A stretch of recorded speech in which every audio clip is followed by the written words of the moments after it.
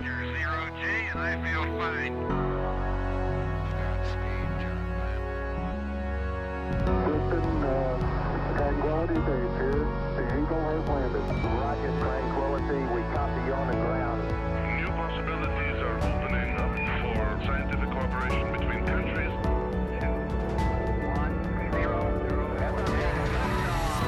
Liftoff. Americans return to space as Discovery clears the tower. Discovery, go and throttle up. Discovery, Roger. Go for deploy. Everybody in the shuttle program, the crew is go for launch. Roger. Nice to be in orbit. We have followed in their footsteps to get us where we are today.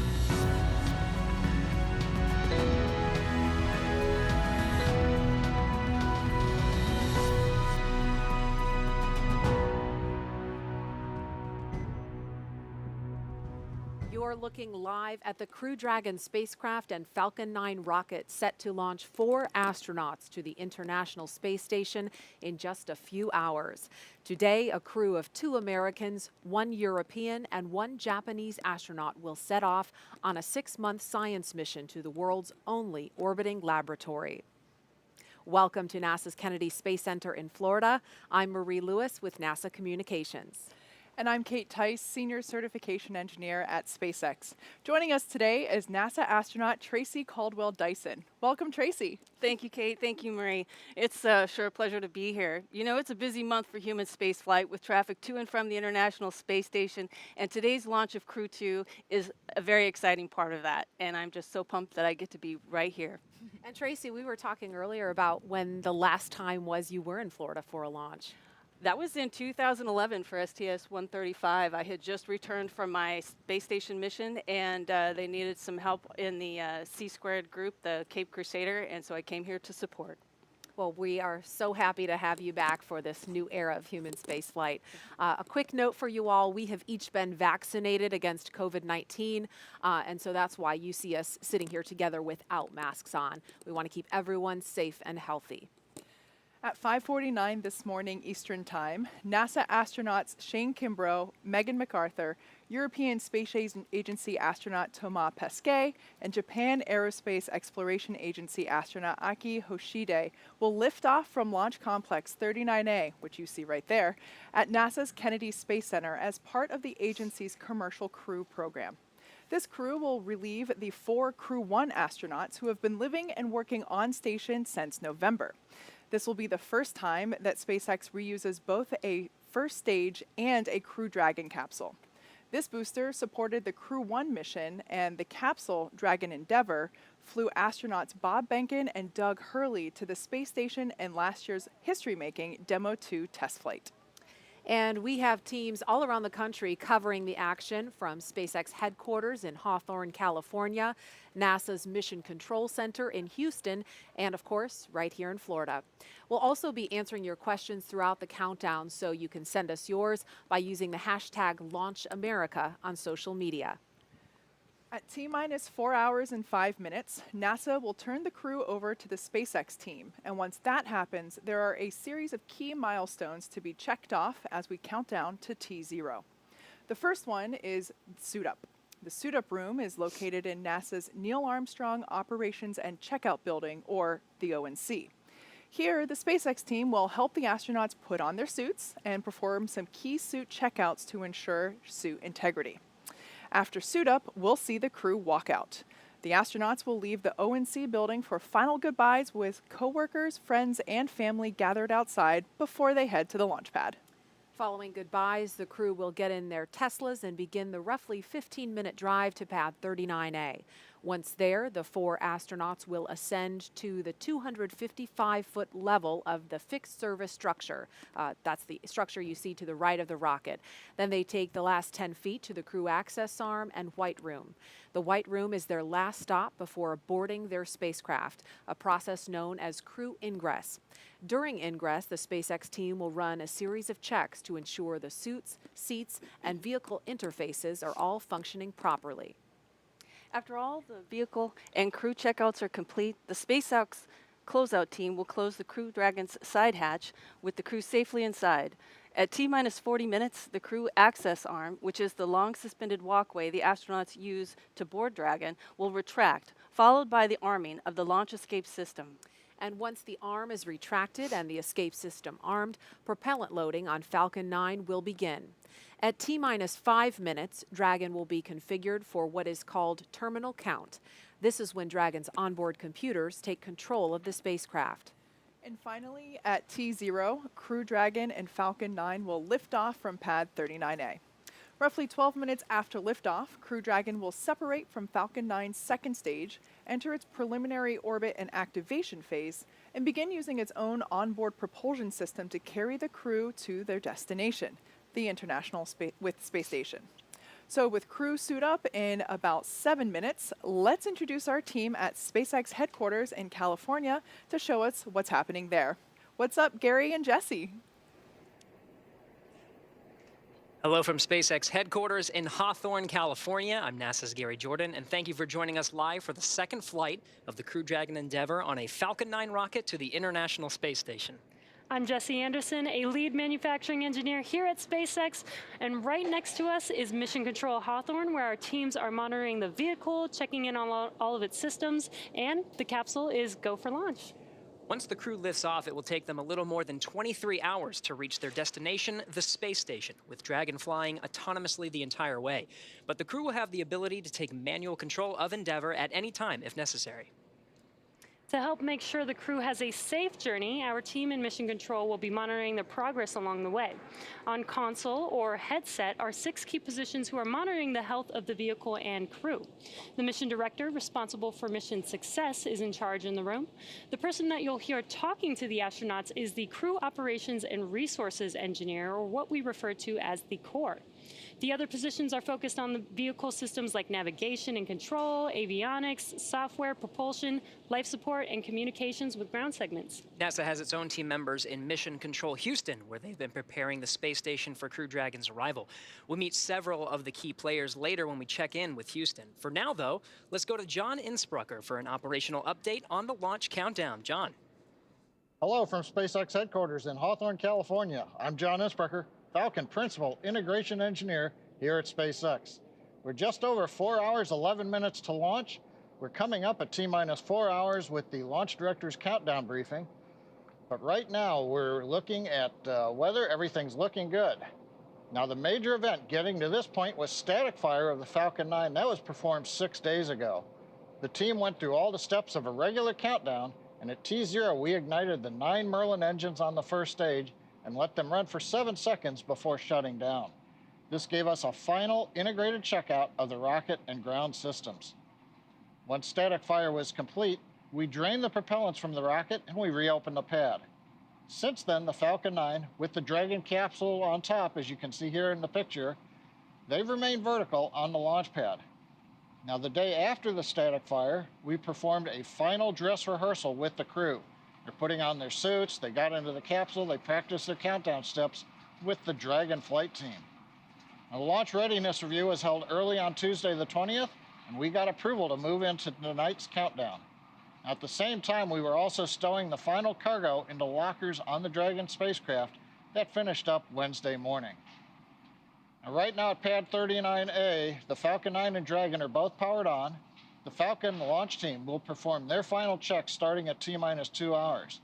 The Dragon team is waiting for arrival of the crew in about 90 to 100 minutes. Happens around T-minus 2 hours, 35 minutes. We just heard a weather brief to the astronauts that came at T-minus 4 hours, 20 minutes. As a reminder, we had to pass up a launch opportunity 24 hours ago due to unfavorable weather in the contingency landing areas where Dragon might have to splash down in case they had to return early. The good news is the weather forecast both at the launch site and around the world looks good for launch early this morning from the Kennedy Space Center. Conditions continue to be go at pad 39A. Now, in the event things don't go as planned, such as an abort, SpaceX and NASA are coordinating with the U.S. Coast Guard to ensure crew safety upon splashdown. This will include extra ships and air assets to patrol the 10 nautical mile keep-out zone. This is to help mitigate safety concerns for any boaters approaching the landing area. And as usual for Dragon flights, we have an instantaneous launch window. That means we can't move the launch time. We'll have to go right on the planned minute and second. Now, if we need to delay, we will have to switch to a backup launch opportunity 3 days from now. But right now, with everything go at the pad, let's head over to Houston, where NASA's Courtney Beasley is standing by. Courtney.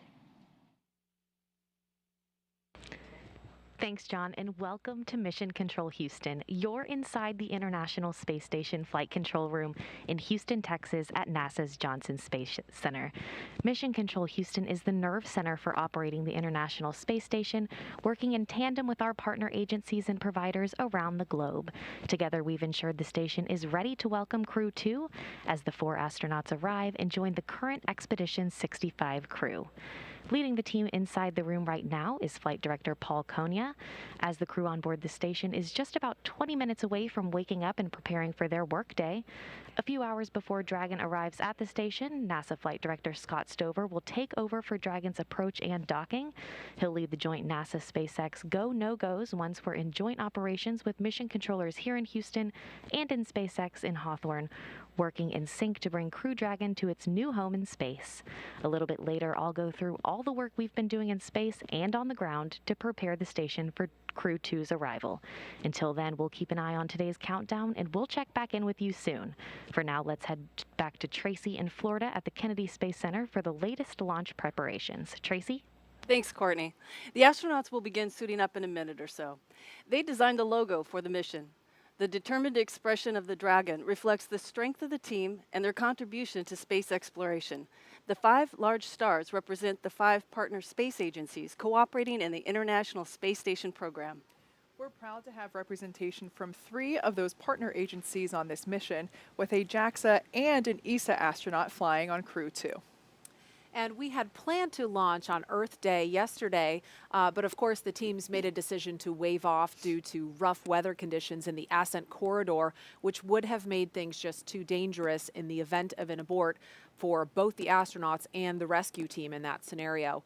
But weather looking much, much better today. And at NASA, you know, we tend to think of every day as Earth Day because of the work we do on and off the planet we call home. We've all seen this iconic Earthrise image taken by Apollo 8 astronaut Bill Anders as he circled the moon all the way back in 1968. Here's how the Apollo 8 crew remembers the impact of this view. I think it was Bill, too, who said, look, we went all the way to the moon to discover the Earth.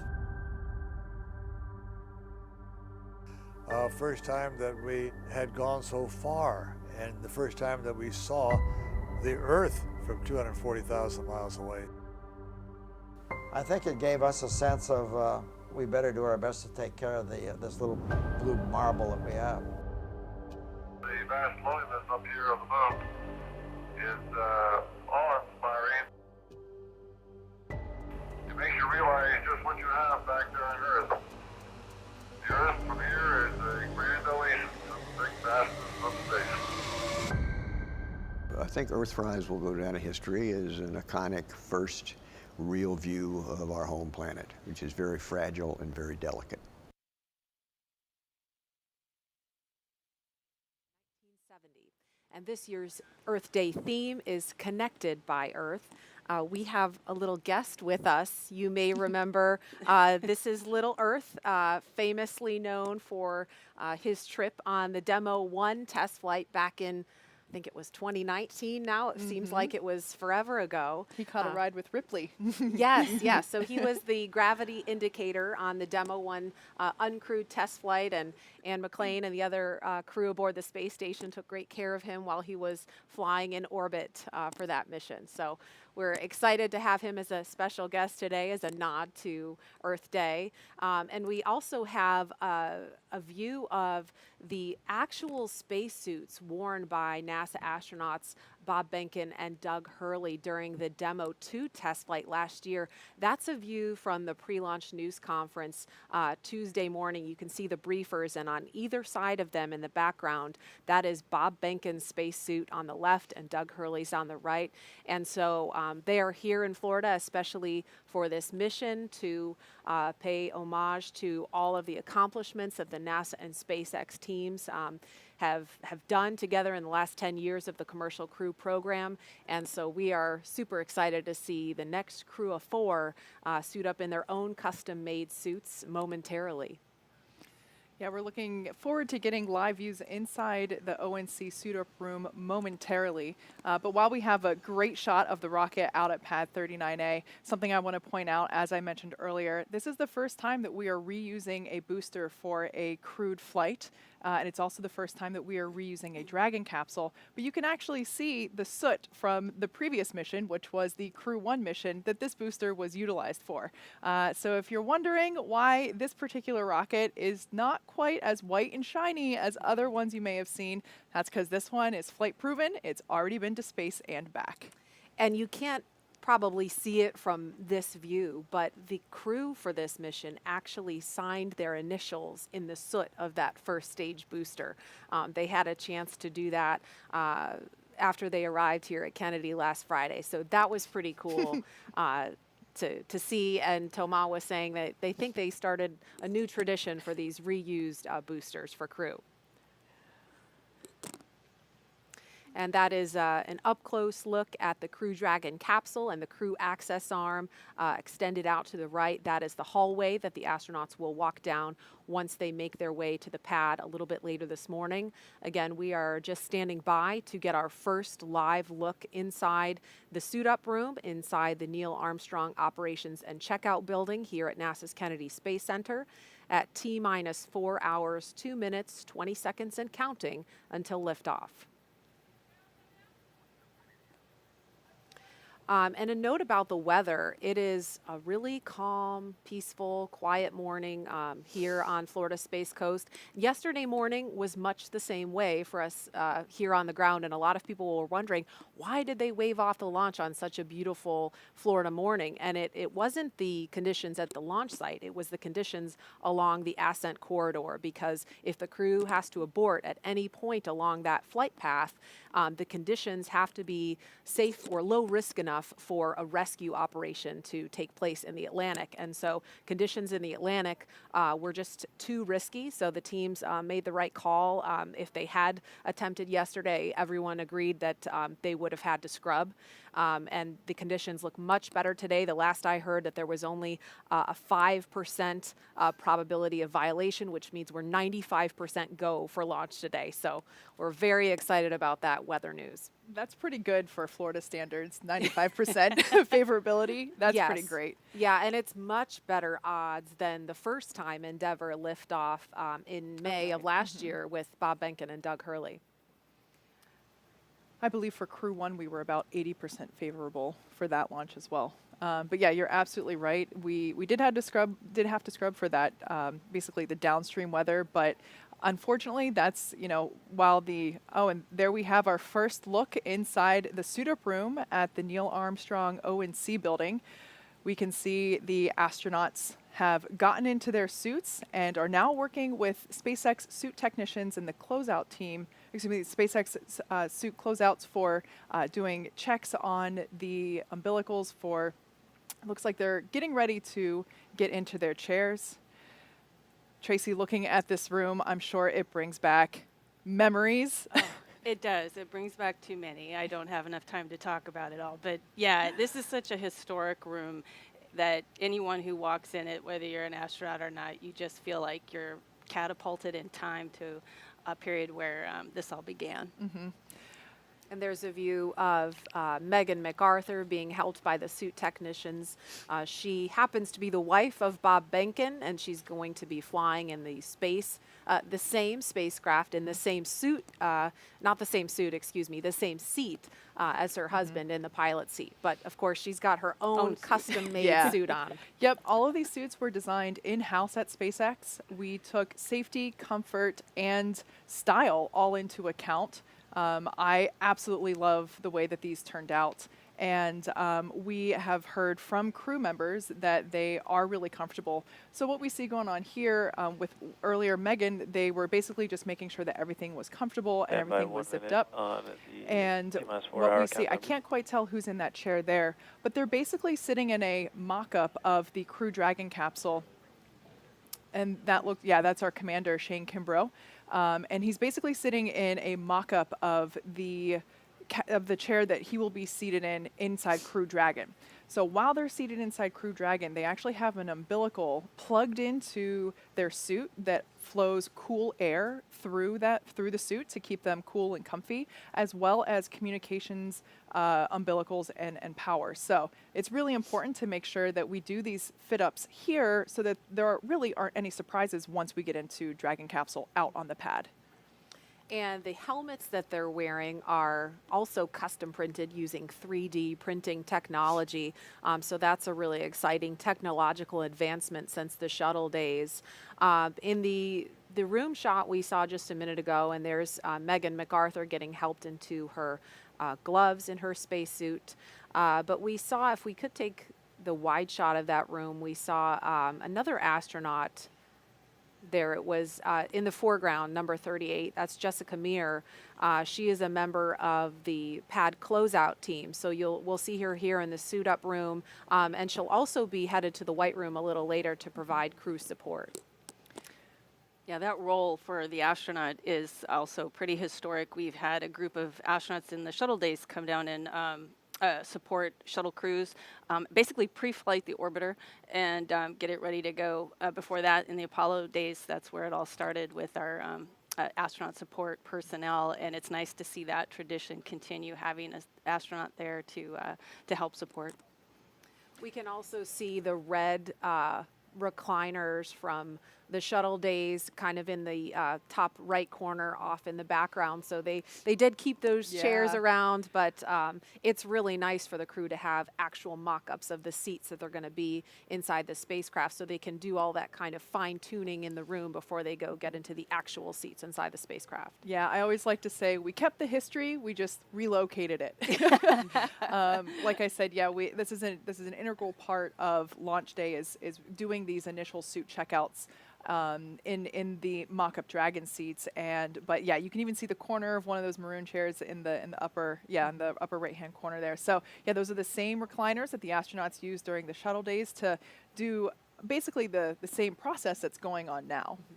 And there's a close-up, we just lost view of him, but that's Aki Hoshide having a laugh with some of the suit technicians.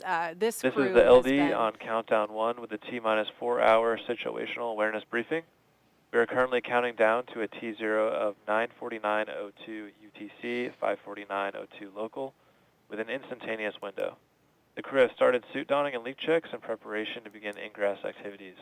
The advanced team is currently on the way to the pad to open the side hatch and prepare for crew arrival. Vehicle gases are at MEOP, FTS checkouts are complete, and Dragon prop tanks are pressed. F9 is not working any issues at this time. The team is tracking ascent winds and pad winds for this morning's launch, but are currently go for those conditions. Expecting a final update on ascent winds at approximately T-minus 3 hours and pad escape winds at T-minus 1 hour. Falcon 9 launch and recovery weather is not tracking any constraints at this time. In the event of a scrub, the next available launch attempt will be Monday, April 26th. Procedure 52.911 is open in the event of any crew contingency from crew ingress through launch. As a reminder, the launch escape system will be armed prior to propellant load today. Fire Room 4 will go into lockdown at T-minus 45 minutes and last until after spacecraft separation or the launch escape system is disarmed. All personnel are requested to stay in their locations until lockdown is complete. CE, do you have a report on F9 health? F9 is healthy, and we are not tracking any vehicle issues at this time. COPVs are at full pressure, and we are looking good for today's op. Copy all. MD, report on Dragon health. Good evening, LD. I can report the same. Dragon is healthy, and looking forward to proceeding with count.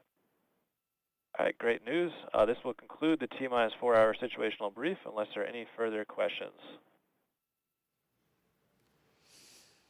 All right, all good news there from SpaceX Launch Director Frank Messina and SpaceX Chief Engineer Emma France. Everything sounds like we are on track and looking really good for our on-time liftoff today for this Crew-2 mission. And just a quick note about those call-outs. Sometimes they may happen a little bit ahead of schedule from what we have on paper. And so we might be in mid-sentence, and we'll do our best to just stop talking so that you don't miss that traffic on the nets.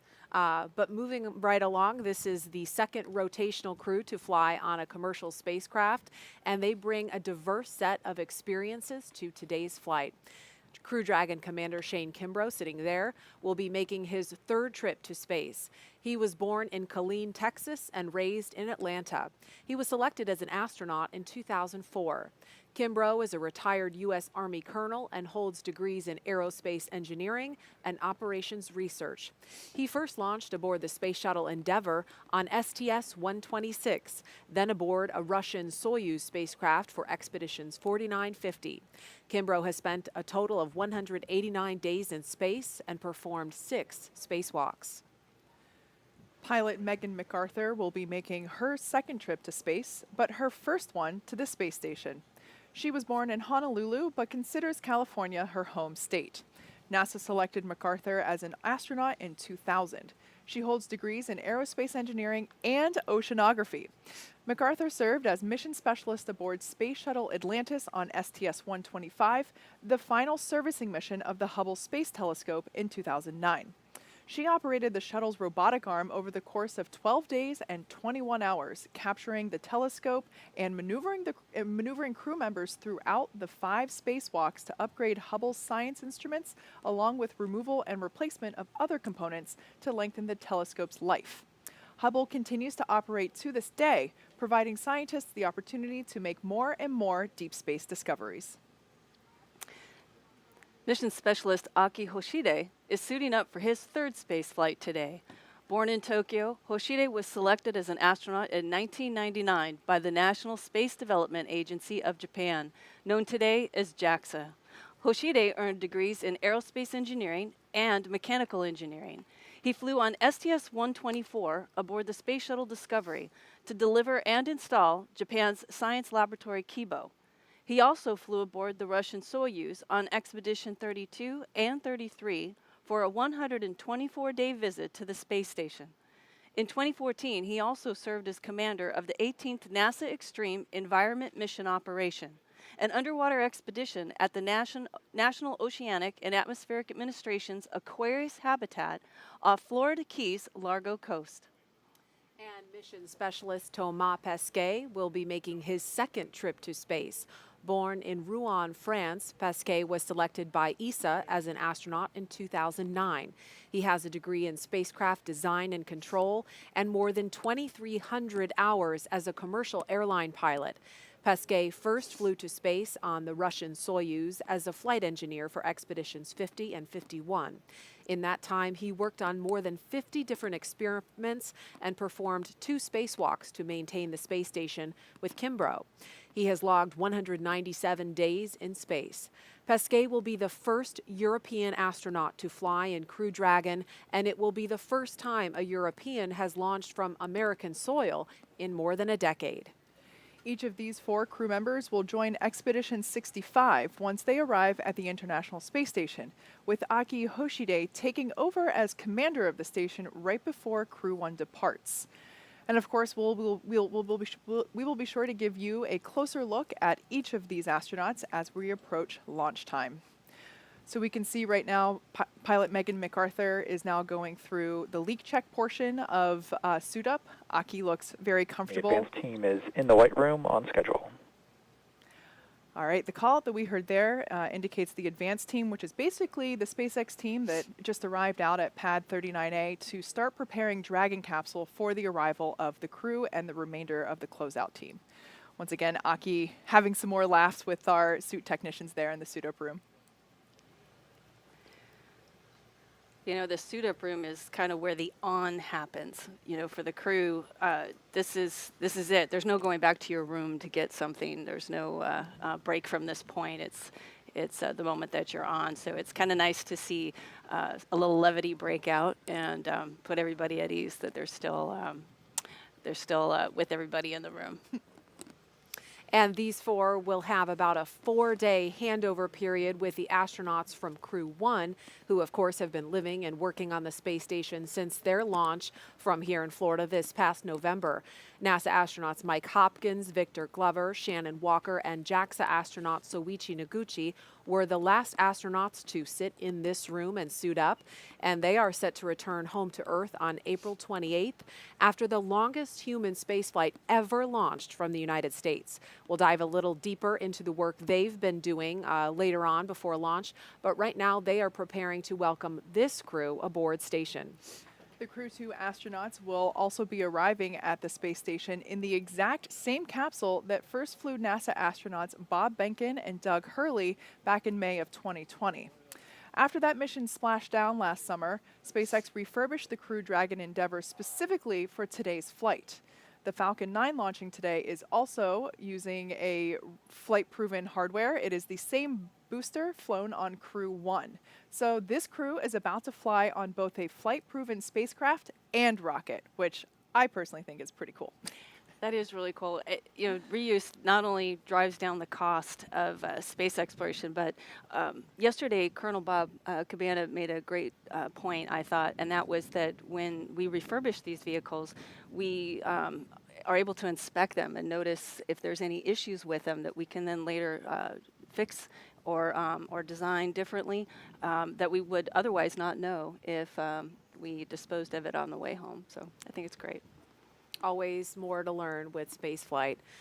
This crew has been training together since their assignment for this mission was announced this past July, and each has their own unique connection to the mission. Kimbrough had already been familiar with Crew Dragon and how the astronauts interact with the spacecraft. Before this assignment, he was chief of NASA's Vehicle Integration and Test Office, and in that role he spent a great deal of time helping Doug Hurley and Bob Behnken prepare for the Demo 2 test flight last year.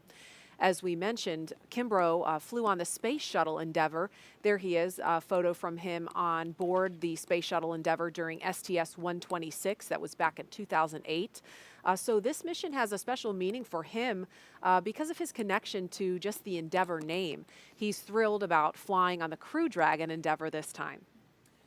And MacArthur also came into her role with a unique perspective. As we mentioned earlier, Bob Behnken is her husband, so she's getting ready to make the same journey he did nearly 1 year ago in the same seat and role of pilot aboard Crew Dragon Endeavour.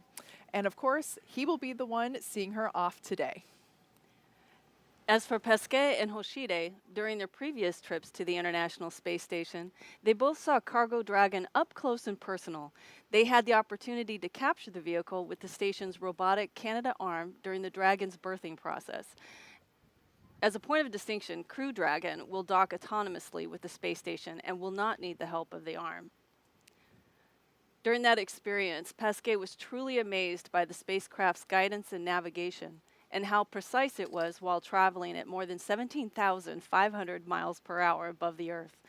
Now he will ride aboard Crew Dragon and is looking forward to experiencing that same sort of performance firsthand. And for Hoshide, he was astonished by the gorgeous design of the Dragon spacecraft, and he had a lot of fun transferring cargo in and out of the vehicle. At the time, he never thought he'd have the opportunity to ride on Dragon, and so he's looking forward to it being a fascinating ride. And there he is giving a wave inside the suit-up room. During one of their many trips to train at SpaceX facilities in Hawthorne, our team had the opportunity to chat with the crew. One thing that's for certain about these four astronauts, they all really enjoy each other's company and always have a good time with each other.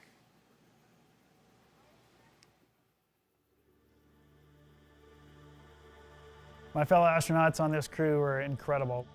And all three of these folks are incredibly brilliant, incredibly competent, so it really makes it easy for me, being the commander of the Dragon, to have these folks on board and for us to be successful. Aki's very resourceful, always in a good mood, which is hugely important for a long-term mission. Megan, she's super smart. She knows NASA inside out. And for Shane, I think what I appreciate the most is his leadership. He's got a great leadership that the man makes you want to follow him into battle just by setting a great example. So I'm looking forward to spending time with those three on the space station. Thomas, who I'm flying together with this time. He's very talented, he's a good guy, but most of all, I love his dancing. He's a great dancer. You can ask him, hey, Aki said you're a good dancer, can you dance for us?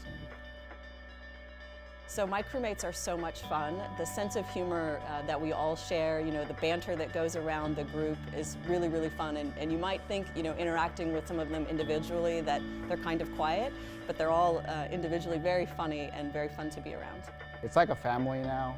You know, we joke around a lot, we have fun together, and when we need to be serious, we do get serious. I like this teamwork, but most of all, I like the relationship with each other. To be able to laugh about things and your mistakes and the things that you do well, and just enjoy each other. So we have a very compatible crew. I'm very blessed to be on a crew like this with Toma, Aki, and Megan.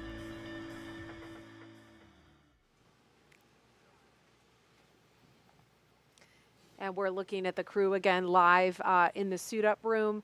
They had a little bit of downtime yesterday with the wave off because of the weather. I think we have a photo that Toma posted recently. There they are, sitting on the beach. Oh, what a fantastic moment of levity for those guys. You know, I've said it before, these are some of the best personalities in our corps today, and it's fun to watch them launch. It's also fun to watch them relax just before their big mission. Yes, and now it's all business. Suit donning and checkouts complete on schedule. So we just heard the call that suit donning and checkouts are complete at T-minus 3 hours and 42 minutes. Let's go over to John Innsbrucker in Hawthorne for an update. John? Thanks, Marie. We're just inside, as she said, 3 hours, 43 minutes. All continues to go well for this morning's launch as we watch suit up finishing. We just heard the call out, side hatch is open. The advanced team is waiting for the astronauts up in pad 39A. Now to get to this point, we began clearing the launch pad of people at T-minus 8 hours. The team began clearing the hazard area around pad 39A at T-minus 5 hours. The only folks remaining on the pad right now are the ones who are needed for ingress of the astronauts. As I mentioned, they have entered the pad and they are waiting for the crew. And we'll be covering crew arrival at the pad and entry into the spacecraft. At the launch pad, Falcon 9 is powered on. Engine and stage checkouts were performed several hours ago. We're currently monitoring telemetry. We're pressurizing gas storage vessels on the first and second stages. A little while ago, we heard the T-minus 4 hour briefing by the SpaceX launch director. The good news is there's nothing significant to report on the rocket. On top of the Falcon 9, Dragon spacecraft is ready for the crew. Functional checkouts were performed in preparation for the crew's upcoming arrival. Most recently, a little under an hour ago, the Dragon propellant system was pressurized to final flight pressure. And currently, all spacecraft systems are go. The launch range is ready to support. They're working no issues at this time. The weather continues to be go for launch, and as we heard in the countdown brief, we'll be listening for pad winds at the T-minus 3 hour, T-minus 1 hour marks. But right now, we're anticipating acceptable weather for launch. So things are looking good with both Falcon and Dragon. The weather's cooperating as we count down to liftoff.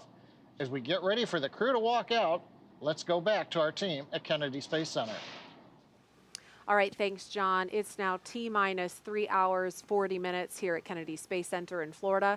The crew woke up right after about 11:05. I guess it was last night now because it's now Friday morning, and they listened to a weather brief, which we've heard the weather is looking great. They had breakfast, and we have been watching the suit techs from SpaceX fit each crew member into their own custom-made spacesuit inside the astronaut crew quarters. And in a few minutes, at T-minus 3 hours and 25 minutes, the crew will be making their way out of this famed suit-up room, down the hall, into an elevator down to the first floor, and then finally outside to be greeted by their families and a small group of well-wishers before they head out to the pad. There are 3 Teslas waiting to drive the crew out to Launch Complex 39A. Riding in the first car, we'll have the spacecraft closeout lead and a couple of suit techs. In the second Tesla, we will have Shane and Megan, and they'll be sharing a ride with our flight surgeon. And in the third vehicle will be Aki and Toma and another closeout lead. Of course, we're going to try and follow the convoy live every step of the way. It is the middle of the night / morning, so Oh, there we could see the Teslas awaiting the crew to take them to the pad. But we will try to bring you as close as possible to the crew without actually being inside the car with them. Tracy, what's it like for you seeing the crew here in these moments before they walk out and remembering what your experience was like? Like I said, this is the moment where the on gets turned on, and you're you're looking at your crewmates, and you know you're going to be doing something pretty exciting here. But there's it seems like a long way to go before liftoff because there's a lot of milestones to meet, and a lot of coordination that has to happen. So you're kind of in this meta state of excitement and focus. We have another guest close by for launch today who looks forward to the day when she may be also suiting up in this room. Let's go to NASA's Jasmine Hopkins at the Operations Support Building 2 to meet this guest. Jasmine? Thanks, Marie. We've seen astronauts suit up at the ONC since the Apollo days. What we don't often see is the hard work that it took to get there. I'm Jasmine Hopkins with NASA Communications, and joining me now to talk about the journey to becoming an astronaut is Jasmine Mugbelly. Thanks so much for being here today. Absolutely. Thank you, Jasmine. Absolutely. We are so glad to have you here. So you were selected to be an astronaut in 2017. Can you tell us how competitive is that process? Yes, so it was very competitive. The year I applied, there were over 18,000 applicants.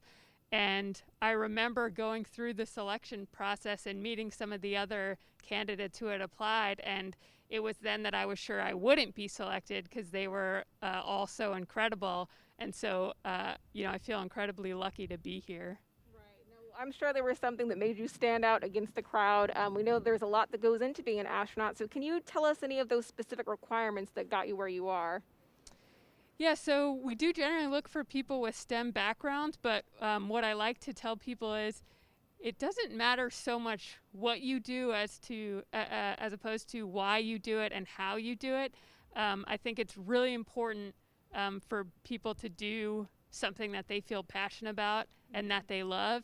And, as for the how, you should try to excel at it and you should do your best at it. And that doesn't mean you won't fail along the way. You probably should fail. That means you're pushing yourself. But if you look at our astronaut office, we have many different backgrounds. You have chemists, you have pilots, you have submariners, teachers, doctors, so all sorts of backgrounds. Right. No, it definitely takes a lot to make up that team. And you now have 2 years of astronaut training under your belt, and you're awaiting assignment to your first flight. So can you tell us what that process is like? For the training? No, how do you know when you get assigned to your first flight? Sure, absolutely. So, I've never been behind the scenes for the actual selections for assignments, but I know a lot goes into it. And one, of course, who fits the requirements for this mission, putting together it's not just a single person, but a whole crew that works together and has all the things they need to accomplish that mission. If you're talking about we need to do spacewalks to maintain the space station, what teams do we have to do that? If we're talking about going to the moon, maybe you want a geologist on that flight, someone who can land the vehicle. So it definitely plays into how the whole crew works together and meets the requirements for that mission. Right. Well, we are definitely looking forward to when you get assigned to that first flight. I know that today is a big day for all of us, but how eager are you to see yourself in that suit-up room? Yeah, just watching this today, becoming an astronaut has been a lifelong dream for me. So thinking about me actually being on one of these spacecraft and launching into space, it's still something that blows my mind that's even possible right now. Right. No, absolutely. Jasmine Mugbelly, thank you so much for joining us here today. Thanks. Absolutely. Now let's take it back to the KSC host desk with Kate. Thanks, Jasmine. As you can see, we here in our in the suit-up room at the Neil Armstrong ONC building, we have a couple of VIP visitors greeting the crew as they are awaiting, and now they're departing. And it looks like we have a couple last, probably photo opportunities prior to the crew walks out. Now, one thing I do want to point out, that specifically for the folks wearing these black flight suits, this is the suit-up team, and partially will be the closeout team for the astronauts. This crew is, excuse me, these suit technicians are responsible for assisting the crew not only in getting in their spacesuits, but making sure that things like unapproved jewelry or is not still being worn when the suits are put on, making sure that any personal items like glasses or medication are tucked in the pockets of the spacesuit. Basically just making sure that those personal items are in the appropriate places. Also making sure that the earpieces that the crew astronauts are wearing in each ear, making sure that those are seated properly, that making sure that everybody can hear. There's a lot that these folks do. It's all in the procedures which are followed along on the tablets that you see some folks carrying around. And yeah, so while it might seem a little chaotic at times, whenever during the suit up process with lots of people milling about, there's actually a very specific process. Each astronaut has a specific suit technician assigned to them, and that suit technician is responsible for communicating and relaying basically status to that person's assigned crew member. And I do want to mention the visitors that we saw a few minutes ago, and they were just departing after the interview with Jasmine. But that was Elon Musk of SpaceX in the room, and also NASA Acting Administrator Steve Jerzik in the room to have some private words with the crew. You may also have noticed that we don't hear ambient sound. We don't have audio from inside this room, and that is by design to give the crew, the suit technicians and the visitors in there some privacy before they go out to the pad.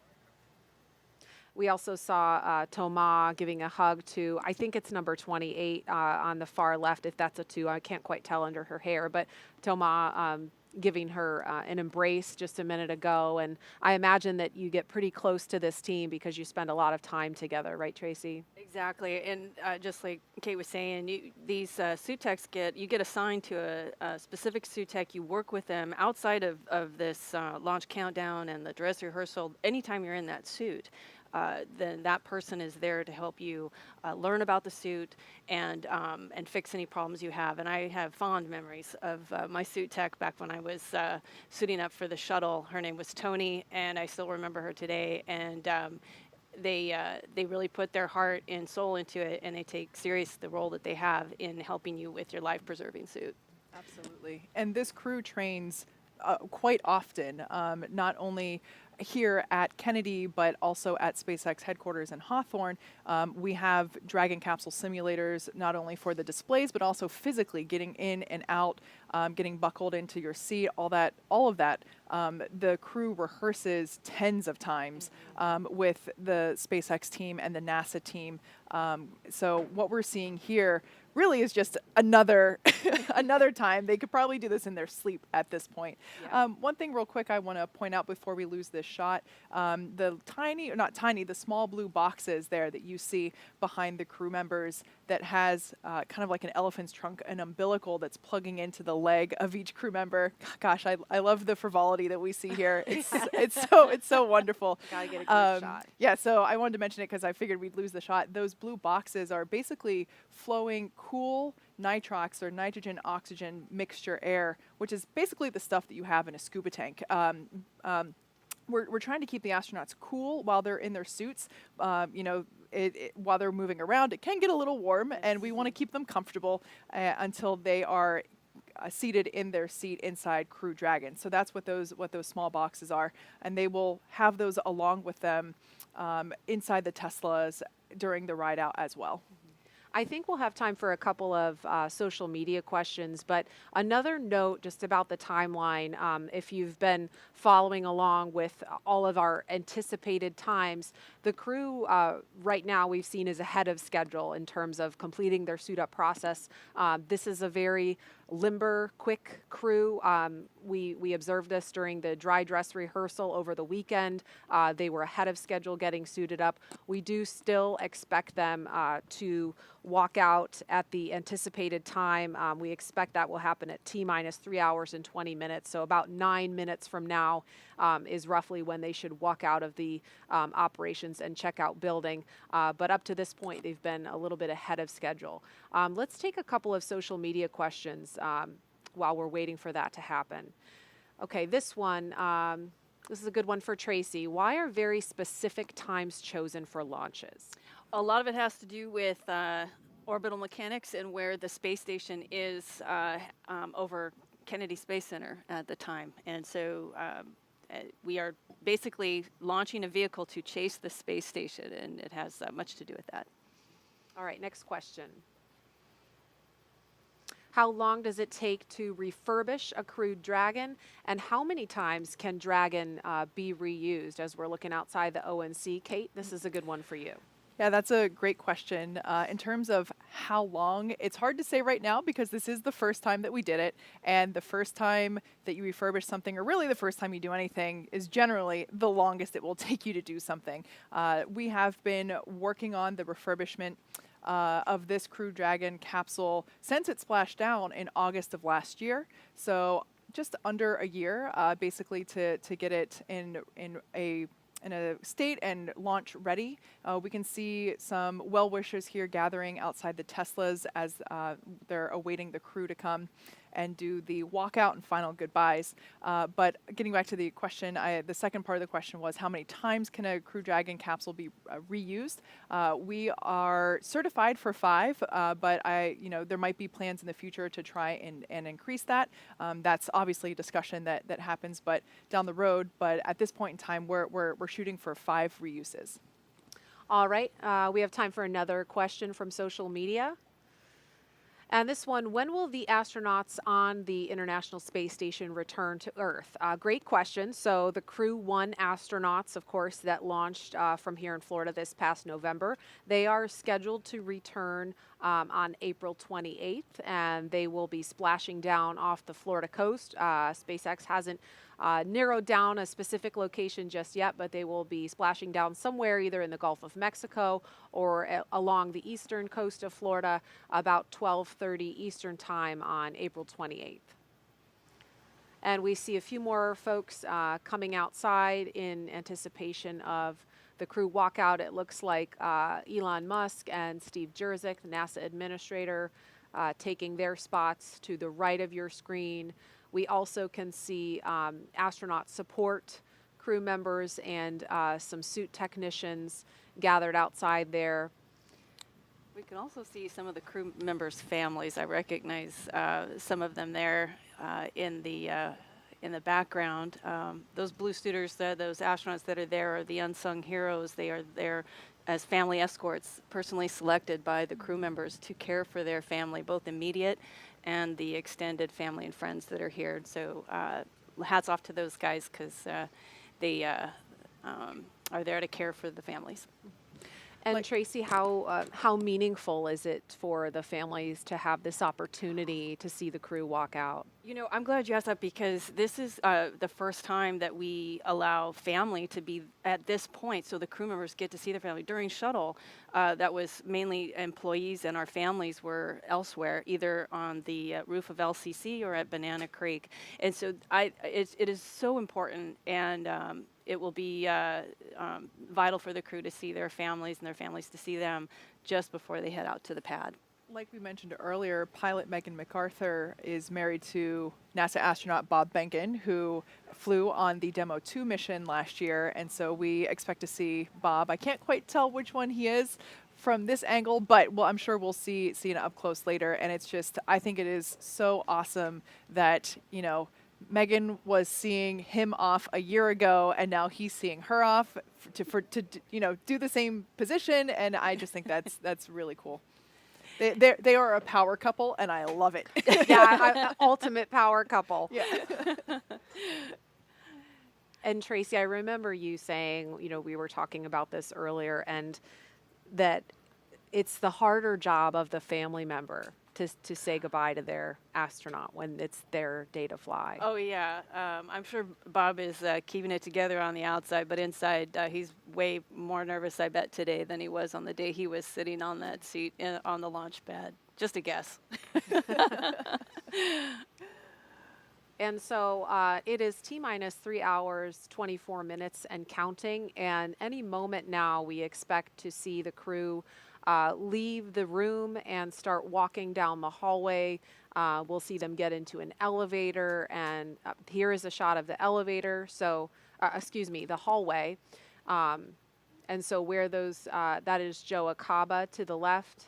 And Jessica Watkins, one of our newer astronauts there. They both are part of the VIT team, the Vehicle Integration and Test team office. And we'll see the crew walk out. There's a doorway to the left of your screen where Joe and Jessica are facing, and we'll see the crew walk out of that doorway and come straight down towards where the camera is pointing any moment now. And here they come. There they are. Commander Shane Kimbrough, pilot Megan MacArthur in the front, Megan blowing kisses. Thomas and Aki ready for their ride to the space station. And inside the elevator there is a poster you can see in the background. It has the signatures of folks who have worked on this mission. So this is the first of 2 elevator rides that these guys will be partaking in today. The second, of course, being the elevator ride to almost the top of the structure next to the launch pad. And we will see the crew walk out in just a moment, but first we want to hear a performance of America the Beautiful by preeminent jazz and classical saxophonist, composer, band leader, and 3-time Grammy winner, Branford Marsalis. Crew walkout in progress on schedule.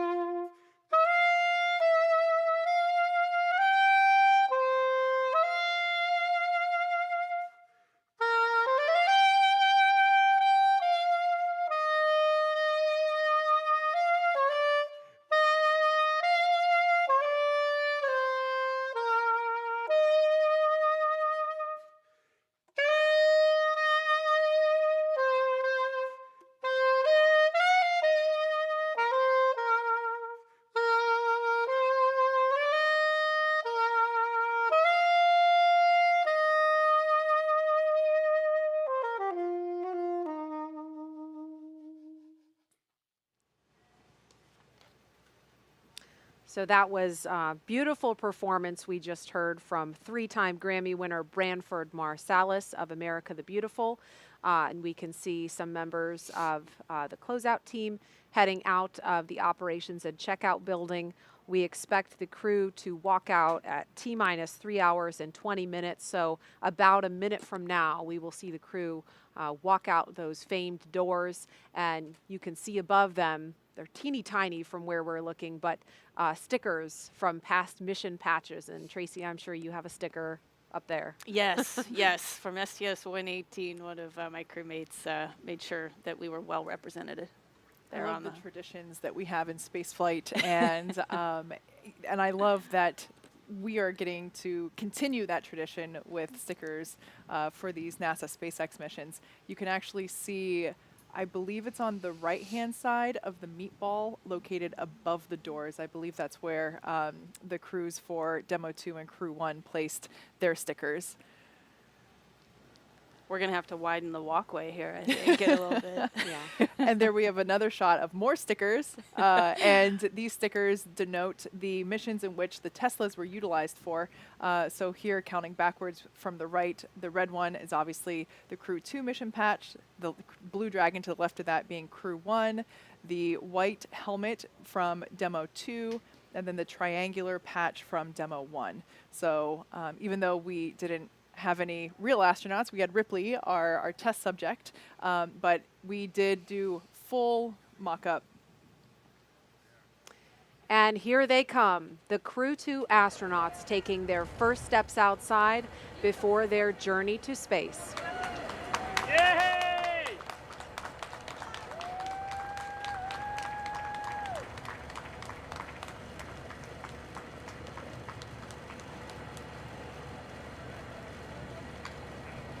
I love this moment. They're now going to have the opportunity to wave goodbye from a safe distance. The distance is normal protocol for spaceflight.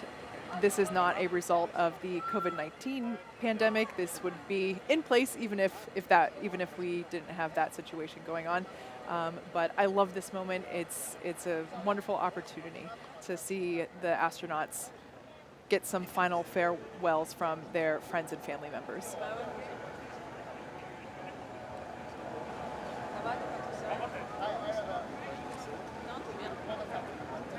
And we've got Shane and Megan to the right of your screen, Thomas and Aki to the left.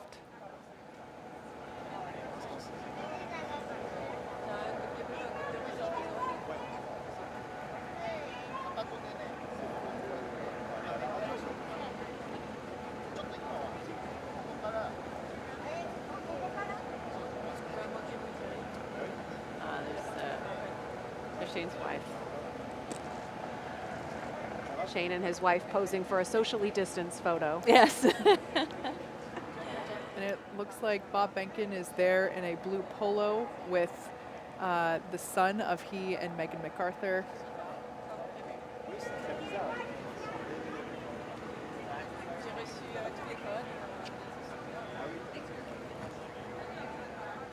Yeah, there's a better shot of Bob, Megan, and their son.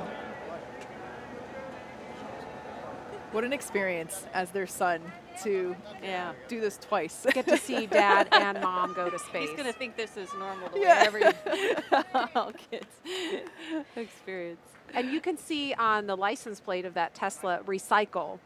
You can't see it from this shot, but the other two Teslas in this convoy have reduce and reuse. Oh, wow. Mm-hmm. So the first one is pretty cool. reduce, the second one is reuse, and this one is recycle. A nod there again to Earth Day, the originally planned date for launch.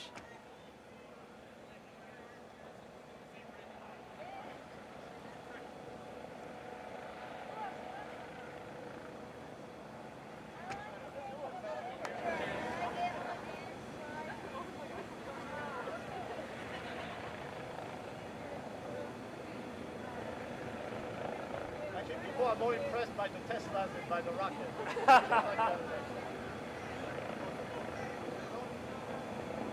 And we see those Tesla doors starting to close now.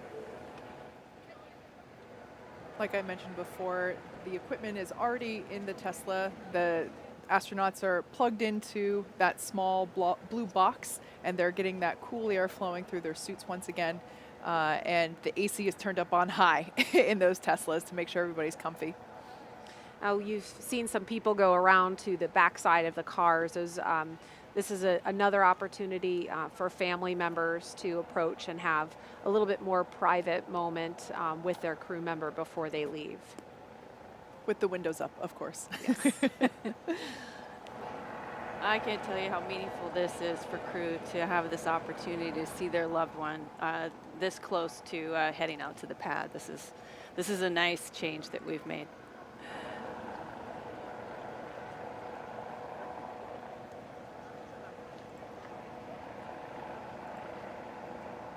And this is the car carrying Shane Kimbrough on the right rear passenger side, and Megan MacArthur is on the left rear passenger side. And then this the third Tesla in the convoy here with the recycle license plate has Thomas sitting on the back rear side and Aki sitting on the left rear side.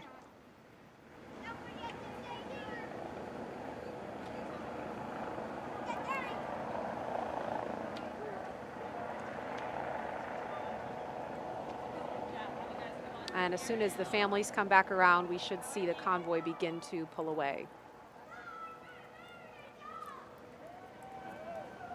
Right on schedule.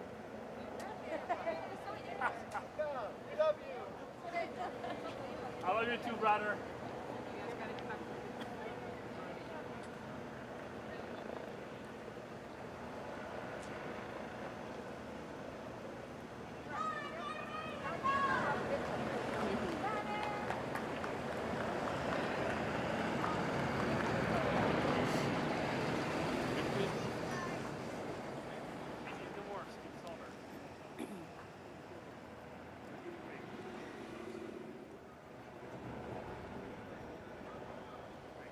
ONC departure on schedule.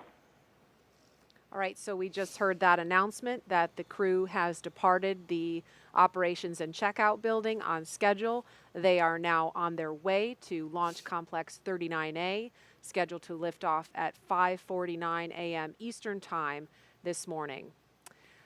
It will be about a 15-minute drive with a full security escort across NASA's Kennedy Space Center and out to the launch pad.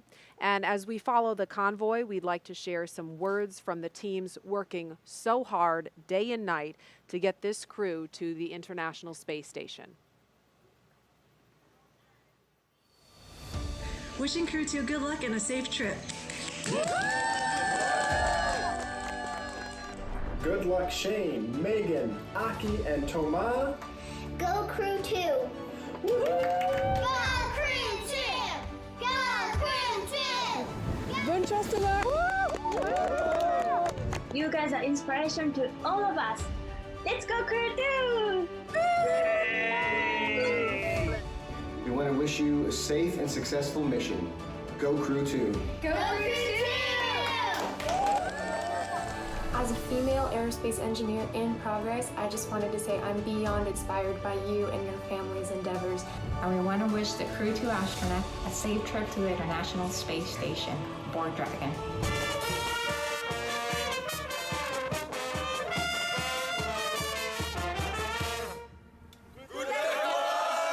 Hey Crew-2, looking forward to watching you guys launch today. The screens behind me should look familiar. I'm looking forward to getting to see you guys use it for real.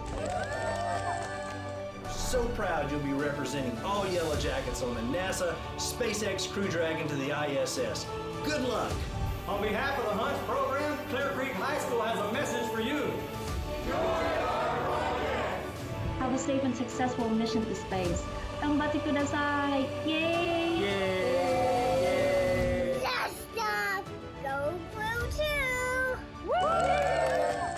Go Megan MacArthur and all of Crew-2. UCLA is rooting for you. Hey Toma, we wish you a great flight! Godspeed Crew-2. Go Falcon 9, go Dragon! We want to wish you Godspeed. Yay! Crew-2, have an amazing and safe flight. Good luck, Crew-2, on your mission to help further research and human presence in space. And we'd all like to wish the crew of SpaceX Crew-2 good luck on their journey to the International Space Station. I can't wait to support you guys when you get there. Enjoy space, enjoy your mission. Go ESA, go ISS, go Mission Alpha. We're going to be there with you as you're going through space, and we're going to be there with you as you're on the crew on ISS, and we're going to be there with you when you're coming home.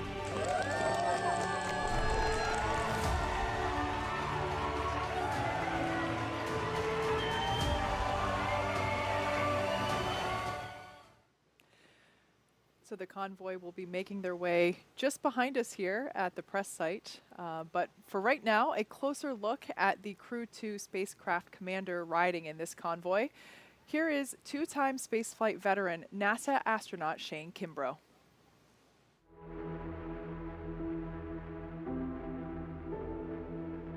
I love it. It doesn't matter what I'm flying, a helicopter, an airplane. It's just incredible. The views we get are great, the sensations you have. Helicopter flying to me is really a lot of fun because generally we're down in the trees. It's very challenging. And now learning to fly jets around here at NASA's been pretty incredible too. Had to hang up the helicopter keys, but pulled out some jet keys, and it's pretty nice.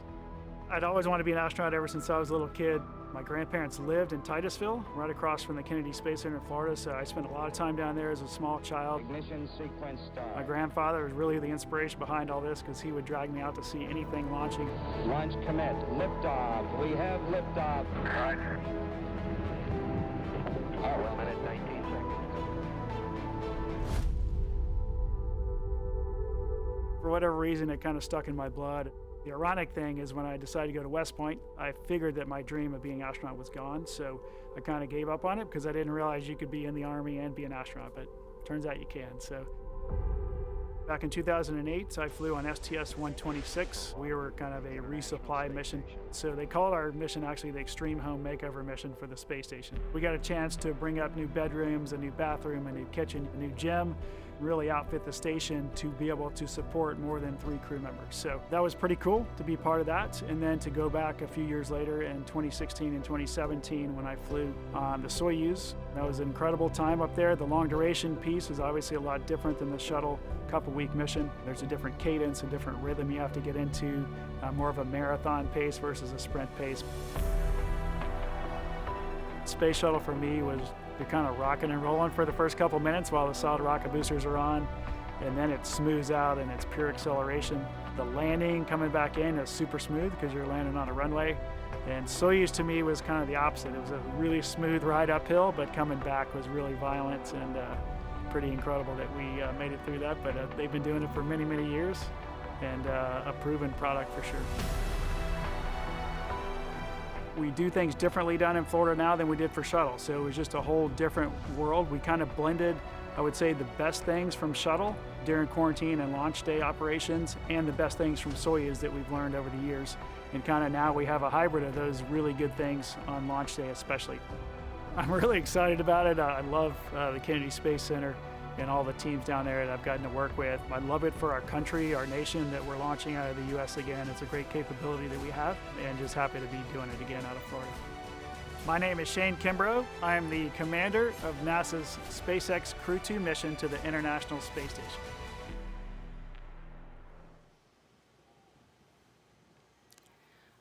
Riding in the same car as Kimbrough is Crew Dragon pilot and NASA astronaut Megan McArthur.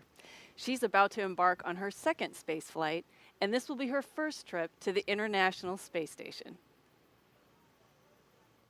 My name is Megan McArthur. I'm the pilot for NASA's SpaceX Crew-2 mission to the International Space Station. I first thought of becoming an astronaut when I was in high school. So my dad was a Navy pilot, and so I first thought, well, I'd love to be a pilot. We lived at Moffett Field Naval Air Station, which was connected with Ames Research Center. We'd hear the wind tunnels going, at all hours of the day and night. And also it's where shuttle astronauts would come to do their landing and rollout training. And so I would see them, come in their T-38 jets and get out in their spiffy blue flight suits and walk in to do their training. And I thought, well, that looks like fun. How do I get that job?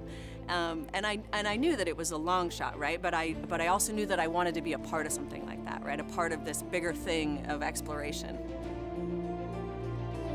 And then I kind of took this left turn into oceanography, but really it's all about exploration. We're not better equipped to survive underwater, any better than we are in outer space. And so we need technology to help us explore those areas. So how do we do those things? We can send rovers, we can send people, we have to build the right kind of machines to support that. And so there's a lot of parallels. From graduate school in oceanography, I always had this idea in the back of my mind, and I went ahead and applied, and I got really lucky. Every launch experience is very unique to the individual. We climbed aboard and there's that period of waiting, and you actually get a little bit uncomfortable. Your body starts to cramp up and you're ready to go. And then when the actual launch goes, it's indescribable. It's so much energy. You are moving so fast. One of my main focuses was capturing this free-flying vehicle, the Hubble Space Telescope. The really complicated spacewalks that were planned out, 5 spacewalks back to back to back. So it was just this tremendous rush of activity for really 11 days until we were ready to let the telescope go. 3, 2, 1, release. I'm backing away. Clear the antenna. We dream these amazing dreams, we have these huge goals, and we're going to be successful when we work on them together. When you think about the International Space Station and the size of that vehicle and the breadth of science that gets accomplished on that vehicle with all of the different countries that are participating, and then now we've added commercial partners where they have a vehicle that we are using to get us to our space laboratory. Have these big dreams where we look out to the horizon and this desire to explore the universe around us, and we're always going to be more successful when we work together to achieve these incredible dreams.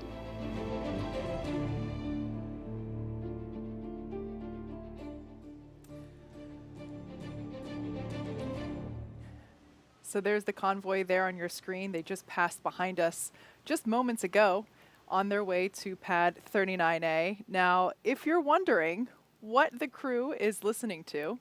Oh, first let's look at this Twitter comment. It's so cool seeing Bob see his wife off for this mission. Crew-2 almost a year after she did the same for him for Demo 2. I just love that. Like I said before, they are a power couple, and I can't get enough of it.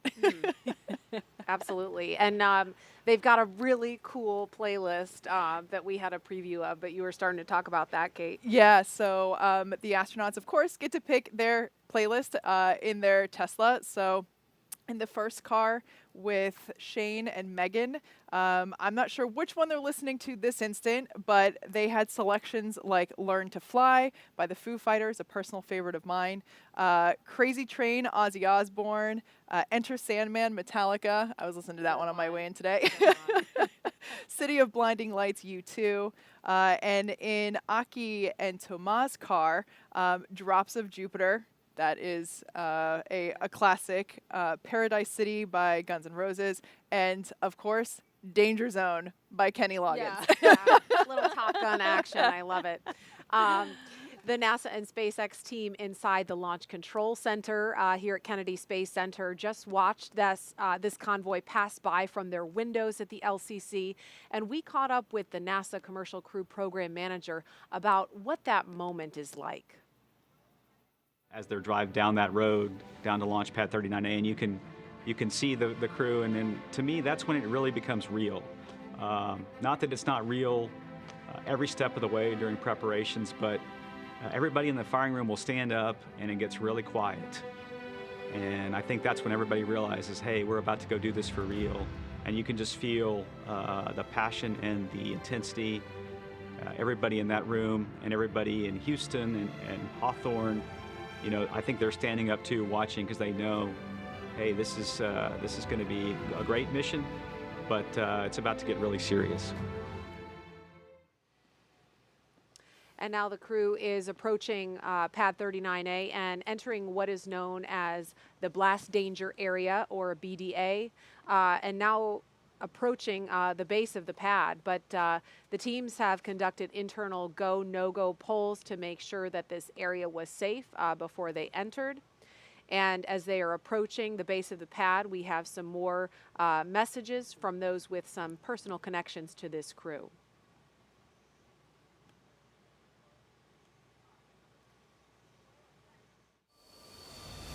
Godspeed, and we'll see you when you come home.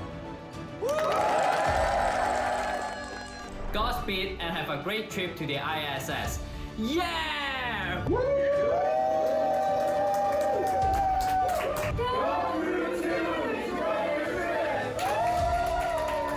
Crew-2, we're ready for you!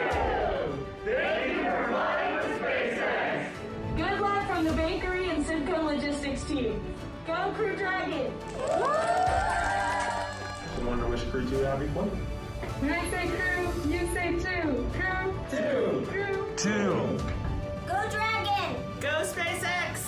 Go NASA Crew-2! Crew-2 is launching. There's 10 seconds for this cheers. So good luck to the astronauts and Dragon engineers. Go Shane. Go Megan. Go Thomas. Go Aki! Go Falcon! Go Endeavor. And go Crew-2. We are wishing you guys a safe mission to the ISS. Good luck and Godspeed, Megan, Shane, Akihiko, and Thomas. So I'm here to wish Crew-2 a successful launch on the Falcon 9. Launch America! Good luck, Crew-2. On behalf of the Dragon Engines and Tanks engineering team, have a safe flight. Wishing Shane, Megan, Tama, and Akihiko a safe flight and a productive stay at the ISS. Go Falcon, go Dragon, and go Crew-2! Crew-2, Godspeed, and thank you for flying SpaceX. Have a safe flight! And it is an honor and a privilege to be a part of this and contribute in some way. And I couldn't be more excited to see you on this mission.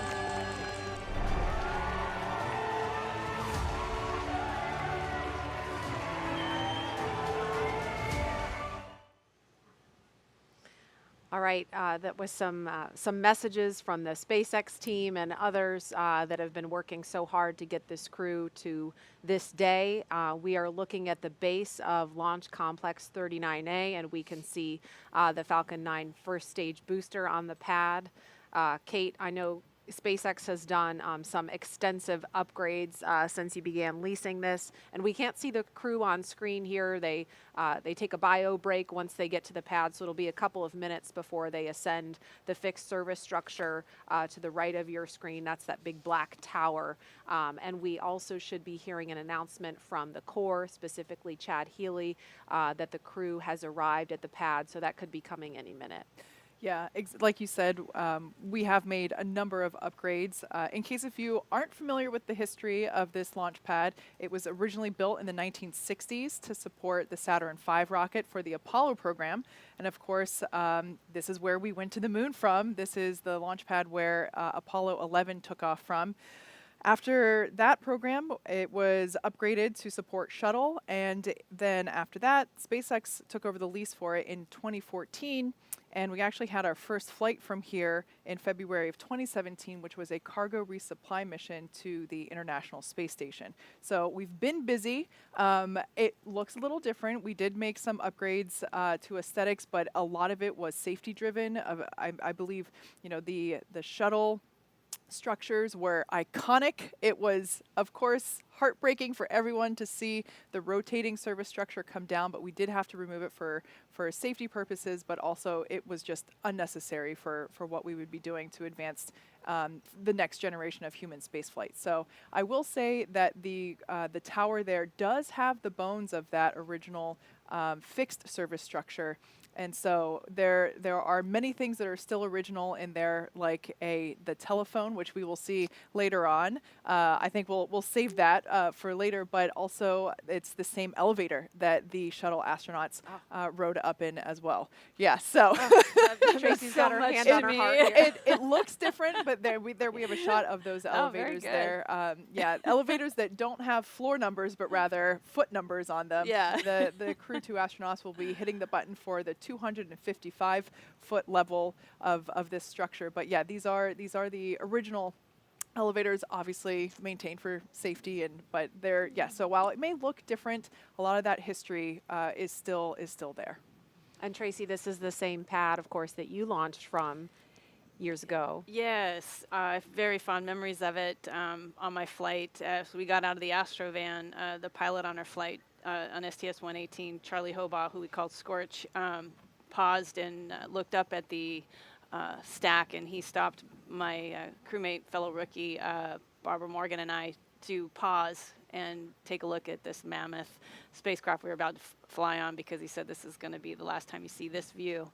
And I'll never forget that moment. It was very meaningful to me. I cherish it. But Barbara and I realized we got to hurry up. We don't want to miss our first launch. And so we scooted on, and he stayed there pausing to look at it. And I'll always remember that. Hopefully we'll see these. I mean, if dry dress rehearsal was any indication, we'll be able to see these astronauts have a similar moment, do what is one of my favorite moments in the whole launch countdown, the astronaut lean back when they just try to take in, like you said, this ginormous vehicle that they're about to ride in. Yeah, and we should see that happen in just a few minutes. But in the meantime, we learned a little bit more about Shane and Megan as they rode out to the pad. Now let's take a closer look at mission specialist Thomas Pesquet of ESA. Countdown 1. We've received our final weather brief for the Dragon Ascent corridor weather. Ascent weather is go for launch. The final weather brief for pad escape winds will be at T-minus 1 hour. Okay, so we heard ascent weather looking good. We'll hear another weather brief at T-minus 1 hour. But again, Thomas Pesquet of ESA will be the first European to fly aboard Crew Dragon and the first European to launch from U.S. soil in more than a decade. Okay, are you ready? Yes, I'm ready. I tend to work a lot, even outside of work. You know, going to new places, meeting new people. I like new experiences. I like to learn all the time.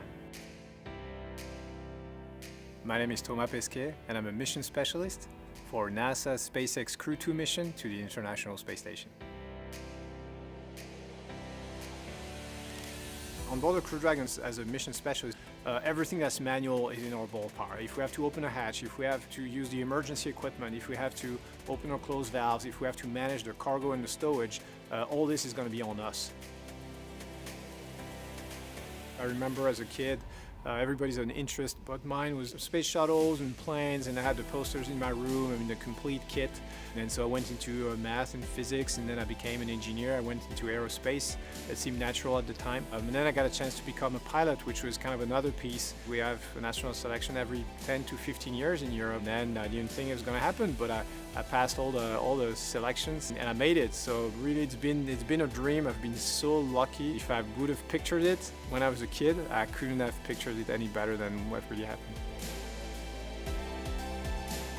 The space station, to me, it's a step for exploration. So we're preparing the next steps that are going to take us, to the moon and to Mars. And then at the same time, we're using the space station as an orbiting laboratory. So every day you do research that you couldn't be doing on the ground. You have to prepare for the spacewalks.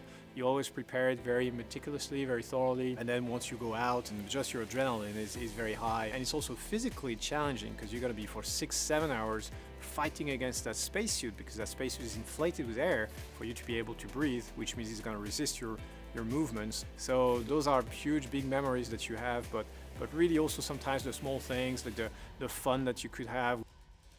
It's one of the big achievements of the space program is to bring people together. That's what makes us go. In the future, I think our programs are going to be more and more ambitious. So we're going to need more than just one country. No single country in the world can do it on its own. So I think it's the partnership that takes us forward. It makes you better, it makes you achieve more, and I think that's the path we're in. The space station has paved the way, and every future big space program is going to have to follow the same path.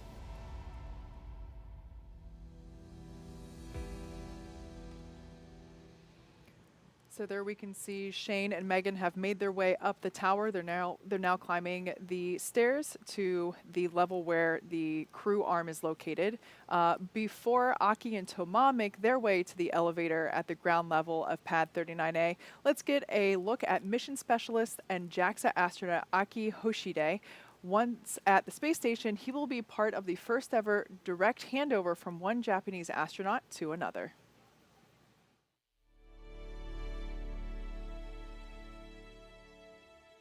I meant to check this, but do you know when I was selected as an astronaut? 1999, thank you. I always get mixed up there. So I was born in Tokyo, Japan, and then from age 3 to 7, I actually lived in New Jersey because of my dad's job. In high school, I went to Singapore for 2 years. Went to Keio University in Japan. Got my degree in mechanical engineering. And then right after college, I joined the Japanese Space Agency. I have dreamt of becoming an astronaut since my childhood and tried a couple of times in astronaut selection. And on my third try, got selected as an astronaut candidate in 1999. So on my first mission on STS-124 on the Space Shuttle Discovery, that was my first flight, so I thought I would be nervous, but my crewmates were already like my family, so we were just chit-chatting inside the cockpit. 6, 5, 4, 3, 2, 1. Booster ignition and liftoff of Shuttle Discovery.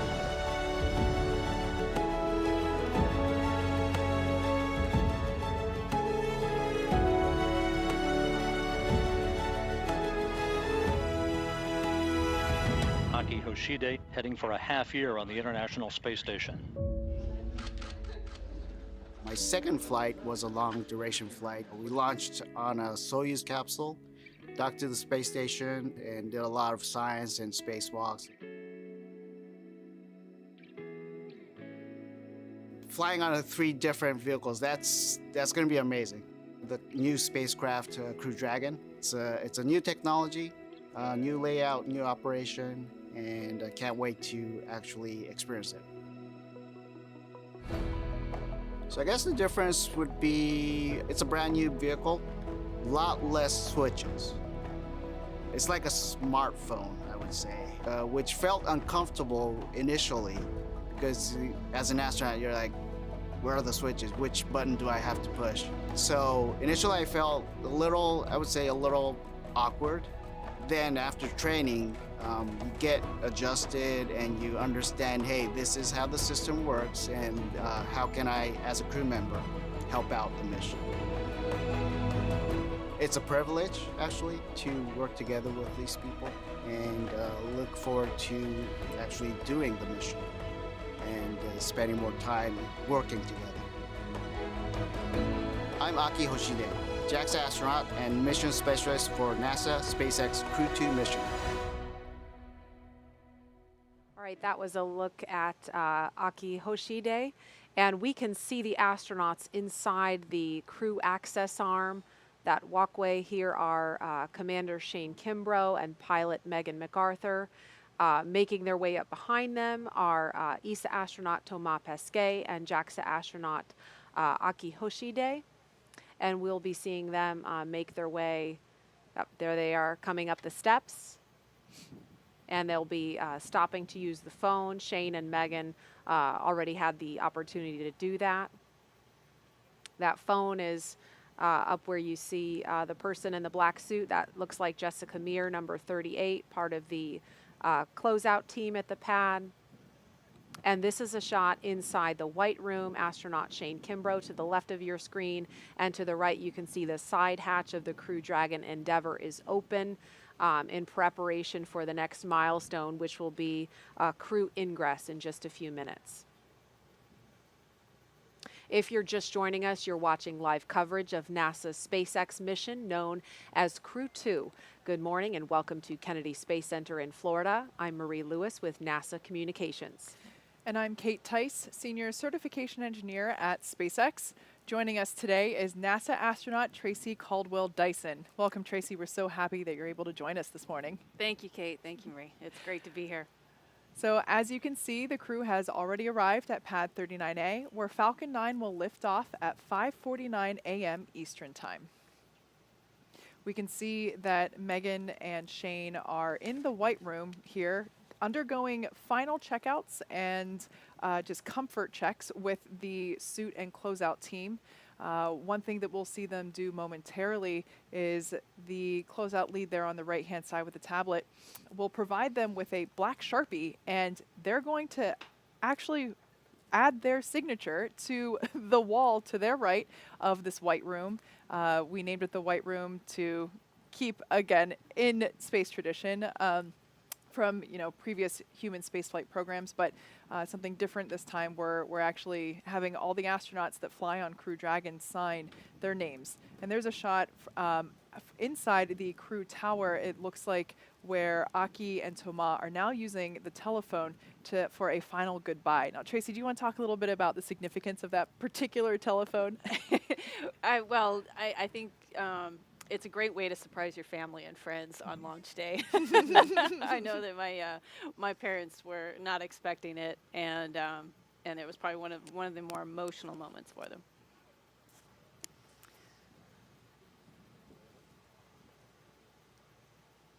And in a moment, we will see Commander Shane Kimbrough. Here he is climbing inside Crew Dragon Endeavour. We call this process ingress.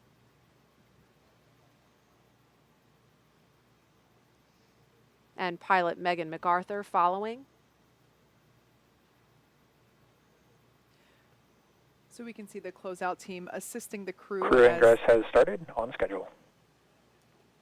Announcement there that we are on schedule with our activity here of crew ingress. Like I was saying, you can see the closeout team assisting the crew as they enter the capsule to assure that they don't ding their helmet or any part of their suit on the hatch as they're entering. There's also some protective coverings around the hatch itself, but just to make sure that there's a clear path to entry, we now see suit technicians assisting the crew getting settled and will help the crew members get buckled in. The harness that we see coming into the picture here is not just your normal seat belt, although it does function in that purpose. It's a 5-point harness, and the crew will start to buckle themselves in. And kind of like when you get on a roller coaster, like you get your initial fit up, and then your safety team member comes over and makes sure that you're locked and loaded and ready to go. This is a great shot because we can actually see the touch screen, the LCD display screens above the crew. They might look in an awkward position right now. That's just because the seats are actually in a rotated downward for crew ingress. After everyone is all buckled in and the communications and leak checks have been performed, the seats will rotate back so that the crew has easier access to those display screens. But in addition to those display screens, they also have a tablet either on their side. You might see some of the crew members have it Velcroed on one of their legs, and they're also able to follow along with what's going on in the action using those tablets. And again, we see Commander Shane Kimbrough in the foreground of your screen. This is a shot from inside the Crew Dragon Endeavour. Pilot Megan MacArthur sitting to his right. And momentarily, we will see ESA astronaut Thomas Pesquet, who's on the phone right now, and JAXA astronaut Aki Hoshide in the background, ingressing Dragon. And so we're going to go over to Hawthorne, California for our NASA and SpaceX friends there to take us through the rest of this action. Gary, Jesse? Hey, Marie, great to be with you here from SpaceX headquarters in Hawthorne, California. We're following along on all the action going on over at the Cape from here in California. The SpaceX flight control team monitoring the progress as the crew is ingress. Again, right now we're watching crew ingressing the Dragon capsule, which is just a spaceflight term for climbing aboard. You'll hear a lot of these space terms in the coming hours and days. Ingress is just what we use when crew members are getting into a spacecraft or an airlock, while egress means the opposite. They're exiting. Before climbing into the capsule today, the crew completed a foreign object debris check, or FOD check. That means they themselves have to be inspected for any substance or debris that isn't supposed to be on them or their suits, which could potentially cause damage to Dragon. In fact, we also heard an informal comm check. We heard the voices of Shane Kimbrough and Megan MacArthur in the seats right now. They'll do a more formal poll as we get later into the ingress procedures. And we got some really cool views of the second two astronauts walking through the crew arm, making their way to the Dragon capsule. And to help protect against debris, the crew has covers on their boots as well as on their umbilical port on their suits that need to be removed before they can ingress. And once the FOD check was complete for the first two astronauts, Commander Shane Kimbrough ingressed first, followed by Megan. And then next up, we will have Aki and Thomas, who just made it to the white room that you can see on your left-hand screen. And Megan and Commander Shane Kimbrough are now strapped in. They're getting all hooked up to their umbilicals, and the umbilicals allow the crew to have their comms through their suit, air to help keep them cool, as well as delivers nitrox for suit pressurization. And as we mentioned earlier in the broadcast, the suit's primary function is to protect the crew in the event of a cabin depressurization. Now, there are 4 seats configured right now inside Dragon. They're numbered 1 to 4 from right to left. When you're looking at the seats, you can see Shane Kimbrough now positioned in seat 2, or the commander seat. Megan MacArthur beside him now in seat 3, which for Crew Dragon is the pilot seat. Aki Hoshide will take the seat number 1, which is on the far right of your screen, and it's the left seat. Thomas Pesquet will be in seat 4, the left of your screen. That's called the right seat. Now, it's worth noting that Megan is sitting in the same seat in the same capsule that her husband Bob Behnken sat in during the Demo 2 test flight to the space station last year. Directly in front of the crew members, you can see sort of to the top of the panel that's on the right there, there are 3 displays that they'll use throughout the flight, getting insight into Dragon systems, seeing any alerts or issues with the vehicle, and if required, taking control and manually flying Dragon. Coming up, the crew will do a comm check, and Megan and Shane Kimbrough actually did an unofficial or informal comm check, but there will be a formal comm check once all 4 astronauts are in their seats.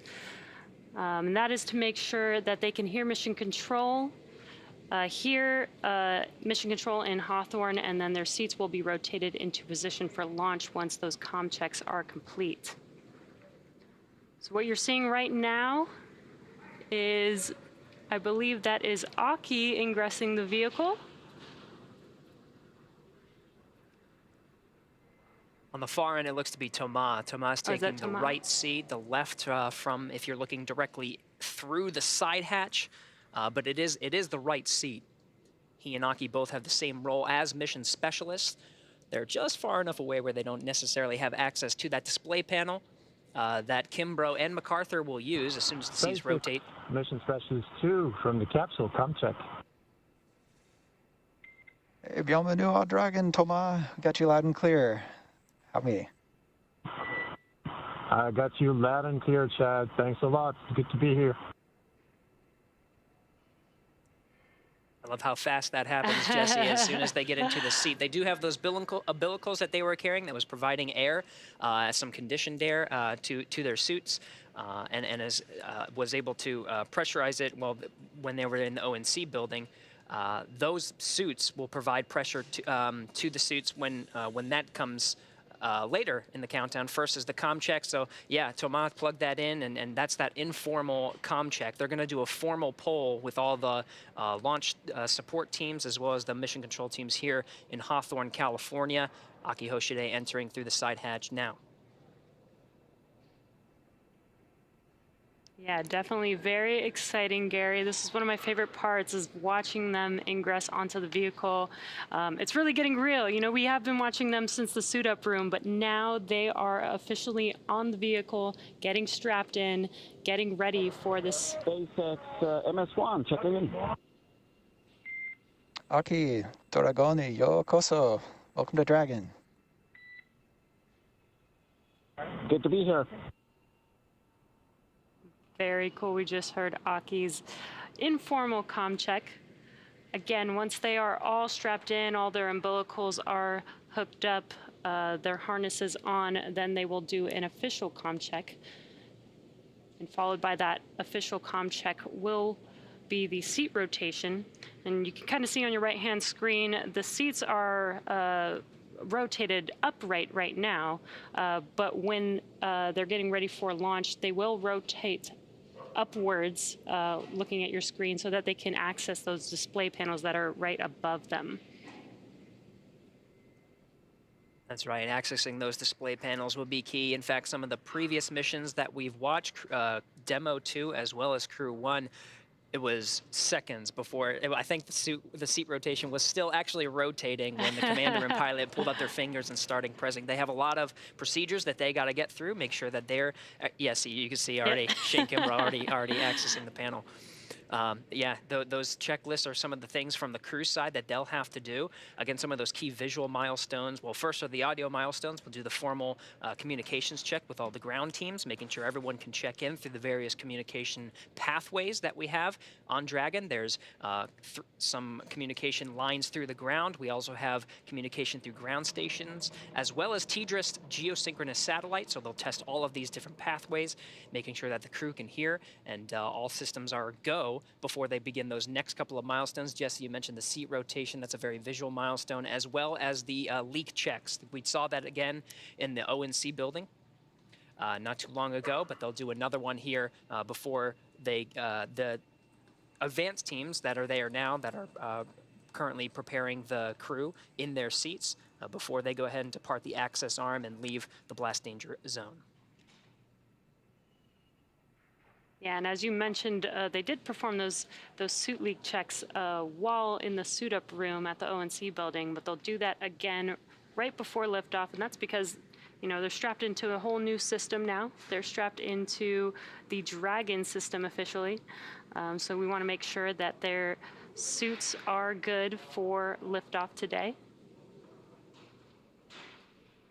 And again, we have all 4 astronauts on Crew 2 sitting in each of their seats. These are custom seats with their custom suits for each astronaut. And it's almost like its own entire system. It's almost like they are inside of a vehicle inside of a vehicle. A spacecraft within a spacecraft. Right. That's exactly right. That suit will hold pressure. just in case there is any breach and that causes atmospheric pressure to decrease. They do have that redundancy with the suit itself, providing pressure and holding throughout some of the more dynamic phases of flight. That includes ascent. This is very important until they reach an orbital insertion. It's not too long after they get into a healthy orbit. You got checkouts of the Draco engines that will provide the navigation and some of the thrust needed to make its way to the International Space Station, but it's really not too long until they start doffing or taking off their suits and getting into a position to get some shut-eye. Actually, they got a long flight ahead of them. Yeah, it's about a 23.5-hour flight, so they will want to get comfortable. You can see the suit techs are there helping all 4 astronauts get strapped in, preparing them for these suit leak checks and comm checks coming up here shortly. And you may have seen some of them holding a tablet. That is so that they have access to those procedures. Each procedure has very specific and intentional steps that they need to follow. And the astronauts also have a tablet themselves that they can follow along those procedures. All right, 2 hours, inside 2 hours and 34 minutes from launch. We're going to stand by and wait for those communication checks. Meanwhile, let's check in for an operational update with John Innsbrucker for the latest health on both vehicles. John. Well, as Gary said, just over 2.5 hours remaining in the countdown for the launch of Falcon 9 with Dragon on the Crew-2 mission to the space station. The Dragon launch ops team has completed their major activities to prepare the spacecraft for the astronauts. Checkouts are complete of the major systems, including the escape system. And as you can see on your screens, ingress of the astronauts is well underway, all 4 crew members inside the Dragon capsule, and there are no issues in work. We're also listening right now for the Dragon team comm checks with the crew. That'll be coming up momentarily. Now, the Falcon 9 team is located in Firing Room 4 in the Launch Control Center at Kennedy Space Center. They're settling in for final checkouts and then propellant loading and launch. We've been hearing some of the comm checks as the engineers get on station here in the last 15-20 minutes. Now, the Falcon 9 team will also do comm checks with the crew. That'll happen at about T-minus 2 hours, or about 30 minutes from now. Currently, all systems are go on the launch vehicle. The range continues to report no problems. The weather forecast continues to be acceptable. We're looking at weather not only at the launch site, but around the world. We need to make sure conditions are acceptable if Dragon has to splash down in the Atlantic in case of an escape. We're also monitoring contingency splashdown locations if the crew had to come back to Earth before docking with the space station. Now, if this were to happen, SpaceX and NASA are coordinating with the U.S. Coast Guard to ensure crew safety upon splashdown. That includes extra ships and air assets to patrol the 10 nautical mile keep out zone. This will help mitigate safety concerns for any boaters who may approach the landing area. But right now, as the clock continues to count down, all systems are go at T-minus 2 hours, 31 minutes, and 32 seconds. Let's head back over to Jesse and Gary, who are also here in Hawthorne with me. Thanks, John. In order to get to where we are today, our 3rd human spaceflight, it took years of hard work. The development of Crew Dragon really started with Cargo Dragon because Dragon was designed from the beginning for flying humans to space, so much so that even the first Cargo Dragon had a window. Our teams implemented a number of design upgrades to make sure both Dragon and Falcon 9 are suitable for flying people, and then put both vehicles through thousands of tests to prove their safety. At SpaceX, we believe in a process of continued iteration that allows us to continuously improve the designs of all of our hardware. Now, with that said, Dragon underwent a few improvements since it last flew people. That's right. Components have been added to the Dragon propulsion system that increases pad abort performance by over 10%, which increases launch availability by more than doubling the onshore wind limits. A fly-around capability was also added, which will allow Dragon to circumnavigate around the International Space Station post-undocking in order to take pictures and document the condition of the station. As you might recall, this was a maneuver the shuttle used to perform, but since its retirement, there hasn't been any spacecraft that has been able to provide detailed imagery around the space station. You could equate this to being able to walk around your house and check on it to make sure nothing is in need of repair. We've also added and improved some interior cargo stowage locations to make it easier for the crew to access items that they will need during free flight. And lastly, the paint on the mud flaps and Super Draco cartridges were changed from silver to white. While this may seem like an aesthetic change, it actually results in a lower equilibrium temperature on orbit for a given solar input. This has the advantage of increasing return availability by improving structural margins during splashdown. So a lot of preparation has come into ensuring the safety of these missions, and we're really excited to see Crew-2 lift off from the Kennedy Space Center later today. Still standing by for those communication checks. You can see some of the suit technicians getting them situated.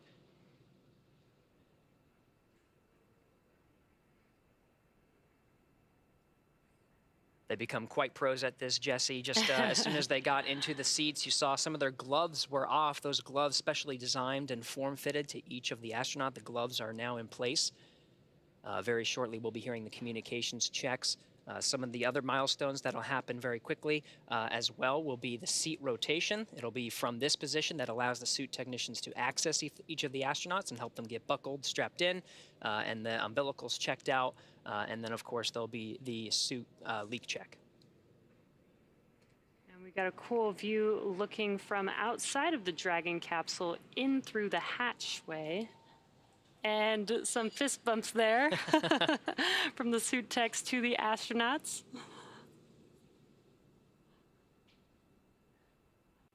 It's an exciting day for everyone, really. The anticipation, I can't even imagine. You want to, just seeing the pilots and the commanders from previous missions accessing the panel, wanting to get through their checklists.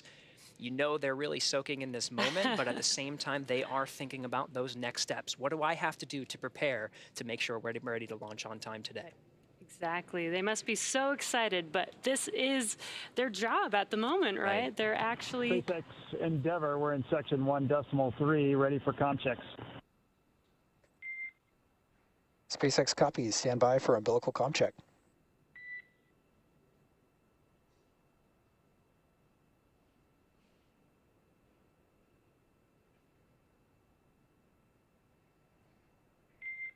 CDR, PLT, MS1, MS2, comm check. CDR, loud and clear. PLT, loud and clear. MS1, loud and clear. And MS2, loud and clear. And core, loud and clear. Umbilical comm checks complete. Stand by for ground station comm check.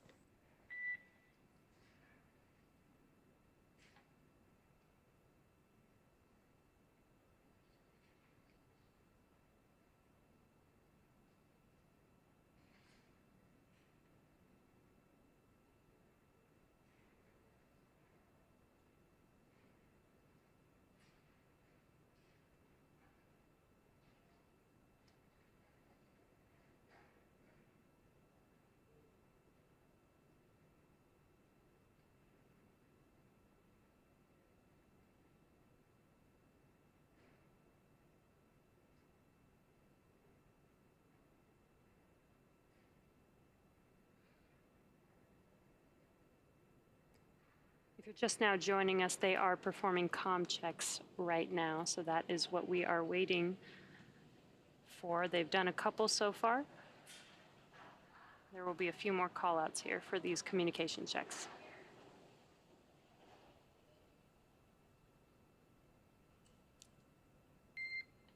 Dragon, SpaceX, comm check. Endeavour has you loud and clear. And core, loud and clear. Ground station comm check complete. Stand by for TDRS comm check.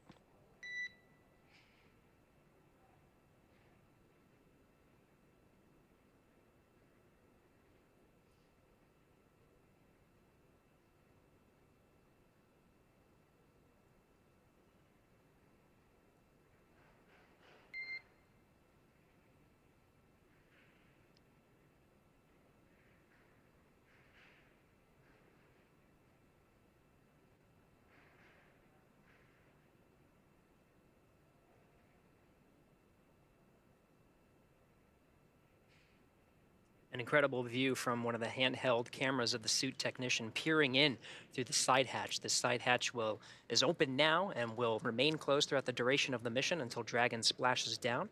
We're standing by for some of the further communication Dragon checks. SpaceX, comm check. Endeavour has you loud and clear.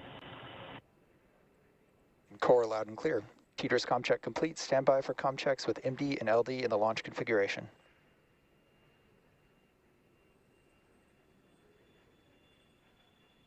Dragon, MD on countdown 1, comm check.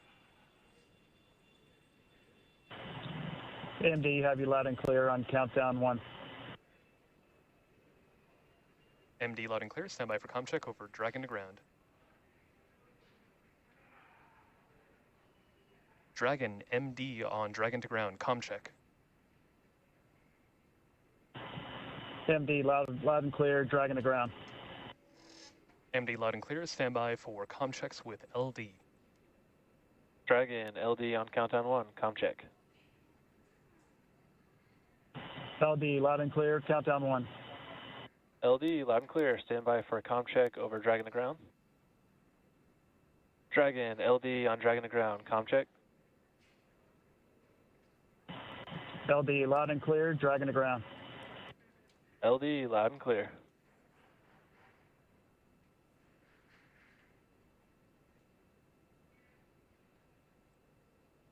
And Dragon SpaceX launch configuration comm checks complete. Report when ready for seat rotation per section 2 of 4.100.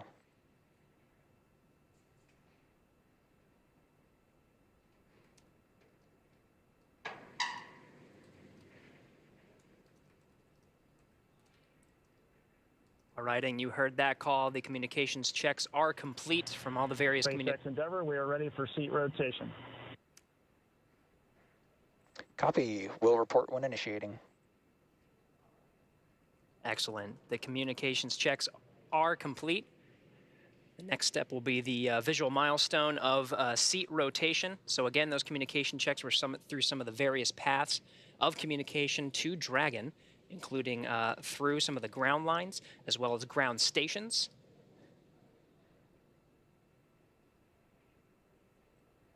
Dragon SpaceX initiating seat rotation. Copy.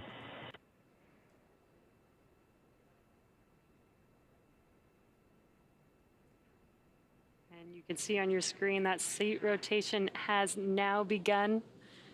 They are rotating from upright to the recline launch position. And this will give Shane Kimbrough and Megan MacArthur access to those display panels right above them. And it's very slow and steady, but this is a pretty cool view that we have here on our screen. An amazing view, really. You could see how much cargo space we have under those seats as well.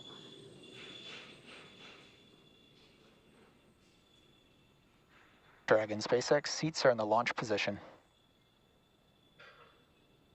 Copy, great news.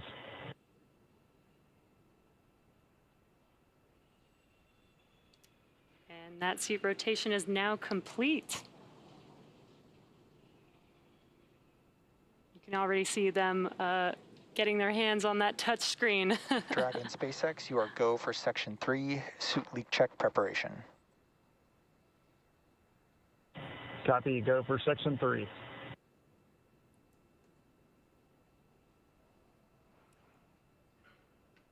These milestones really happening in rapid succession. As you mentioned, Jesse, it wasn't really too long until they reached up and started touching through some of those procedures. That first one, of course, is the suit leak checks. Communications checks complete from all the various communication paths, and seats are rotated into the position for launch. Those seats specially designed for each astronaut. Not only it allows them to access that display panel. Chair complete, ready for leak check. Copy Endeavour, we see the same. Your go for section 4, suit leak check. Section 4 in work.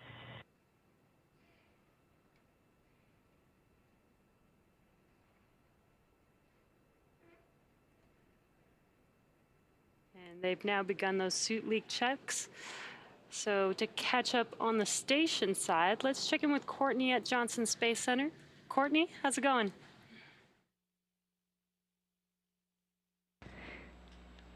Thanks, Jesse. As we said earlier, the team here in Mission Control Houston is actively controlling and monitoring the space station as they await Dragon's arrival. The Expedition 65 crew is in the early part of their day after waking up at 1 a.m. Central Time. The crew on board have completed a number of tasks to prepare the station for Crew-2's arrival. NASA's Victor Glover received some additional onboard training for monitoring Dragon during its final approach, which he'll do from the station's cupola. In addition, he will set up computers and control panels needed for approach monitoring and hatch operations and pre-position emergency equipment.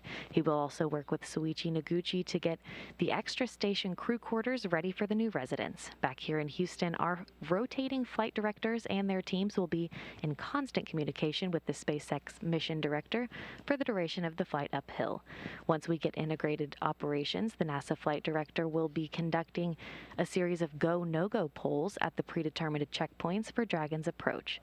For now, we'll continue to follow along from here in Mission Control Houston, so I'll send it back to the team at Kennedy. Over to you, Marie.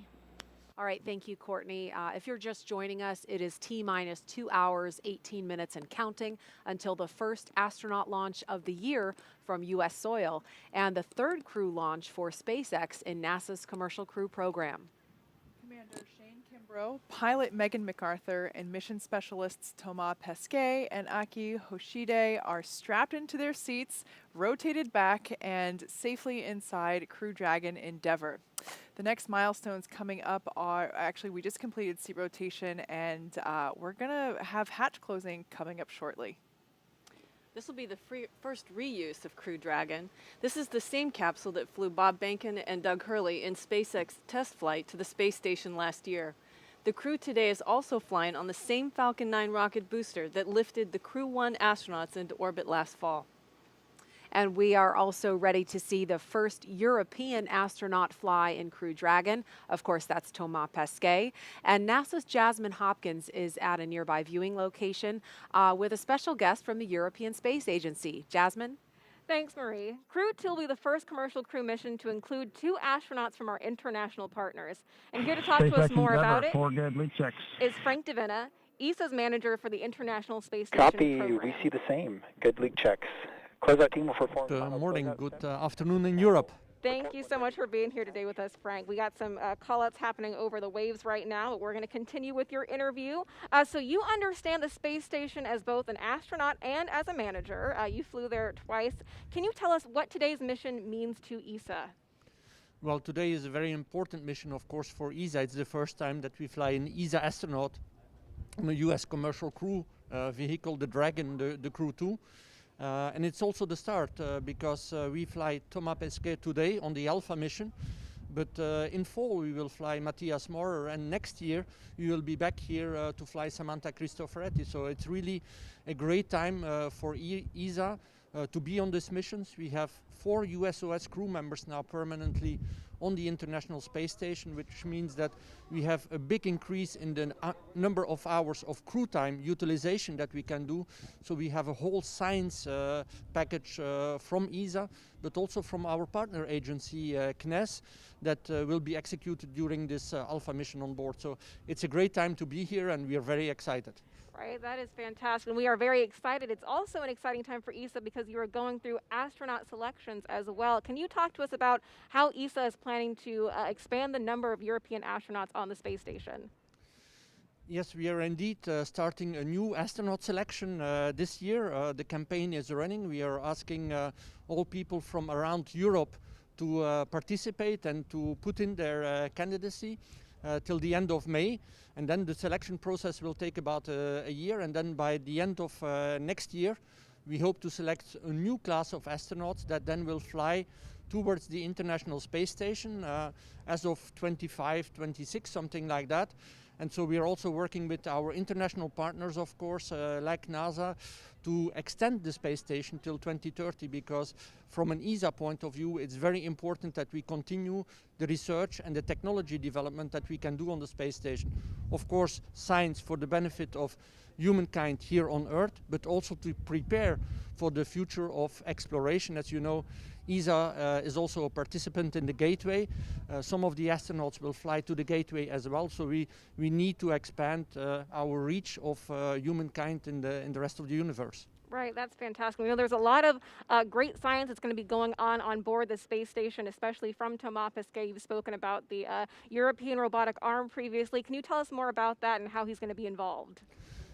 Yes, also the 15th of July, we will see the launch of the MLM from Baikonur, from our Russian colleagues, Roscosmos. And on this multi-lab purpose module, there will be the European robotic arm. A robotic arm that has been prepared long time ago, has been long time in storage, be waiting for its launch. And now finally we will be able to commission the European robotic arm during the flight of Thomas Pesquet, the first part of the commissioning. The second part will happen during the flight of Matthias Maurer, and then hopefully we can start using this arm also to enhance the capabilities of the space station on the Russian segment, to place, for example, experiments on the outside of the Russian segment, or to relocate some modules. So we are very excited as well to also work with our Russian colleagues of Roscosmos and Energia to get finally this European robotic arm launched to the space station. Right. No, that's very exciting. We're glad to see some of those specifics of what he's going to be working on board. Can you tell us about the importance of our commercial and international partnerships with ESA? Well, it's very important that we have this partnership going, of course, in the International Space Station. At one day, the ISS will come to an end, but for sure the partnership will continue. And that is already clear in the Gateway program now, and we hope to extend that further to the lunar surface with the astronaut, with the Artemis program, and also have European astronauts one day walking on the surface of the moon. So the partnership for us is extremely important to be able to execute our exploration program. But also the commercial partnership is very important because ESA wants to continue to fly astronauts to low Earth orbit even after the ISS. We want to be able to do research in low Earth orbit after the ISS, do technology development that we will need for further exploration after the ISS. But most probably it will not be the same configuration anymore as we have today. It will be in a partnership with the commercial sector. It's what we call the LEO economy. And so one of the tasks that we have as well at ESA is to help build this LEO economy so that we can also have a good and thriving future of astronautics, flying astronauts, research and science in low Earth orbit after the ISS. Right. We have a lot to look forward to then from ESA. Frank de Venne, thank you so much for being here with us today. Now we're going to take it back to the KSC host desk. All right, thanks, Jasmine. Teams are running about 16 minutes ahead of schedule, and hatch close will be happening momentarily. So we're going to go over to John Insprucker in Hawthorne. John? Thanks, Marie. We are coming up on T-minus 2 hours, 12 minutes and counting. Right now, the Falcon 9 team is on console in firing room 4. They are preparing for their communication checks with the crew. That's due at about T-minus 1 hour, 55 minutes. SpaceX engineers right now, they're continuing to pressurize the launch vehicle gas storage bottles. These are composite overwrapped pressure vessels. They contain gases used to fill the tanks with hot helium as the propellant is drained out of the first and second stages. We're also storing helium and nitrogen gases on the vehicle. We use those to spin the Merlin engine turbopumps when we start an engine in space. For example, when we light the second stage engine after it separates from the first stage. We're also using gas for attitude control systems. Both the first and second stages of the Falcon 9 have an ACS system. And finally, the landing systems use the gas to help with the grid fins and then deploying the legs right before touchdown on the drone ship. Now, currently for Falcon 9, the countdown is proceeding nominally at this point. On board the Dragon spacecraft Endeavour, we heard the comm checks just a little while ago between Dragon team and crew. We've seen the astronauts rotate their seats to the flight position. We've successfully completed the suit leak checks, and we're watching right now as the hatch is coming down as part of the closure sequence of events. And then once we get the hatch closed, the SpaceX support team will perform a final leak check of that hatch. Now, once that leak check is finished and it passes, the team will then begin the steps to ready the access arm for retraction. Once they've got everything configured, the team will leave the pad by T-minus 1 hour at the latest. Now, T-minus 2 hours coming up here very shortly.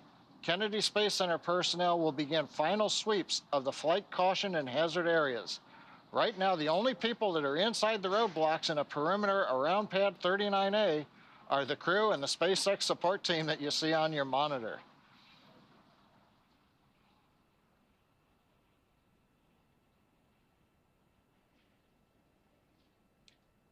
And right now, as we get ready to bring the hatch down, we're going to go back to the team at Kennedy Space Center. Thanks for that update, John. As you can see, we are preparing for the closure of the side hatch. The closeout team there in the black SpaceX flight suits that you see have performed a final FOD check, and they've gotten the final okay from the crew inside the capsule to confirm that they are indeed ready to go to space today. As you can see, the side hatch has just been closed. This is a little bit more complicated than it may seem. So it's this initial closure, and then there will be actual mechanical closure using a torque wrench, which we should see here momentarily. Might be, yeah, we can see that happening now. And then afterward, we will inflate the seal that's around the side hatch in order to do that leak check. We'll inflate the seal, apply a pressure basically, and make sure that the hatch is able to hold that designated pressure for a couple of minutes. And once that's done, we'll put the side closure there on the open part of the hatch that still remains. And like John said, at that point, the crew will then begin to prepare the crew access arm for retraction. And I can't emphasize this enough. We've seen this time and time again with SpaceX.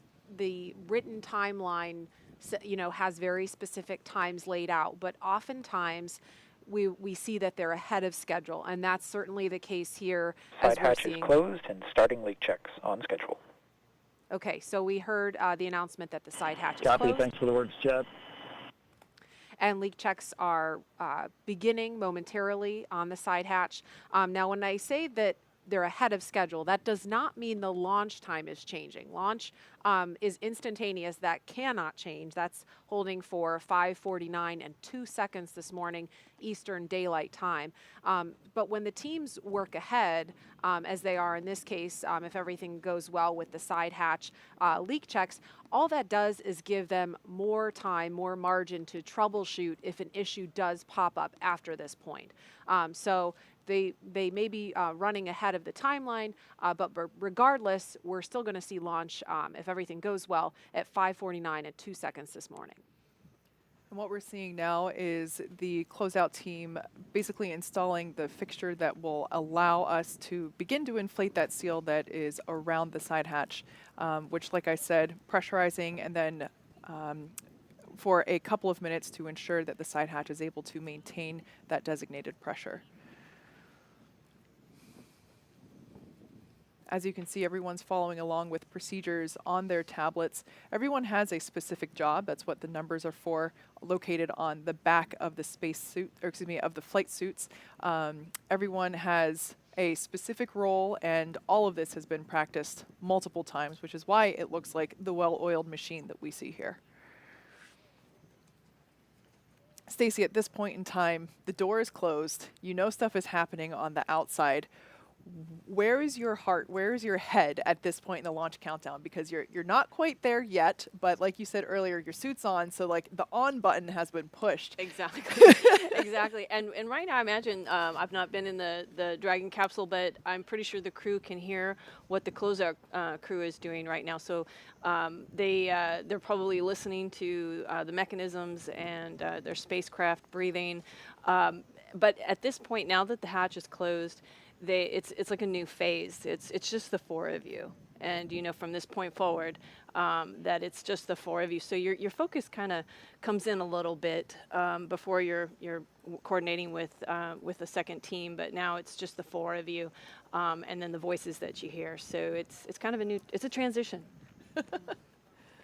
We got word that the crew aboard the International Space Station is also watching all of this unfold live. Of course, they were sitting in these seats at the pad in their Crew Dragon Resilience that's currently docked to the International Space Station. So that crew is watching the crew on the pad today and getting ready to welcome them aboard if all goes as planned early tomorrow morning.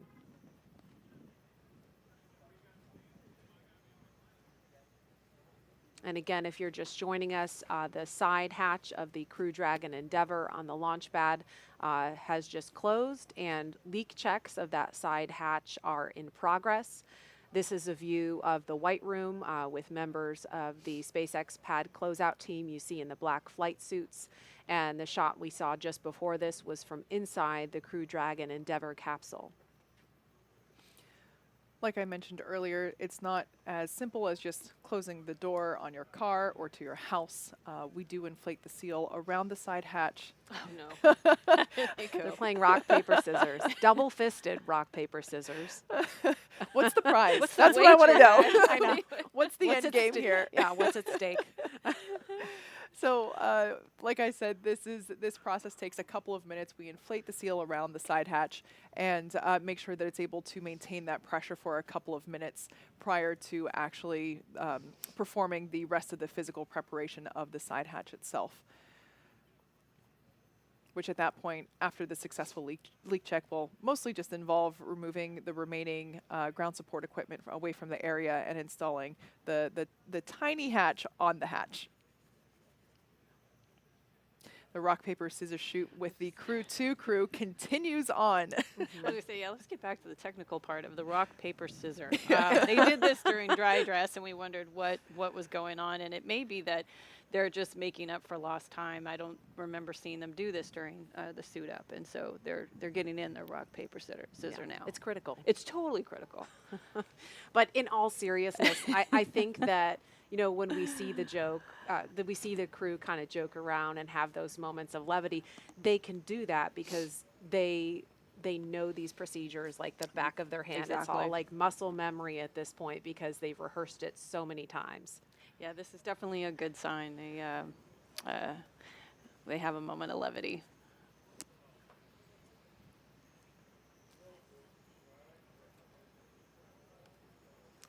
So it's T-minus 2 hours, 2 minutes, and counting. The hatch close has been completed a little bit ahead of schedule, and we're awaiting the results of a side hatch leak check to make sure they can proceed.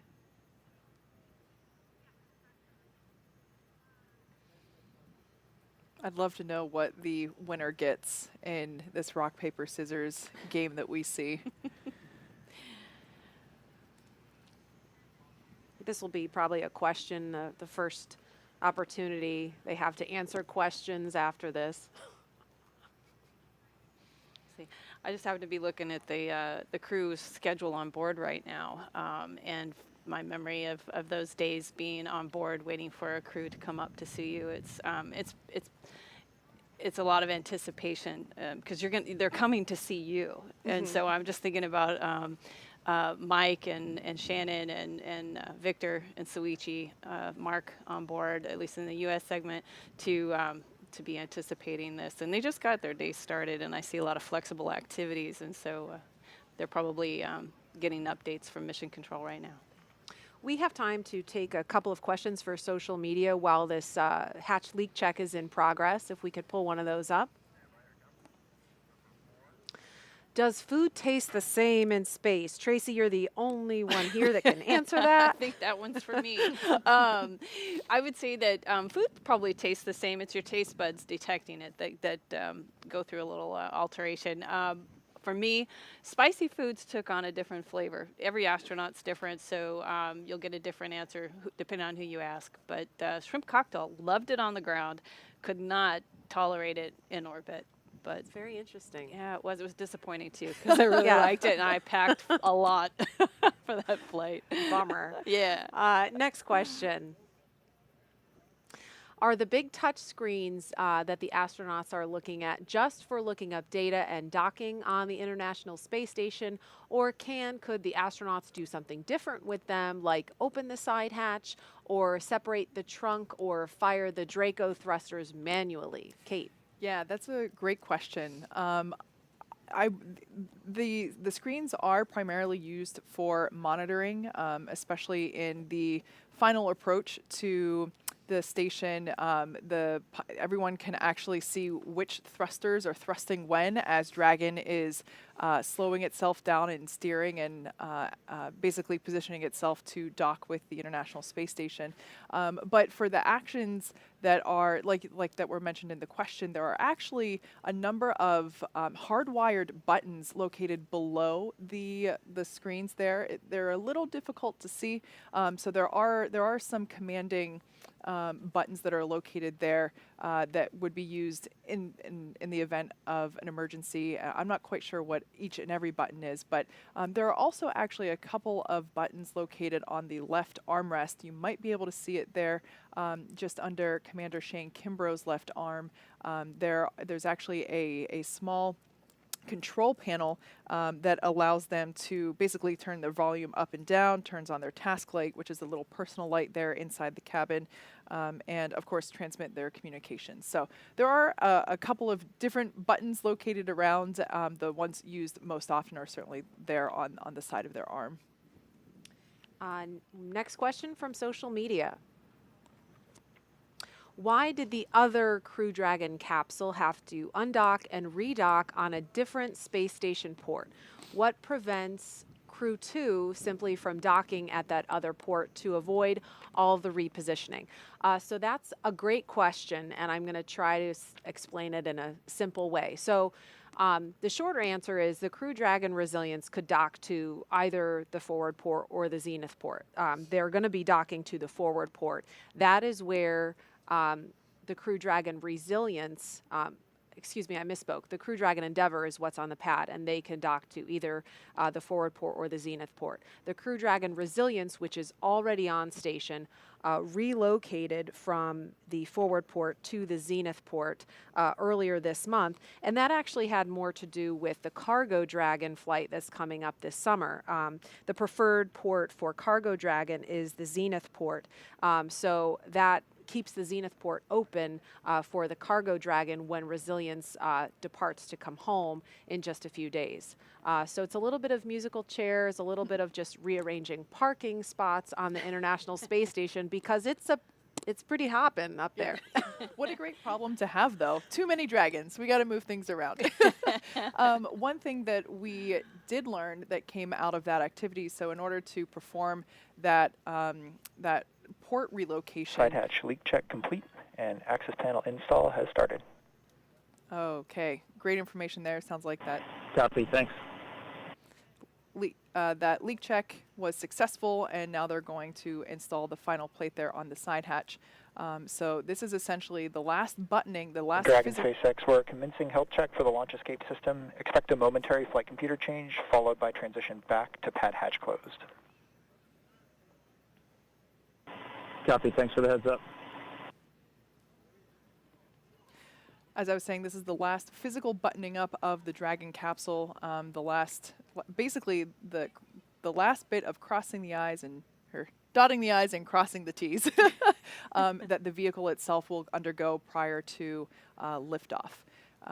And we can see the team working to finish uninstalling the hardware there that was utilized for that leak check.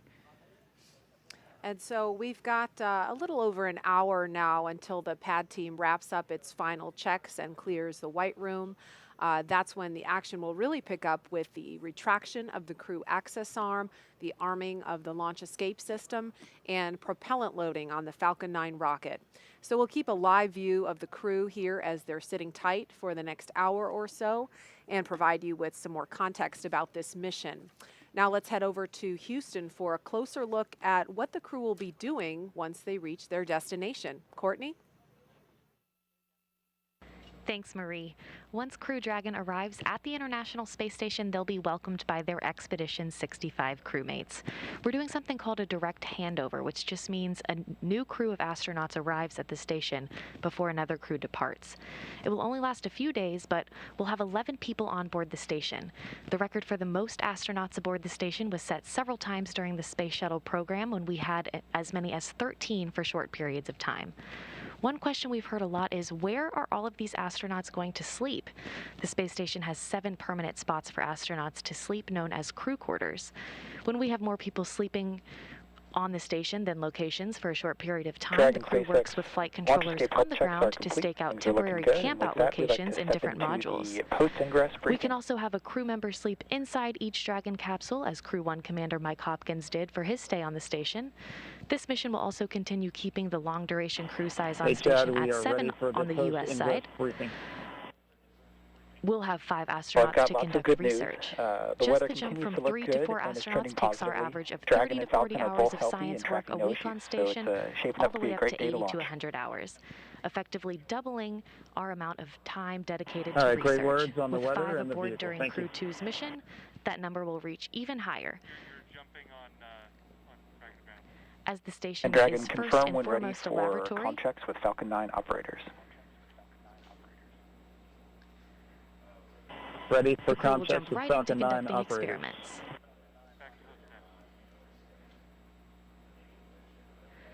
And with new research still to be delivered on upcoming cargo flights, including another SpaceX Dragon scheduled right now in June, that's the latest from here in Mission Control. I'll toss it over to Jasmine now, where we will learn more about some of the exciting science on the horizon for Crew 2. Jasmine?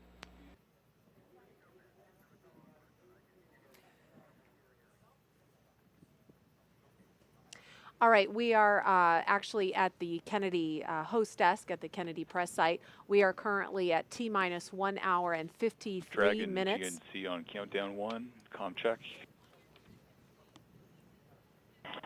GNC, loud and clear, countdown 1.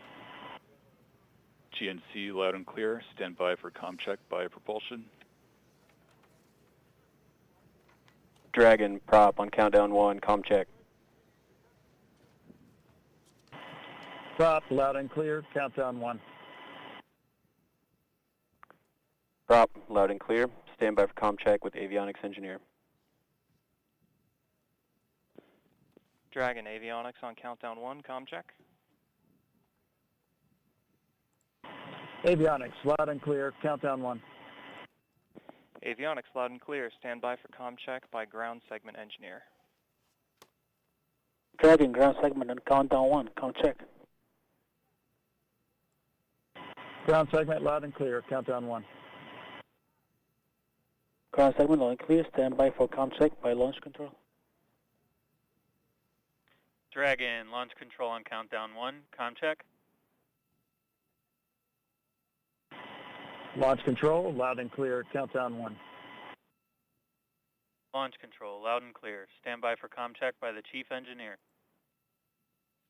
Dragon, CE on countdown 1, comm check. CE, loud and clear, countdown 1. CE loud and clear. This completes the F9 responsible engineer comm checks.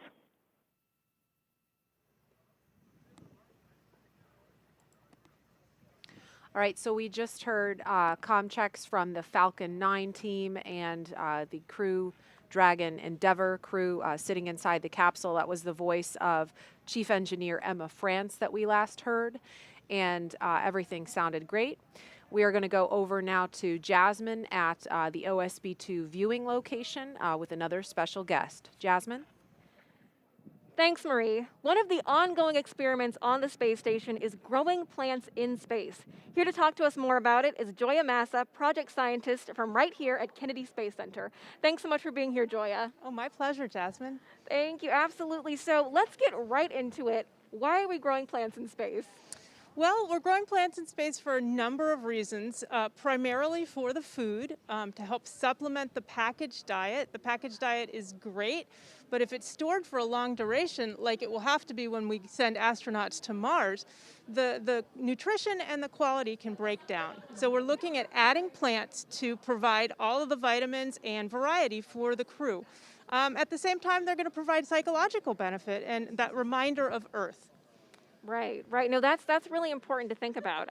So growing plants can be difficult as it is on Earth. Not everybody has a green thumb. So what are some of the specific challenges that astronauts are facing growing plants on the space station?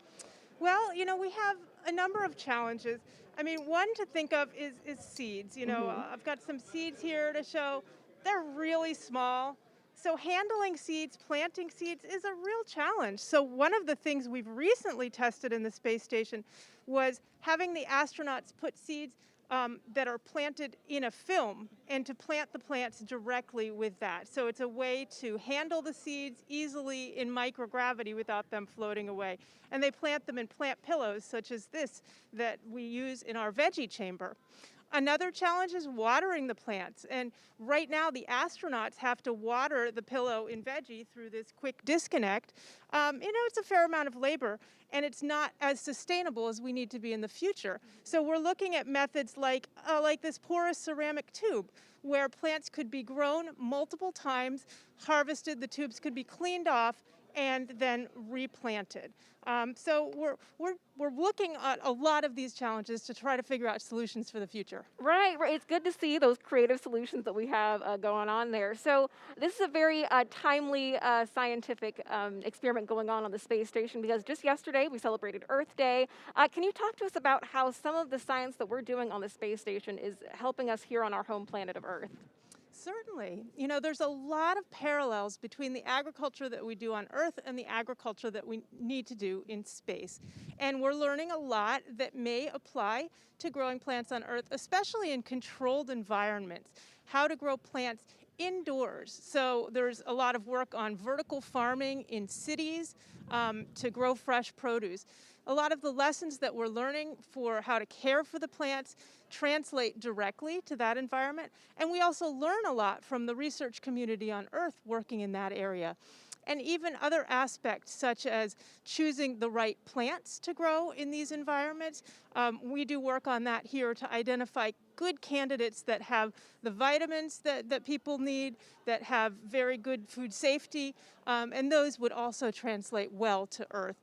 Also, the work on LED lighting for crops. That was something that NASA started originally, and now it's being done all over the planet. Right. And I'm glad that you mentioned choosing the right plant. I know that part of your scientific research is also education-based. With something called Growing Beyond Earth, you worked with students in hundreds of classrooms, across the country to help choose a crop that Mike Hopkins grew on the space station. And is there anything that you want to tell to those students, about the future of plant science? Well, that citizen science education program that we run it's run by Fairchild Tropical Botanic Garden in Miami, and we collaborate with them on this. It's been wonderful because we have over 250 middle schools and high schools around the country helping us to do the research that we need. We have a pretty small group here at Kennedy Space Center, and so we need this army of young researchers helping us to decide which plants to grow in the future. So I just really want to thank those students for all their hard work on this, encourage others who are interested in potentially getting involved in this program to look at citizen science on science.nasa.gov to learn more about the program, and to encourage people to grow plants at home, just because you learn so much when you're doing this type of research. Right, absolutely. There's a lot that our future space gardeners have to look forward to. Joy Amasa, project scientist, thank you so much for being here with us today. Our astronauts are doing a lot more than gardening on the space station, so we're going to take a closer look at this life-changing science and get a message from the last person to command a Crew Dragon into orbit. The International Space Station is a state-of-the-art microgravity laboratory that is unlocking discoveries not possible on Earth and helping us push farther into deep space.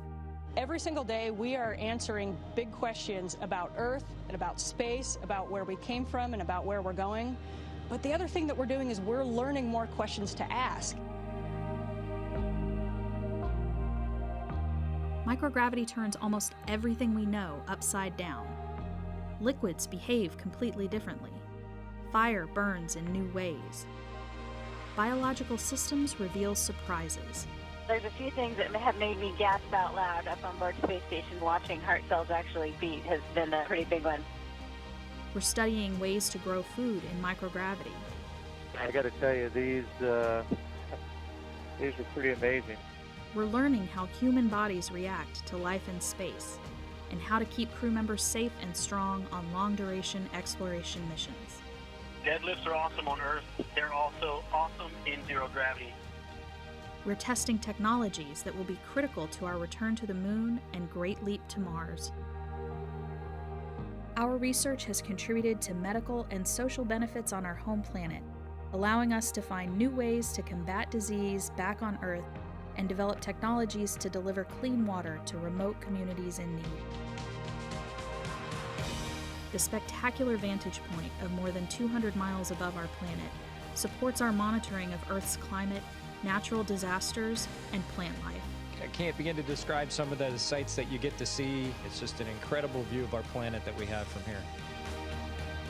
The growing new space economy, so vital to our continued progress in space, is flourishing in low Earth orbit.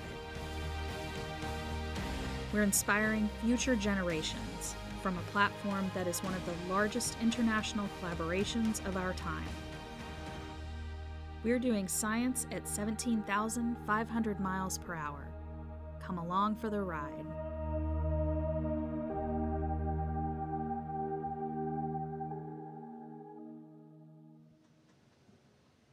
Hi, I'm NASA astronaut Mike Hopkins aboard the International Space Station and a member of Expedition 64.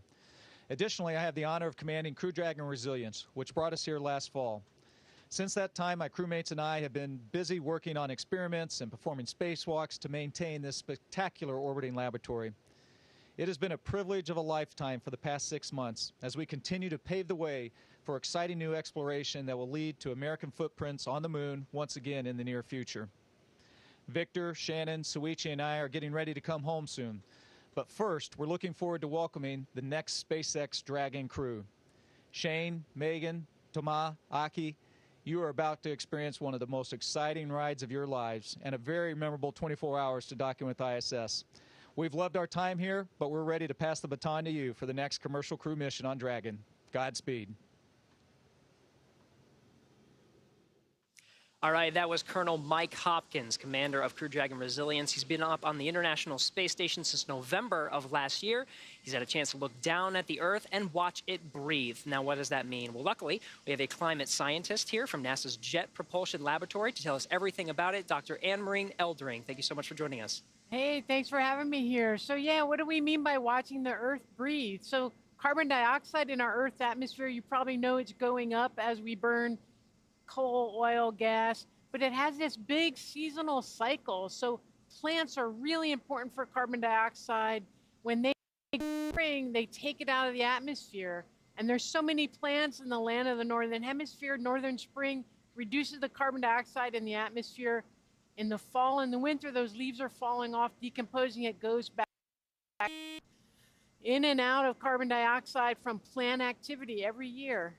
All right, so why is the International Space Station a good place to monitor all of that? The International Space Station was actually really well designed for us to do science on it. And two features we love. One is the way it orbits around the Earth, it passes overhead at different times of day. For like LA, you'll see it change during the week. And that's really interesting with plants and these other things that respond to sunlight. You want to see them at different times of day. You can sort of learn about that part of the change. So the OCO3, Orbit Carbon Observatory 3, has been up on the International Space Station since 2019. It launched on SpaceX Dragon. What have you seen so far? What sorts of data have you seen coming in? We've been really having a great time making measurements. I brought my little plastic model of what we have loaded up there. And one of the things on the bottom, it has this pointing system, and we can look everywhere very quickly. So I brought a graphic along that's a measurement over Los Angeles. We looked at carbon dioxide. In just 2 minutes, we mapped the city. And you can see how there's extra carbon dioxide over the heart of LA as compared to the outer reaches. So we can start to see city scale variation in carbon dioxide and learn more about our own human emissions than we've ever seen before. Now, that's some great data, right? But this is not the only remote sensing tool that's on the International Space Station. What else is up there? It's like a party up there. We've got, especially when you're thinking about plants, we have a neighbor called Jedi. It's looking at how much plant material is there. There's another neighbor called EcoStress. It says what happens to plants when they're hot and dried out.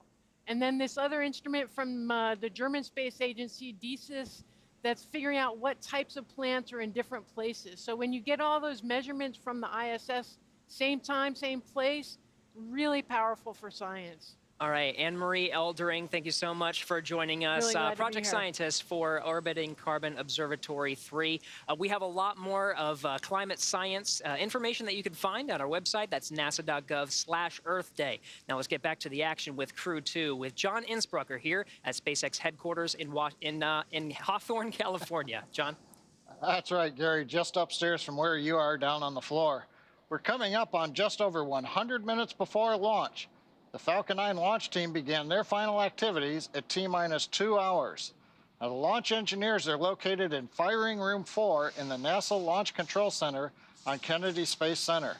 They've got a view through their large windows of Pad 39A, located just 5 kilometers east of where they're sitting. Now, the Falcon 9 team is loading helium and nitrogen gas into storage bottles on the launch vehicle.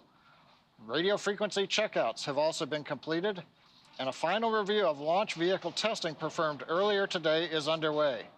Now, the SpaceX chief engineer will check with the team at T-minus 80 minutes to verify we are good to continue the countdown. Now, the next major activity is going to be flowing a small amount of fuel onto the first stage to prime the Merlin 1D engines for ignition.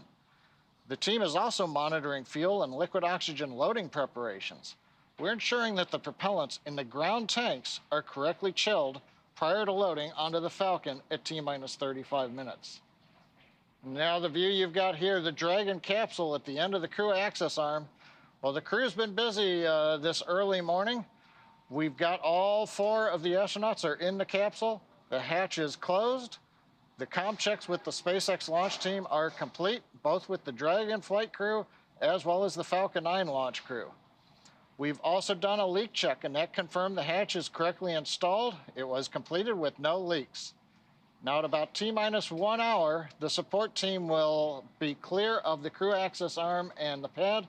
And actually, right now, we're running well ahead of schedule, so they're beginning to button things up, and so they may actually leave the launch pad area a little bit early.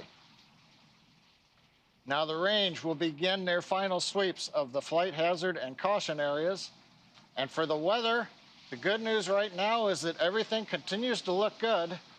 The weather possibility of bad weather is only 5% right now. What we're mostly looking at is in case a cloud with some rain in it pops up along the flight trajectory, but that doesn't look to be a big issue right now. We are waiting at T-minus 1 hour for some last weather data that'll tell us the Dragon weather conditions if they are go for launch. In the case of an abort, we need to make sure that it's not too windy. If Dragon had to do an escape maneuver from the Falcon 9, we don't want the winds to be too high as they come down into the ocean.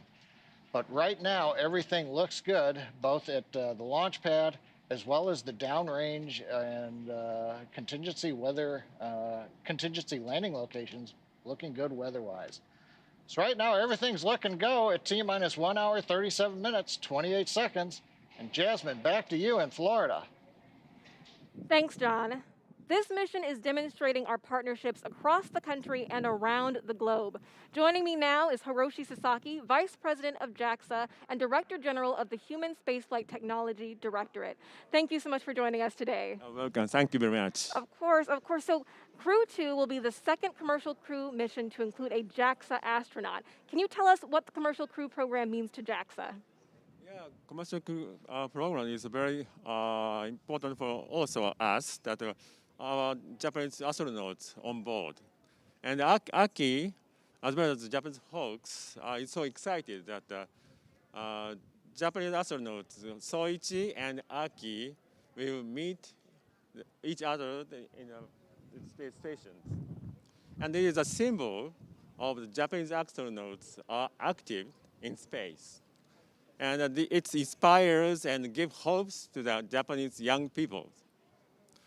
Right, absolutely. So I'm glad that you mentioned that Aki Hiko Hoshide will be joining Soichi Noguchi on board, and this will be the first time that there is a direct crew handover with 2 JAXA astronauts. Can you tell us how that's inspiring the next generation of JAXA astronauts? Yeah, now we are selecting the new astronaut.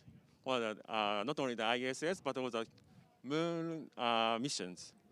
And these activities very inspires people to want to go to the space and even the moon, I think. Right, absolutely. There's a lot of inspiration, of course, coming from the two of them. And like Soichi, Aki has had a lot of experience. He's flown on Shuttle, Soyuz, and soon a Crew Dragon, which is very exciting. Can you tell us what unique skills he is bringing to Crew-2? Yeah, he has lots of experience, and I think that he is very relaxed to the launch. So maybe he will lead the other astronauts to the relax and good mind. I think so. Yeah, no, that's good. We're glad that he's relaxed today, that he's ready to go. We're all ready to watch him and cheer him on. So can you tell us what is next for JAXA and the Commercial Crew program? Yeah, the next we already assigned Wakata, a very famous astronaut, and also Furukawa, his second flight. And we want to send a Japanese astronaut every year. That's fantastic. We're looking forward to that cadence of JAXA astronauts going to the space station. And you also mentioned the moon, inspiring people to go back to the moon. So last year, JAXA signed the Artemis Accords, which is speaking to our continued partnership in space. Can you tell us more about that? Yeah, Japan is signed not only the Artemis program, but also the Gateway MOU. And we want to contribute using our expertise, such as ecosystem or transportations, and even astronaut. Right. And we want to go together to the moon with international partners. Exactly. No, it's all about partnership. It's all about going together. Is there anything that you can tell us that Aki will be working on station? Any specific science that he'll be doing? Yeah, he will conduct lots of science research and technology demonstrate, such as protein crystal growth for the medicine design, contributing the people on the ground. And a demonstration was an enhanced water recovery system for the future explorations. Right. That's fantastic. We know that he's going to be doing great work, and I'm sure that you are excited to see today's launch. Can you tell us where you'll be watching from later on today? Yeah, I'm looking forward to seeing the beautiful launch. Fantastic, wonderful. Hiroshi Sasaki, thank you so much for joining us today. We are honored to have you here. And now we're going to take it back to Marie at the KSC host desk. All right, thank you, Jasmine. We are currently at T-minus 1 hour, 32 minutes and counting until Crew Dragon flies its next 4-person crew to the International Space Station with the astronauts you see live inside the Crew Dragon Endeavour spacecraft. Commander Shane Kimbrough, pilot Megan MacArthur, and mission specialists Thomas Pesquet and Aki Hoshide. At this point in time, we expect the closeout team to be given the go to leave the BDA, the blast danger area. We're waiting to hear that call out. They're just doing final inspections. So all good news proceeding to an on-time liftoff this afternoon. The milestone that will be coming up after that will be the launch escape system checks, or LES checks. That will happen around T-minus 1 hour and 30 minutes. And those will be conducted by the Falcon launch team. Those checkouts are a standard part of the launch countdown and critical to make sure that everything is in working order before arming the launch escape system, and which, of course, there we see the closeout team leaving the Dragon capsule, walking down the crew access arm.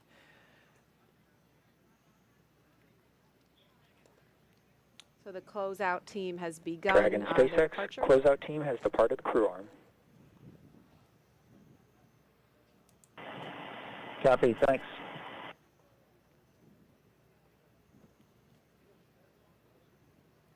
We just heard confirmation that the pad closeout team has departed the crew access arm. As I was saying, the milestone that will be coming up next is commencement of the launch escape system checks, and we're expecting that to begin any moment now. As I was saying, these are standard part of the launch countdown, critical to make sure that everything is in working order before we arm the launch escape system, which of course comes right before we step into propellant loading. And that launch escape system is what basically arms the Crew Dragon capsule to be able to propel itself off of the Falcon 9 rocket in the event of an emergency. And so that is a critical step that has to be taken before the arming of that system that happens just before fueling on the rocket begins at T-minus 35 minutes. Once again, seated in the seat that is closest to what we can actually see on the camera is Commander Shane Kimbrough. To his right is pilot Megan MacArthur. To her right is Thomas Pesquet. And then seated underneath the camera, so unfortunately we can't see him, is Aki Hoshide. This crew has certainly been having a good time while they're sitting in their seats. There's not a whole lot for them to do at this particular time. We see some smiles there on our commander, so it sounds like everything is fun inside the capsule. Tracy, you mentioned earlier that this crew is just at the epitome of working together and just having these amazing personalities, and I can only imagine what it might be like to be, of course, no flies in Crew Dragon. That's foreign object debris, that's fun, but to be a fly on the wall and kind of peek in on these interactions, it must be so fascinating. Yeah, if I had to guess, even though we can't see Aki, we know he's smiling, right? He's the one probably making them all laugh. Yeah. Yeah, these guys have worked together. We've all worked together well before being assigned to crew together, and these four have intertwined in a number of ways. As you know, Shane and Thomas flew in space together on their expedition. Aki credits Megan with teaching him how to Capcom, and this is how you Capcom, Aki. And he told me that he gave me credit for giving him the opportunity to first make a Quindar, which is the ping that you hear when you have keyed the mic in mission control to space to ground or air to ground, or in this case, Dragon to ground. And I'll take it. You know, whatever contribution I made to his fabulous career, I'm very honored. But yeah, this crew is top-notch people at heart, as well as technically sound and brilliant in all that they've done. So I can only imagine them being concentrated together in a capsule. There's just too much goodness. The rest of us probably just wouldn't be able to fit in there. So it's great. And there's a look outside at the launch pad, looking at the crew access arm extended out, still connected at this point to the Crew Dragon Endeavour. That will retract from the capsule as we get closer to launch, around the T-minus 42 minute mark. So again, we've just been standing by to listen to the launch escape system health checks. We expected to hear that about T-minus 1 hour and 30 minutes, but we haven't heard it just yet. Let's take a social question while we're standing by for that. All right, how come some launches take longer to get to the space station than others? Tracy, do you want to take that one? Sure. It mainly, again, has to do with our orbital mechanics and, you know, the station, the capsule, when it launches, is constantly chasing the space station. But it has a lot to do with phasing, we call it, but that's really just the distance you are to the space station and how far below it you are, and you're catching up to it. And we call it a profile, but it's basically the path that the capsule takes to get to the station. And each milestone of that is a engine firing that takes it closer to the station, either in altitude or in proximity. And how that's designed plays a big role in how long it takes to get there. Plus, engines performance and propellant and a number of factors can go into that make it anywhere from 2 days to 2 hours. And so it's quite a range of time to get there. And it just so happens that this flight, after it lifts off at 5:49 and 2 seconds this morning, we expect they will be docking to the International Space Station in less than 24 hours, a little after 5 a.m. Eastern Time, Saturday morning. I think we have time for another social question. What improvement over Crew-1 does this mission have in terms of Crew Dragon itself? Also, will rendezvous with ISS be quicker this time or take the 27 hours like previous missions? I think we just answered the last part of that question, but Kate, do you want to take the first part? For sure. Yeah, we've definitely made a number of upgrades to Crew Dragon. Like I said before, this is a refurbished Dragon. This is the first time that we are utilizing a flight-proven Dragon on a crew mission. We installed some components on the Super Draco system, which is actually, if needed, which of course, never something we expect to use, but the launch escape system, as we mentioned before, is an important safety feature. And the components that we added to that propulsion system, it gives us over a 10% improvement on performance for a pad abort scenario, which in that case doubles, and in this situation, doubling is a good thing. It actually doubles our envelope for the wind limits at launch time. So when there are so many things going into consideration for a launch, like downrange weather, which is why we waved off from yesterday, to launch weather here specifically at the site, it's a great improvement to be able to have twice as much capability there in that range. We've also improved some inside things. We've taken, of course, feedback from our astronauts that have flown on board already and have taken their feedback and made some more efficiency or operational improvements to things even as simple as where certain personal items need to be packed inside Crew Dragon for retrieval while on orbit. And I think we have time for one more social question. Are the Crew-2 astronauts going to do any experiments that are related to Artemis missions? Yes, absolutely. In fact, many of the experiments on station are directly related to Artemis. There's a live shot of the moon that we're looking at, by the way, and that is where we're going with the Artemis mission. We are set on putting the first woman and the first person of color on the moon as part of the Artemis mission. And the experiments that the astronauts do on the space station help us learn about how life in microgravity affects the human body. And of course, that helps us develop the technologies that we need to keep astronauts healthy for those longer deep space missions that are required to go to the moon and eventually onto Mars. And one in particular that Aki has mentioned is working on recycling water in space and also ways to counteract bone and muscle loss from extended time in space. I mean, those are just a couple of examples, but there are so many more. Also wanted to let folks know that we actually we have completed the launch escape system health checks. We didn't acknowledge them because they happened so far ahead of schedule. We were expecting them at T-minus 1 hour and 30 minutes. They, in fact, happened more than 30 minutes ago. So just want to let folks know that we did have those already happen and they were successful.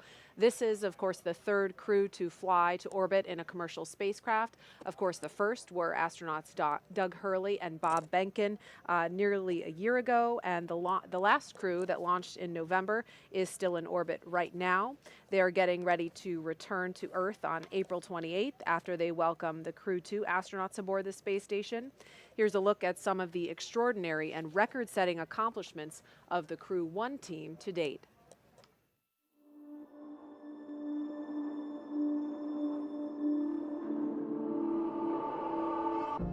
You know, it feels great to be a part of this transition from a test program, a demonstration program, to an operational program. After NASA certified Crew Dragon, Crew-1 is the first mission to the International Space Station. I feel very honored to be a part of this great mission. Dragon, SpaceX, go for launch. When we're sitting on the launch pad, I think what's going to be going through my mind is, I want to be in the moment. and enjoy the experience. There is just an electricity in the air as that countdown is happening. The engines light and liftoff occurs. 3, 2, 1. Ignition. Liftoff. Vehicles pitching downrange. Falcon 9 is supersonic. Stage separation confirmed. Dragon separation confirmed.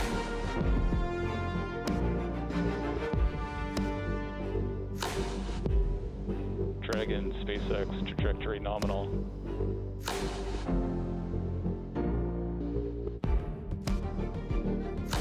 It's really hard to explain living and working in zero-G.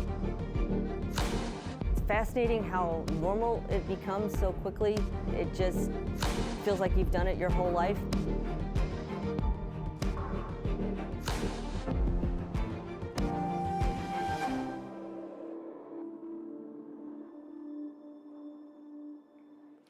We are on the cusp of the third crewed launch for the Commercial Crew program, signifying a regular cadence of human spaceflight launches from right here at Kennedy Space Center. Joining me now is Center Director Bob Cabana. Thank you so much for being here today with us. Absolutely, my pleasure, Jasmine. What an awesome morning. Right. We're up before the sun. Yep. Yeah, we are so glad to have you here. What's your reaction to this return to regular human spaceflight launches? All I can say is it's about time. It was so great last May when Bob and Doug launched for the first time in 9 years humans to space on a U.S. rocket from U.S. soil here at the Kennedy Space Center. Then to get Crew-1 up there last November. And now this is really cool because Megan's flying in the same capsule that Bob, her husband, went to space in last May. I mean, it's awesome to have this regular cadence again. Yeah, absolutely. We're thrilled to be here. We're thrilled to see, history being made. And in addition to the excitement from today's launch, we are also coming off our celebration of Earth Day. Can you talk to us about how we launch from Earth for Earth? What is Kennedy Space Center doing to benefit our home planet? Kennedy Space Center has an absolutely excellent environmental program. First off, our 144,000 acres here, it's a national wildlife refuge managed for us by the Fish and Wildlife Service. I've been out and seen the sea turtles. I've helped count eggs, look at eggs, see the nest. It's awesome. It is so cool. We just signed an agreement with Florida Power and Light. They have put in a 491-acre solar farm. It takes care of like 15,000 homes, the electricity that this solar farm generates. We want to be very ecologically friendly. One of the neat things that we're doing here at Kennedy Space Center, we're responsible for plants, growing plants in space, growing plants when we go to the moon, going to Mars, food for the astronauts. Real processed food loses nutrition over time. And there's a psychological benefit to having plants in space, too. So I think it's kind of cool to be able to take, part of planet Earth with us into space as we move on. But no, I'm really proud of our environmental program here at KSC. Right, absolutely. And you really understand the importance of taking pieces of home up to the space station. You have flown 4 times on shuttle. You understand probably more than most of us how our astronauts are feeling today. So have you spoken to them recently? How are they doing? The crew is doing outstanding. I talked to them the other night. They are ready to go. Everything's tracking well on the launch. I can't wait to see those guys blast off. I got to see them come out of crew quarters and get in their Teslas and drive out to the pad.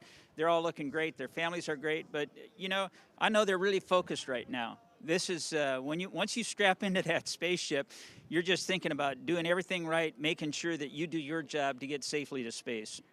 Right. No, and you have seen, how this spaceport has changed over time. You were recently recognized as the longest-serving center director, so congratulations on that. Can you talk to us about how it's evolved over time? Absolutely. The shuttle paid for everything at the Kennedy Space Center. And, of course, that program came to an end in July of 2011. We had about 15,000 contractors and civil servants working here at the end of the shuttle program. When Atlantis landed on a Thursday in July, on Friday, 2,000 contractors got pink slips and walked out the door. We went from a workforce of 15,000 down to 7,500. Then we took a look at, hey, what do we need to support the future? And the future was SLS and Orion, but it was also enabling commercial operations. And we got a lot of stuff off our books that we had no need for, that didn't support commercial operations or the SLS Orion Artemis program. And then what was left, we said, hey, how can we enable commercial operations with this? We went out for notices of availability on this extra facilities that we had. And look at us today. We've got Boeing and SpaceX. Boeing's building the CST-100 Starliner in a facility right over here. The Air Force X-37 orbital test vehicles operating out of these former shuttle facilities over here. We got SpaceX out on pad 39A, where we went to the moon and launched shuttles. A 20-year use agreement to utilize that pad, launching cargo and crews to the International Space Station, as well as their commercial missions. Space Florida is operating what used to be the shuttle landing facility now and commercializing it. We've got Exploration Park, a research and development park on NASA property outside the secure perimeter. Space Florida operates that. We got Blue Origin out there. We got more companies coming in. I mean, this is an exciting time for America's space program. Right. No, absolutely. You know, there's a bright future right here at Kennedy Space Center. Director Bob Cabana, thank you so much for being here with us today. Now we're going to take it back to Jesse and Hawthorne for a launch update. I have it in my script, if that helps. Thanks, Jasmine. We're just T-minus 1 hour and 14 minutes from launch, and we're getting pretty excited over here. Since arriving at the spacecraft, the crew were helped by our closeout engineers to get into their seats, attach their suits to special umbilicals that provide breathing air and a communication link to Dragon's systems. They conducted suit leak checks, which were successful, and communications checks with the core here in Hawthorne, which is the person who will speak to them directly throughout the mission, as well as the launch director in Florida. This is where they're checking their comm path through both ground stations and data tracking and data relay satellites that we'll use to talk to the crew the entire way to the station. And after those suit leak checks, the closeout team was able to seal the hatch, which also gets its own leak check. The closeout team has departed the pad, and weather operators will kick off their final check on wind speeds at the pad, which will be used during the final go, no-go for launch. Now, before we get to that final go, no-go, the various teams at both NASA and SpaceX will do an internal go poll, making sure conditions are right with the Falcon 9, the Dragon, the Crew, the range, and the space station before that final go is given. Let's check back in on Houston for a status on the team supporting the space station on their readiness for launch. Courtney. Thanks, Gary. The team here in Mission Control Houston remains go for launch. All systems on board the station that are required to be healthy for this mission are continuing to look good. Before the station team is go for launch, they must verify that key systems on board the station are functioning as expected. This includes life support systems like oxygen generation, carbon dioxide removal, and the water recycling system that allows us to reuse about 90% of the water we send to station. We're also ensuring that the computers that allow us to command the station's major subsystems, essentially the station's nervous system, are functioning normally.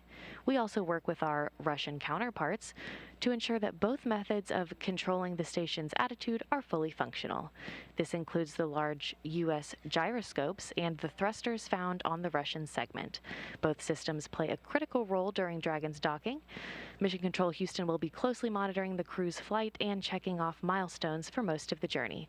Again, Flight Director Paul Kanya is now on console, leading flight controllers here in Houston for launch, and Flight Director Scott Stover will lead teams for docking tomorrow, expected to take place at 4:10 a.m. Central Time. The International Space Station team is ready for launch, so I'll send it back to Hawthorne. Gary? All right, thank you, Courtney. As we mentioned, the Crew-2 astronauts will spend about 6 months on the International Space Station. During this time, the Crew-1 astronauts will depart the station and return to Earth. They're set to undock from the station in the Crew Dragon Resilience on April 28th and splash down off the coast of Florida, where they'll be picked up at sea by one of SpaceX's recovery vessels. Next, SpaceX will launch Commercial Resupply Mission 22, or CRS-22, to the space station to deliver cargo and supplies to Crew-2 and the astronauts and cosmonauts aboard. It will automatically dock to IDA-3 at the Zenith port of the Harmony module. Before Crew-2 returns home, they will hand the baton to the next crew to arrive at the orbiting lab on Crew Dragon, the Crew-3 crew. That mission is targeted to launch this fall. It will carry Crew Dragon Commander Rajachari, pilot Tom Marshburn, whom are both of NASA, mission specialist Matthias Maurer of the European Space Agency, as well as a fourth crew member who will be added soon. The Crew-3 astronauts will also complete a 6-month mission as expedition crew members aboard the space station. They will be joined there by 3 additional crewmates who will launch on a Russian Soyuz spacecraft. This will mean that 7 people will be on the space station at one time, allowing NASA to effectively double the amount of science conducted in space. This will be Chari's first trip to space, but he has more than 2,500 hours of flight time as a test pilot. The U.S. Air Force colonel is also a member of NASA's Artemis team and is eligible for assignment to a future mission to the moon. Crew-3 will be Marshburn's 3rd visit to the space station and his 2nd long-duration mission. He flew on STS-127 and Expeditions 34 and 35. Marshburn is also a medical doctor who once served as a flight surgeon and medical operations lead for the space station. Like Chari, Maurer will be making his first trip to space with the Crew-3 mission. He has extensive experience in engineering and research, and he spent 16 consecutive days in an underwater laboratory as part of NASA's Extreme Environment mission operations. Now let's head back over to Marie at Kennedy Space Center. How's it going over there, Marie? Thanks, Gary. Things looking good here in Florida. If you are just now joining us, welcome to coverage for the mission known as Crew-2, NASA and SpaceX's 3rd flight with crew to the International Space Station. We are at T-minus 1 hour, 9 minutes and counting until liftoff. Myself and Kate Tice and Tracy Caldwell-Dyson here have all been vaccinated against COVID-19, and that's why you see us here sitting together without masks on. Liftoff is still holding for 5:49 and 2 seconds Eastern Time, and we're tracking no issues at the moment with Falcon 9 or Dragon. The range is green, and weather is looking good. Over the last 3 hours, our crew of Shane Kimbrough, Megan MacArthur, Thomas Pesquet, and Aki Hoshide donned their SpaceX suits in the historic crew quarters suit-up room. They walked out of the crew quarters building just as every astronaut to fly from this spaceport has done since Apollo 7. And then they were transported to the pad where they climbed inside the SpaceX Crew Dragon Endeavour, which we are watching live on your screen. Well, this is SpaceX's 3rd time flying astronauts in Crew Dragon. It will be the first time a European astronaut will fly aboard Dragon. If you remember back in November, we launched NASA astronauts Mike Hopkins, Victor Glover, Shannon Walker, and JAXA astronaut Soichi Noguchi to the International Space Station, and those 4 are nearing the end of their 6-month science mission. They are scheduled to return home to Earth just a few days after the Crew-2 astronauts arrive on station. Over the next hour, we will conduct a series of polls to get ready for launch, have the crew arm the launch escape system, and begin fueling Falcon 9. Launch is set for 5:49 a.m. Eastern Time. This will include a 12-minute flight to orbit and then a 23.5-hour flight to dock with the International Space Station tomorrow at approximately 5:10 a.m. Eastern Time.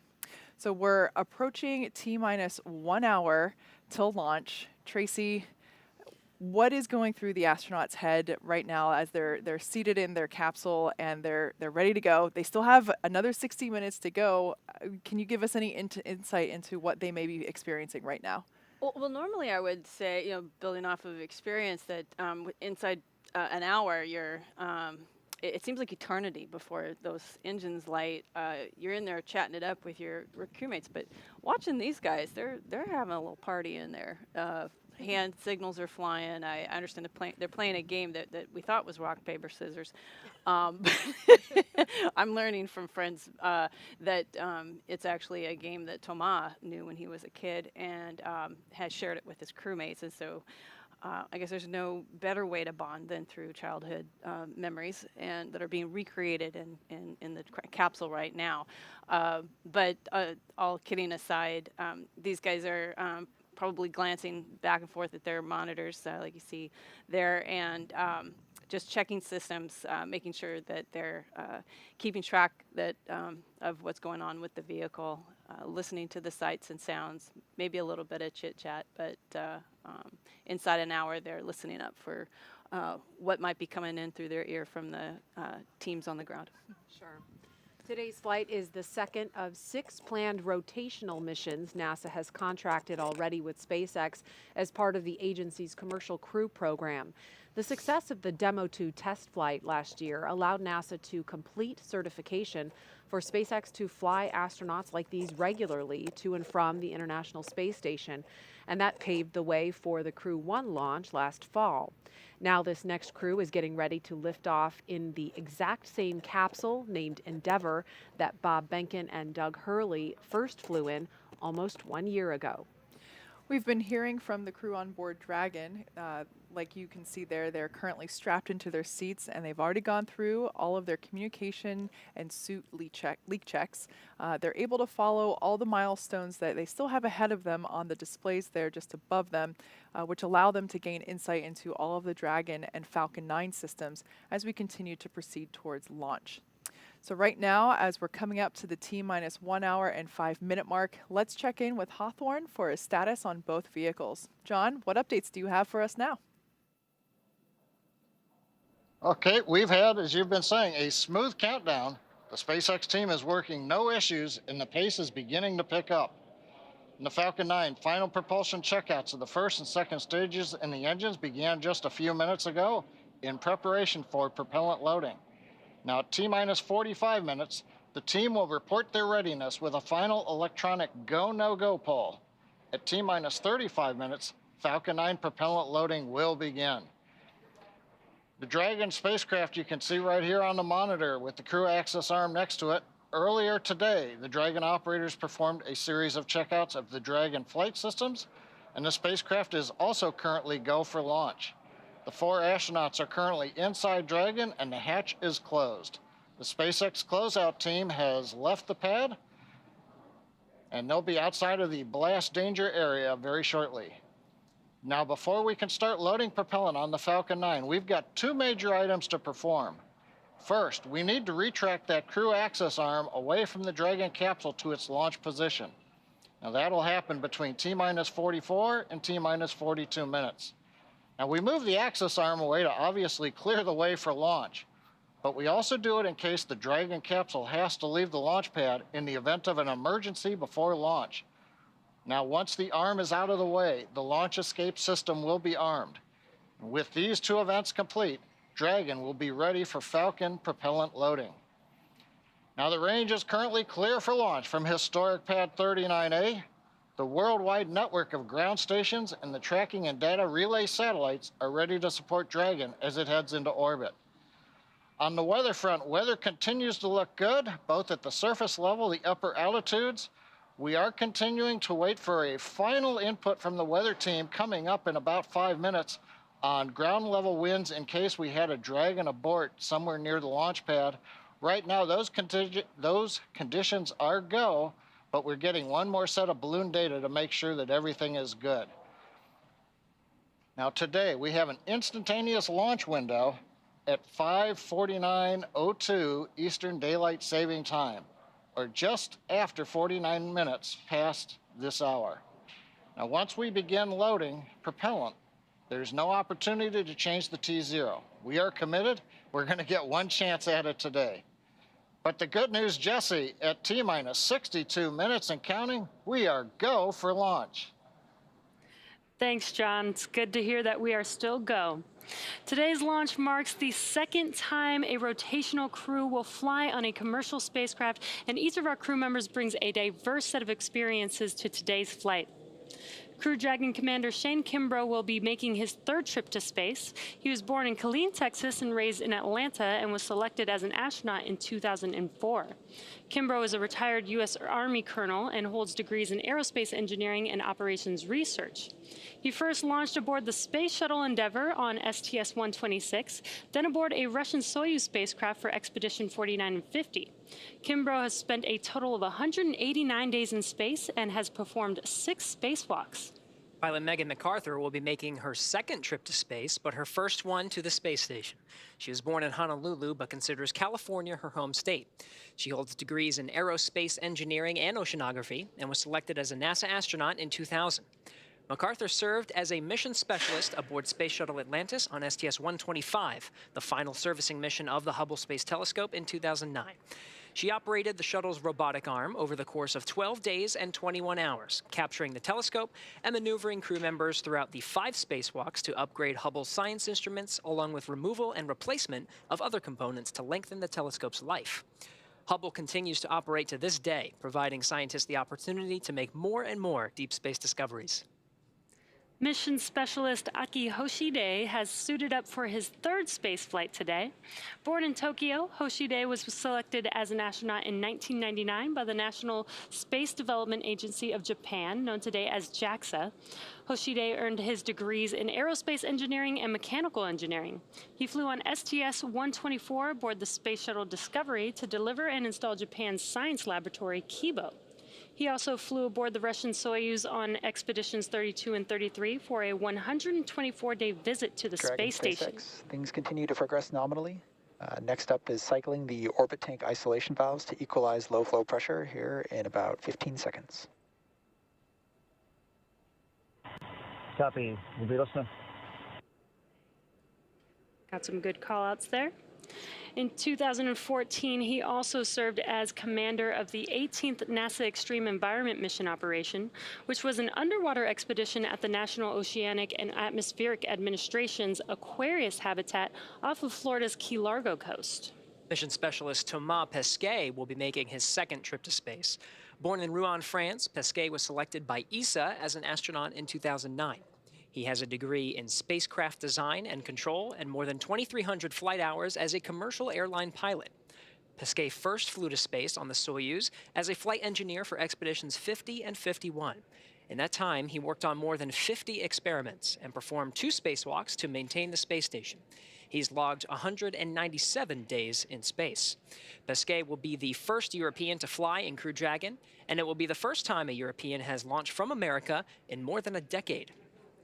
Each of these 4 crew members will join Expedition 65 once they arrive at the International Space Station, with Aki Hoshide taking over as commander of the station right before Crew 1 departs. All right, we're inside 59 minutes from launch. The day is a continuation of regular crew flights to space station from U.S. soil. This will be the 3rd Crew Dragon flight with crew and its 2nd long-duration mission to the International Space Station.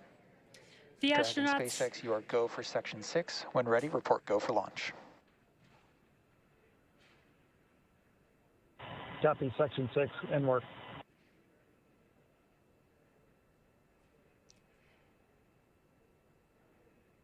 The astronauts are also flying on the Crew Dragon Endeavour, which is the same capsule that launched Bob Behnken and Doug Hurley last year. And today, Bob's wife, Megan, is the pilot on this flight, sitting in the same seat that he did. It's been an awesome countdown so far. Weather is still looking good, and the excitement is picking up as we get closer and closer to that T0. That's right, Jesse. We had a great countdown today, starting with suit up just over 3 hours ago. The SpaceX team helped the crew put on their suits and conduct initial checkouts before crew walkout. Crew walkout was where Shane Kimbrough... Go for launch. SpaceX copies. Go for launch. All right, the crew reporting go for launch real time. This just comes right after crew walkout, where Shane Kimbrough, Megan McArthur, Thomas Pesquet, and Aki Hoshide gave final goodbyes with friends and family gathered outside the operations and checkout building before they began that roughly 20-minute ride out to pad 39A. And though it was early morning before dawn, we did still get some awesome views of those Teslas heading down the NASA Causeway before the crew arrived at the pad. And once they arrived, they all took a brief moment to enjoy the view of the vehicle that they will be taking flight on. And then they headed up the fixed service structure to begin a process known as crew ingress. That is where the astronauts entered the vehicle, and the SpaceX team performed a series of checks to ensure the suits, seats, and vehicle interactions were all functioning properly. About 30 minutes ago, the team closed Dragon's hatch with crew safely inside. So now, in, let's see, less than 57 minutes to go until Dragon starts breathing fire, things will pick up as we get close to the go-no-go pole to arm the launch escape system and begin propellant loading. The crew poll for readiness was completed at T-minus 60 minutes, and we did hear those call-outs. And the Dragon poll for prop load will occur here in just about a minute at T-minus 55 minutes. After that will be T-minus 45 minutes will be the internal mission control Hawthorne poll, and then the launch director's poll for propellant loading. And when we get to about T-minus 40 minutes, the crew access arm will retract, and the crew will get the call to close their visors and arm the launch escape system. Now, this is the automated system in place that can fire the 8 Super Draco thrusters on Dragon to quickly separate the crew from the rocket, either on the pad or during the flight on the ride uphill. And then once we reach about T-minus 35 minutes, propellant loading for the Falcon 9 will begin. Throughout the countdown, we've been getting some pretty incredible views of the astronauts. You see there on the right, making their final preparations, as well as some close-up views of the suits. The teams have often described the suits as an extension of the Dragon spacecraft, almost a mini spacecraft inside of a spacecraft. So we're hearing that the SpaceX teams are go for launch, and we'll wait for that call for propellant loading.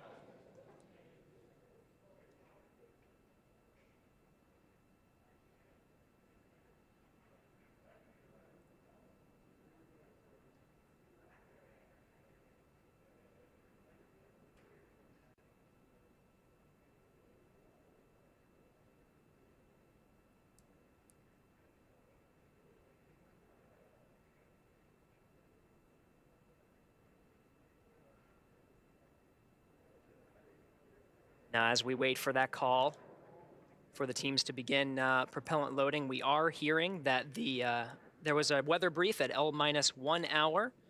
We're still looking go for today's launch. Pad escape winds are go. The weather up the ascent corridor is go. Everything tracking as we're inside now, 55 minutes to launch.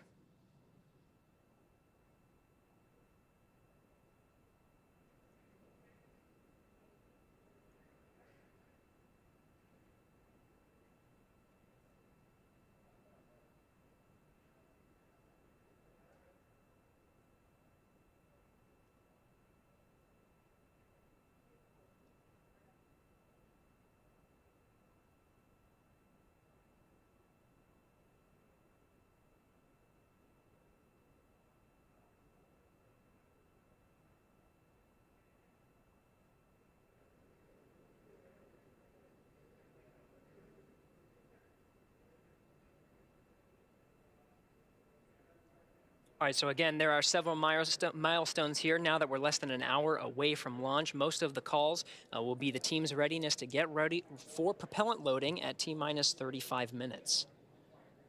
Once we reach that mark, propellant loading will begin. Some of the RP1 refined kerosene will start to fill the tanks of both the Stage 1 and Stage 2 elements of the Falcon 9 rocket. Stage 2 is smaller and expected to fill up just about 20 minutes prior to launch.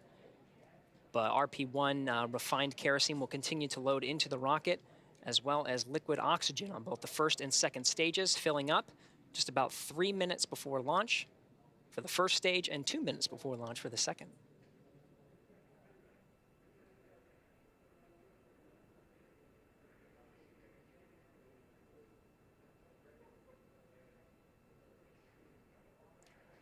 All right, and we are hearing that the Dragon teams did conduct that go poll electronically here in Mission Control Houston. The first checked and the first milestone to go for prop load is underway. There's going to be another poll coming up at T-minus 45 minutes with the launch teams, and then prop load is set to begin at T-minus 35. Until then, let's go over to Jasmine over at the Kennedy Space Center. Jasmine?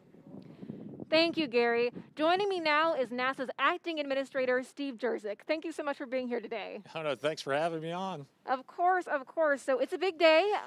The commercial crew program is in full force. Last summer, we launched Demo 2 and then Crew 1 in the fall, and we're gearing up to launch 4 more astronauts from American soil. How does that feel? It feels amazing. If you would have told me a year ago that we would get 3 crew flights launched in less than a year, I would have just been ecstatic, and I am ecstatic today for the third flight with SpaceX. It's a lot of firsts with this flight, including the first crew rotation. Having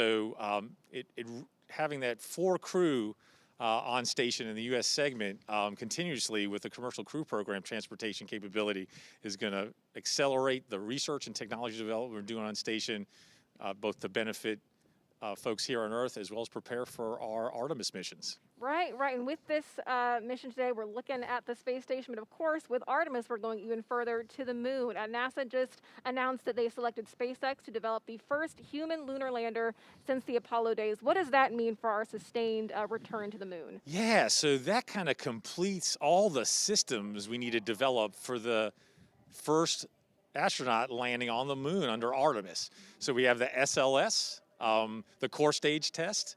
Was successful a month ago at Stennis, and so that core stage for SLS for Artemis 1 is on a barge and headed to Kennedy Space Center as you speak. It'll arrive here next week, and that'll mean all the components of SLS are here at Kennedy for integration for the Artemis 1 mission. Orion is ready to go for Artemis 1.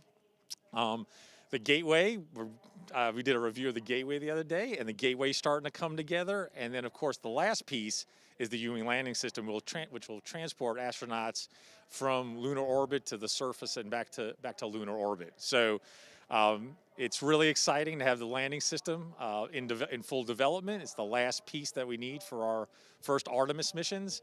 And later this year, hopefully, we'll conduct the first Artemis 1 mission, which will be an uncrewed test flight around the moon. Right, right. So that is exciting. You know, as we are looking at going to the moon, we're also looking at even further to Mars. We made history just this week with the first flight of Ingenuity.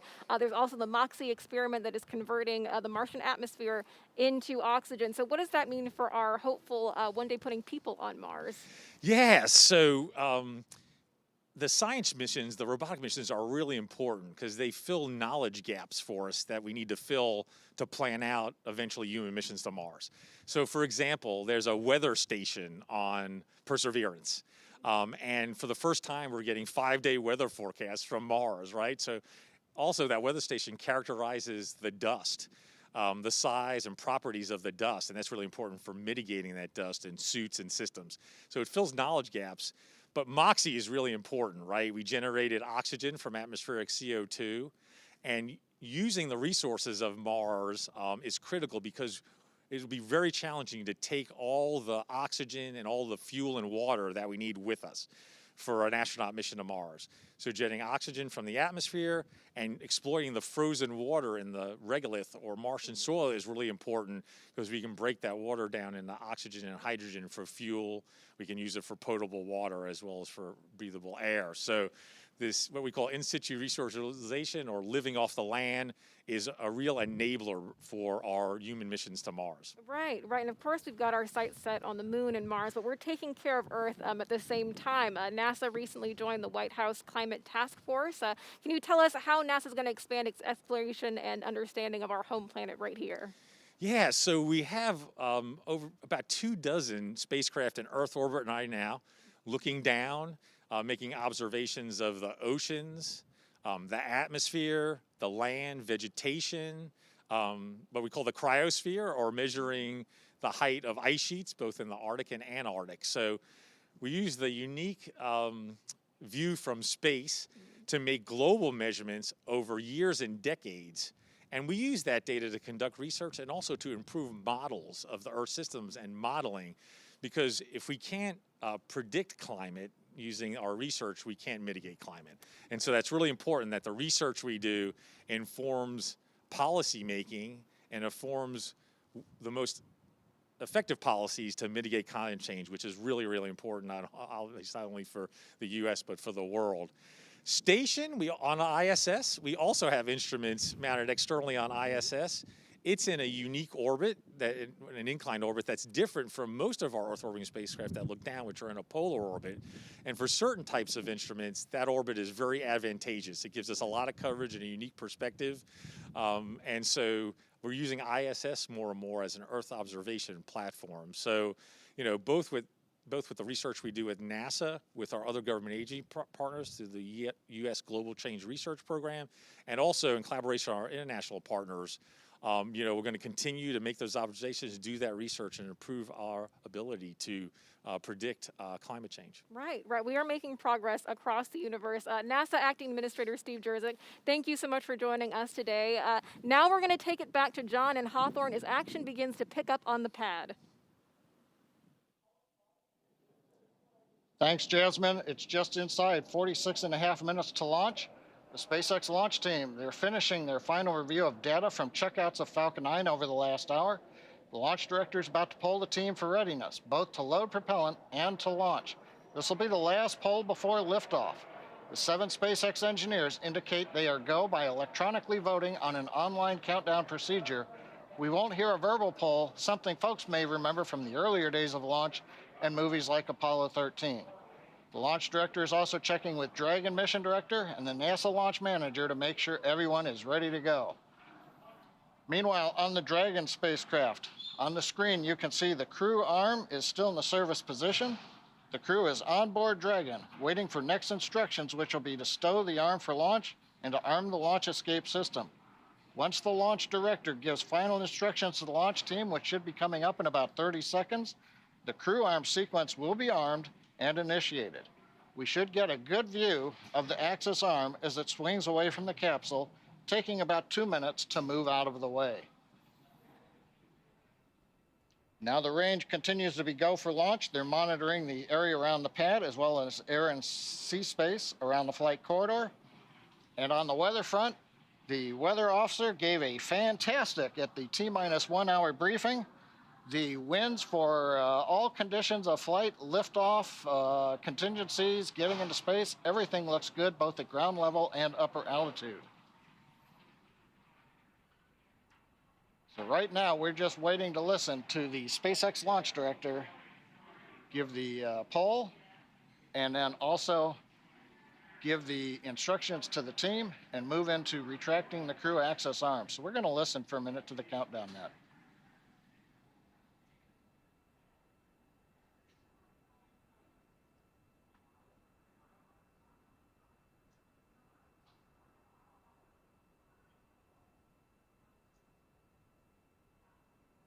Poll is complete and team is ready for propellant load and crew access arm retract.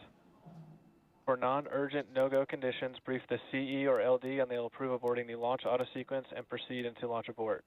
For urgent issues affecting the safety of the countdown, operators shall call hold on the countdown net. Launch control will abort the launch auto sequence immediately and proceed into the launch abort auto sequence. Operators advise launch director whether structural breakup or fire is imminent or occurring per Dragon manual escape flight rules. In the event of a fire alarm, key operators will man their post while the alarm is evaluated. In the event that personal safety is threatened, evacuate to the south-facing emergency exit, which leads directly outside. Launch control, you may proceed with arming the crew arm for movement.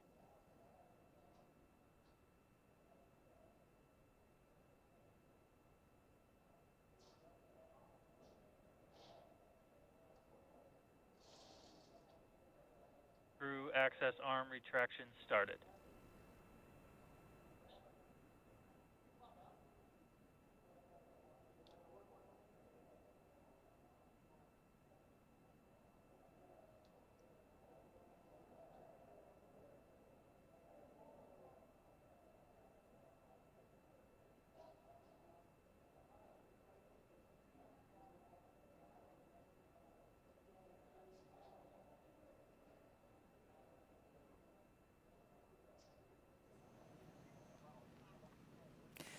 There you see a live view of the crew access arm retracting away from Crew Dragon in preparation for launch. The countdown clock continues to tick, and we're now at T-minus 42 minutes and 33 seconds. We're standing by for the completion of the crew access retraction. This is one of the last major visual milestones that we'll see in preparation for liftoff. Shortly thereafter, we should hear the call out that the launch escape system is armed, and from there, we'll hear that Falcon 9 prop load has started, which is one of my favorite milestones of the launch countdown. We just saw a beautiful shot from inside the White Room as the crew arm was moving away. There it is. The capsule, you can just barely see it in the corner now of that opening where that is where the side hatch was. where the astronauts ingress Dragon, and now you can see it continuing to swing away from the Falcon 9 rocket and Crew Dragon Endeavour in preparation for launch. That is a really cool angle.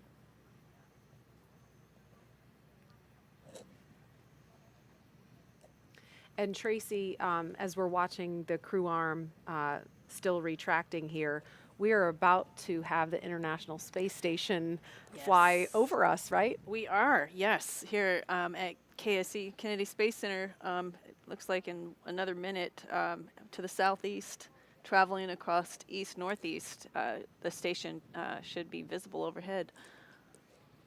Crew access arm retraction complete. Now we just heard confirmation that the crew access arm is done retracting. Up next, we'll expect to hear a call to arm the launch escape system.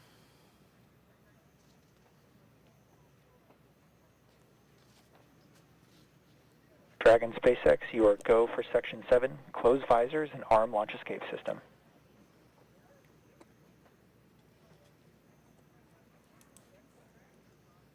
Copy.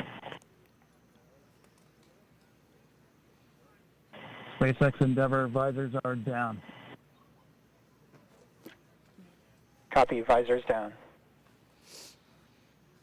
Okay, so the crew there reporting that they have closed and locked their visors in place in preparation for the launch escape system arming.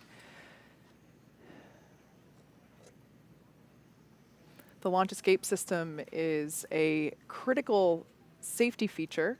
This is something that the shuttle did not have.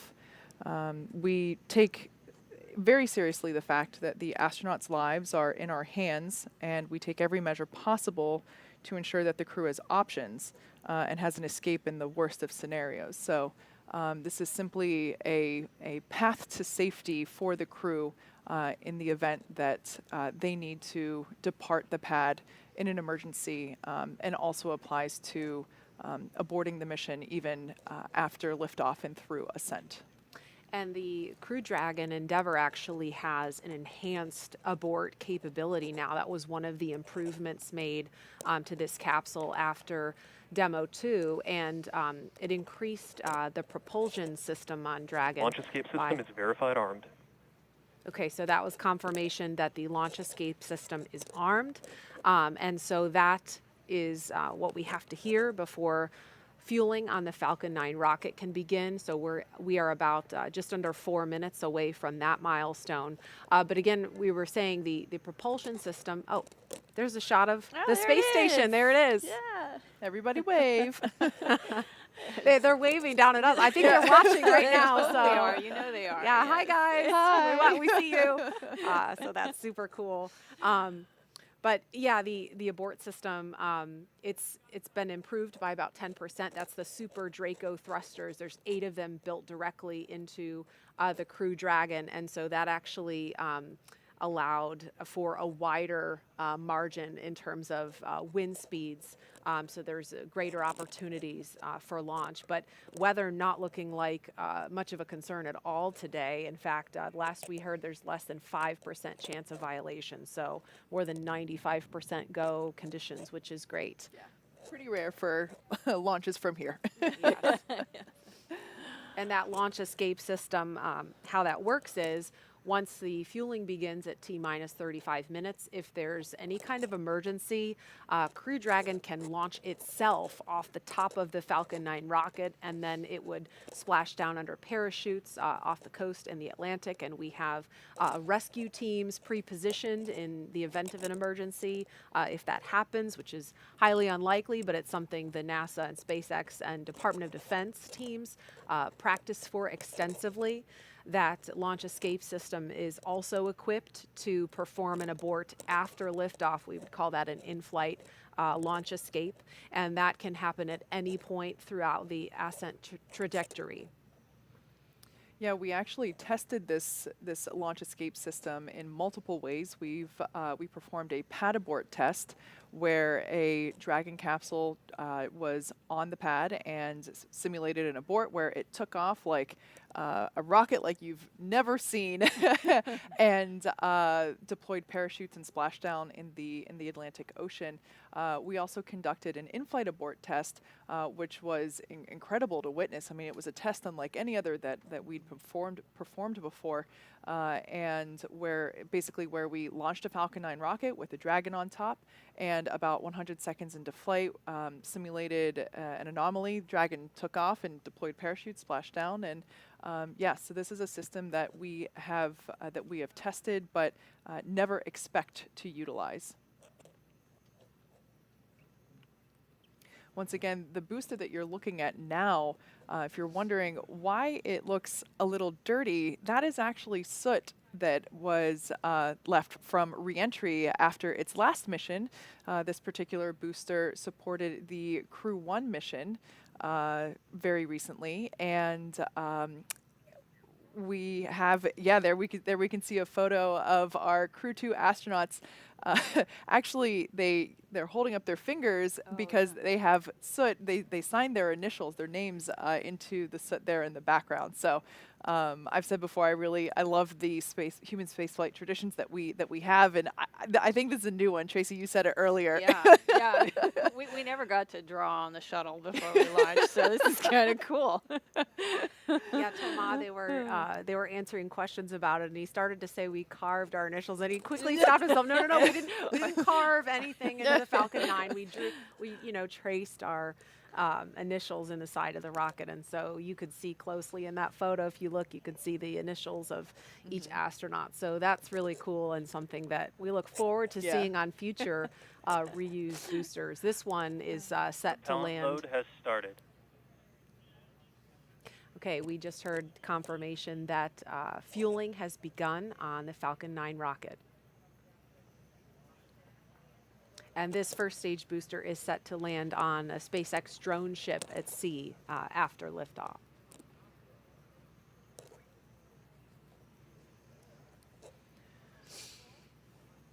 We are now at T-minus 34 minutes, 30 seconds and counting from Crew Dragon's third launch with astronauts and the first for 2021. Today begins the next 6-month rotation mission to the International Space Station. The launch escape system is armed, which happened just before fueling began at T-minus 35 minutes. The Dragon capsule was loaded with propellants about a week and a half ago, just a few miles down the road at what we call Dragon Land. And in order to fly, Dragon needs a fuel and an oxidizer. And Kate, I'll let you talk more about the fuel. Yeah, so for that fuel, we use monomethylhydrazine, or MMH, and nitrogen tetroxide, or NTO, for the oxidizer. Together, these two propellants feed the Draco engines that maneuver Dragon on orbit, as well as the 8 Super Draco engines that would power the launch escape system in an abort scenario. And again, now that the fueling is underway on Falcon 9, that means the 8 Super Draco engines built directly into Crew Dragon are ready, if needed, to launch the capsule off of the Falcon 9 rocket in an instant should there be any kind of emergency associated with the rocket or the launch pad. The NASA and SpaceX teams have trained extensively for exactly that type of contingency, along with the Department of Defense Detachment 3, who does a fantastic job in those training scenarios. Now over to SpaceX headquarters in Hawthorne for an operations update. John? Well, we are counting down those final minutes, and everything's still looking good for Falcon 9 and Dragon for an on-time launch just under 33 minutes from now. Falcon 9 did begin propellant loading just a couple of minutes ago. We heard it. Now, the first and second stages of Falcon 9 are each loaded with 2 liquid propellants. One is fuel. That's loaded into the tank at the bottom of each stage. The other is an oxidizer, and that goes, obviously, into the tank at the top of each stage. Now, the fuel that we use to power the Merlin engines is a refined kerosene called RP1. And the oxidizer loaded on each stage is densified liquid oxygen called LOX. Densified means that it is kept much colder than typical for launch vehicles, and it takes up less volumes. So this allows us to get more oxidizer loaded onto the first and second stages. Now to ignite the fuel and oxidizer in the Merlin rocket engine, we use an ignition fluid called T-tub. When T-tub comes in contact with oxygen, it burns, and it gives off a green-colored flame. Now once we've got the flame going, we add the kerosene fuel into the Merlin chamber, and the engine ramps up to full power. You might see the green flash just as the second stage engine ignites following stage separation. Now currently we've just begun. The first stage fuel tank is about right now a little under 10% full. The first stage is the bottom 2/3 of the vehicle you see on your screen. The white cylinder topped off by the black cylinder, that makes up the first stage. And then the top 1/3 underneath the Dragon capsule, that's our second stage. Now at this time, the second stage fuel tank is about 8% full. Now the fuel tank, if you were to zoom in, that's where the NASA meatball logo is positioned. And right above it, you can just make out the red NASA worm logo, and that's where the liquid oxygen tank is on the second stage. And there's a closer view. Now, in addition to loading the fuel, we're also loading oxygen, the liquid oxygen, onto the first stage.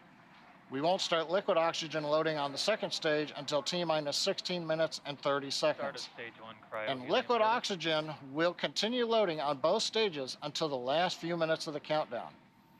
Helium loading into pressure vessels is also underway. We use that to pressurize the tanks in flight as the propellant is pulled out by the Merlin turbopumps. On board the Dragon spacecraft, you can see here in a close-up, the astronauts are monitoring systems while the propellant is loaded into the Falcon 9. The crew training in the simulator included playback of sounds that we've recorded in the Dragon capsule during recent flights. So they get an idea what all that hissing and popping and banging is from the vent valves and the pressurization systems. Now the range continues to report no problems. They are go to support launch. And the weather also looks good. I mentioned the T-minus 1 hour briefing. We called it fantastic. Currently, we don't have anything that we are tracking that could be a concern.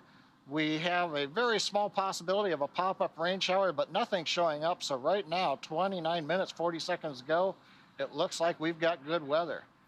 Now, as a reminder, today we have an instantaneous launch window. So at this point, if we hear a hold for any reason, we'll have to stand down and target our backup launch opportunity coming in 3 days. So right now, let's turn it back over to Jesse and Gary for an overview of events that are going to happen after the liftoff of Falcon 9. Great news, John. For Crew-2, the astronauts' flight to station will take about 23 hours, and their journey will be fairly similar to the trip Crew-1 made in November of last year. All right, as we wait T0 in just about 29 minutes, the ground operations teams are doing a series of systems checks to make sure both Dragon and Falcon 9 are ready for launch. You're looking at a live view of our teams at the Cape as they prepare for liftoff. As we wait for the launch clock to hit 0, we wanted to give you an overview of what the ascent portion of the mission will look like. Once we hit T0 and a successful launch occurs, we will watch Falcon 9 and Dragon lift off from historic launch pad 39A and make their ascent. At about 50 seconds into the flight, Falcon 9 engines will throttle up to help pass through the period of maximum dynamic pressure on the rocket, or what we typically refer to as max Q. It's worth noting that once we hit max Q, the vehicle will be going supersonic. Once we are through the period of maximum dynamic pressure, we can throttle up our 9 Merlin engines again. And from there, at about 2.5 minutes into flight, we have a series of 3 events that will happen in rapid succession.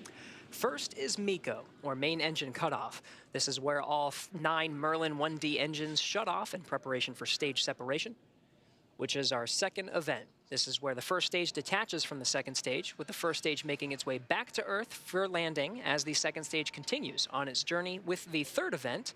SES-1, or second stage engine start number 1, is where the MVAC engine lights up and propels the second stage along with our Crew-2 astronauts to orbit. As Stage 2 heads towards its targeted drop-off orbit, Stage 1 will execute 2 burns in order to make its way back to Earth. The first is the entry burn, where 3 of the 9 M1D engines will reignite and then shut down. And this helps to slow the stage down in preparation for entry back into the upper parts of the Earth's atmosphere. While the first stage is heading back to Earth, the second stage will cut off its 1 Merlin engine that was ignited right after stage separation. Once this happens, we'll wait for confirmation of a good orbital insertion. About 90 seconds after Dragon gets into orbit, Falcon 9 will land back on Earth. The landing burn is just a single engine burn, powerful enough to bring the vehicle's speed down rapidly in order to land on the drone ship about 9.5 minutes into the mission. While Falcon 9 first stage is landing, Dragon is preparing to separate from the second stage. At about 3 minutes after the second stage gets into orbit, we should have a great view of Dragon with its 4-person crew drifting away from the second stage. Once Dragon is a short distance away, it will begin checking out its Draco maneuvering thrusters to make sure Dragon continues to increase separation distance from the second stage. It's worth noting that these are not the Super Draco engines that would be used during an abort scenario. About 40 seconds after separation, Dragon's nose cone deploy sequence will begin. It will take roughly 4 minutes for the nose cone hooks to unlatch and open, exposing its guidance navigation controls, or what we call GNC, that will help Dragon autonomously fly to the space station. And lastly, once the nose cone is deployed, the remaining Draco thrusters on the forward bulkhead will be checked. From there, over the next 23+ hours, Dragon will be in its rendezvous and approach phases, undergoing a number of phasing burns as it makes its way to station. All of that will be coming up soon. For now, let's check back in with Courtney in Mission Control Houston. Courtney. Thanks, Gary. The space station team here in Houston is focused, and the critical systems on the station continue to function normally. The teams have verified the command path from the ground through our constellation of communication satellites to the station. Everything is nominal, and the station will be ready to receive Dragon tomorrow. Once the crew arrives at the station, they'll join Expedition 65. While on board, their official designation will be flight engineers, except for JAXA's Aki Hoshide, who will take command of the space station from NASA's Shannon Walker just before Crew 1 comes home. He'll be the station commander until the fall, when he'll hand the reins to European Space Agency Thomas Pesquet for the final part of their mission. Flight Director Paul Kanya is on console now, leading flight controllers in Houston for launch, and Flight Director Scott Stover will lead teams for docking tomorrow. Just a reminder that a launch today will take about 23.5 hours to get to station, with a docking to the Node 2 forward port scheduled tomorrow at 4:10 a.m. Central. Once Dragon is docked to the station, the team here in Houston will assist Dragon and space station astronauts with leak checks, as they will work to open hatches on both Dragon and the inside of the station's pressurized mating adapter. We expect hatch open to take place approximately 2 hours after docking. That's it for us here in Mission Control Houston. I'll send it back over to the team in Florida. Marie?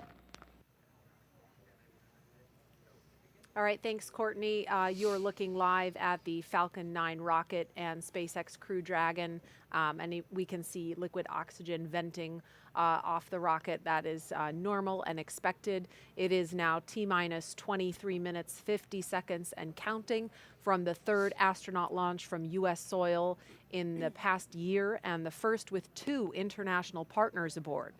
Commander Shane Kimbrough, pilot Megan MacArthur, and mission specialist Thomas Pesquet and Aki Hoshide are strapped into their seats inside the Crew Dragon Endeavour on top. There's an inside view. We can see them live as the Falcon 9 rocket fueling operation is well underway now. The launch escape system is armed, and that means the Crew Dragon is prepared to launch itself away from the Falcon 9 rocket in case of an emergency on the pad or after liftoff. So far, operations look and sound as expected, and we are counting down to liftoff at 5:49 Eastern Time. This mission is the continuation of rotational crew flights to the International Space Station from U.S. soil on private rockets and spacecraft. This wouldn't have been possible without the success of the NASA SpaceX Demo 2 test flight last year and the safe delivery of the Crew 1 astronauts to the space station last fall for a long-duration mission. Those Crew 1 astronauts are preparing to return to Earth shortly after Crew 2 arrives at station. And this will be the first time we'll see 2 Crew Dragons docked to the space station at the same time. Crew 1's Resilience and Crew 2's Endeavour, that's on the launch pad right now. With the arrival of the Crew 2 team, I believe that'll bring the head count on station to 11 people.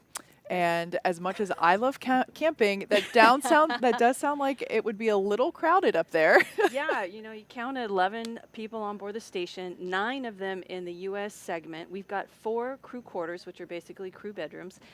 We've got both commanders of the Dragon sleeping in their vehicles. That leaves 3 people needing a place to sleep. That's Suichi, Shannon, and Victor. They'll be in the Gem, the Columbus, and the Airlock, respectively. So you could say it's quite a full house. They'll be camping out, rolling out their sleeping bags on rack fronts. So it'll be tight. What a great benefit to being commander. You have your own private suite with windows. And yeah, it's a nice place to be. Yeah, and that's honestly the window shots that we have been receiving from the crew have been one of my favorite things from the Crew-1 team up there, and even Bob and Doug whenever they were up there as well. Just the view outside of the Crew Dragon window. It's actually my phone background right now. And it's just incredible, and I love that we get to, that they share their perspective with us from above. Let's give you a quick recap of who the astronauts are sitting inside the capsule here. In the foreground, sitting closest to the front of your screen, is Commander Shane Kimbrough. He is commanding the Crew Dragon Endeavour today, and he is a native of Texas, making his 3rd trip to space. The retired U.S. Army colonel first launched aboard the Space Shuttle Endeavour on STS-126, then aboard a Russian Soyuz spacecraft for expeditions 49 and 50. Kimbrough has spent a total of 189 days in space and performed 6 spacewalks. Pilot Megan MacArthur will be making her 2nd trip to space, but her 1st to the space station. She was born in Honolulu. She was born in Honolulu, but considers California her home state. MacArthur served as a mission specialist aboard Space Shuttle Atlantis on STS-125, the final servicing mission of the Hubble Space Telescope. She operated the shuttle's robotic arm over the course of 12 days and 21 hours, capturing the telescope and maneuvering the crew members throughout 5 spacewalks to lengthen the telescope's life. And mission specialist Aki Hoshide is embarking on his 3rd spaceflight today.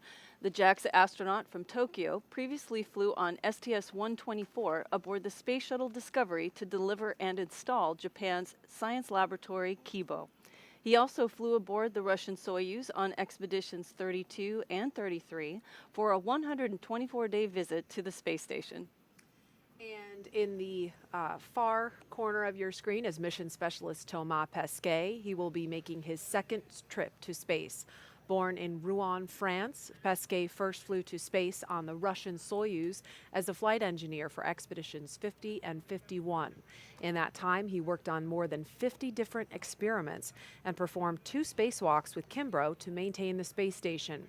He has logged 197 days in space.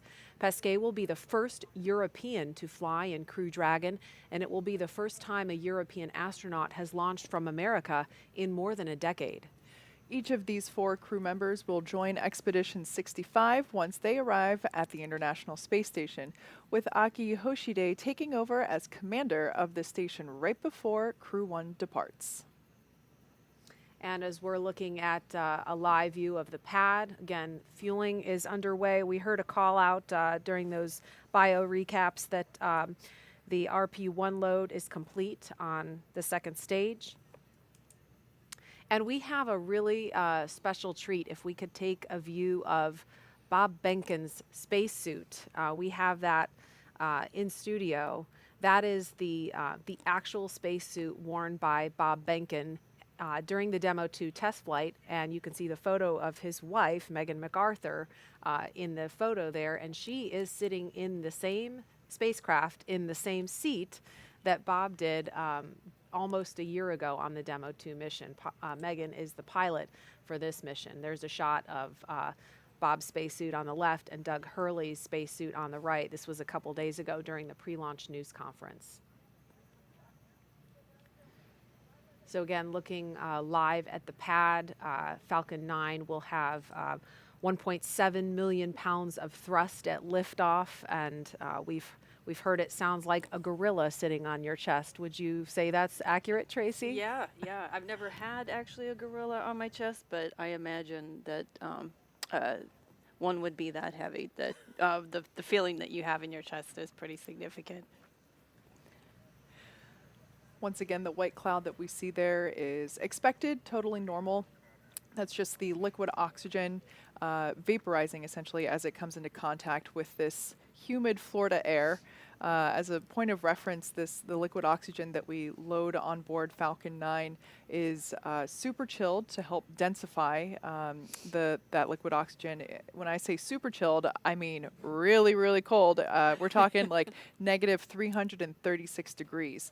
So, of course, whenever it comes into ambient air, it will turn into its gaseous state. Which LOX load has started. Okay, and there we just heard the call out that second stage LOX load has just begun. And so the mission teams that we've seen in control rooms from Kennedy Space Center to Houston to Hawthorne are all laser focused on keeping this crew safe from this point and all the way to the space station and back home in 6 months. We had a chance to ask about their mindset right now from a couple of their leaders.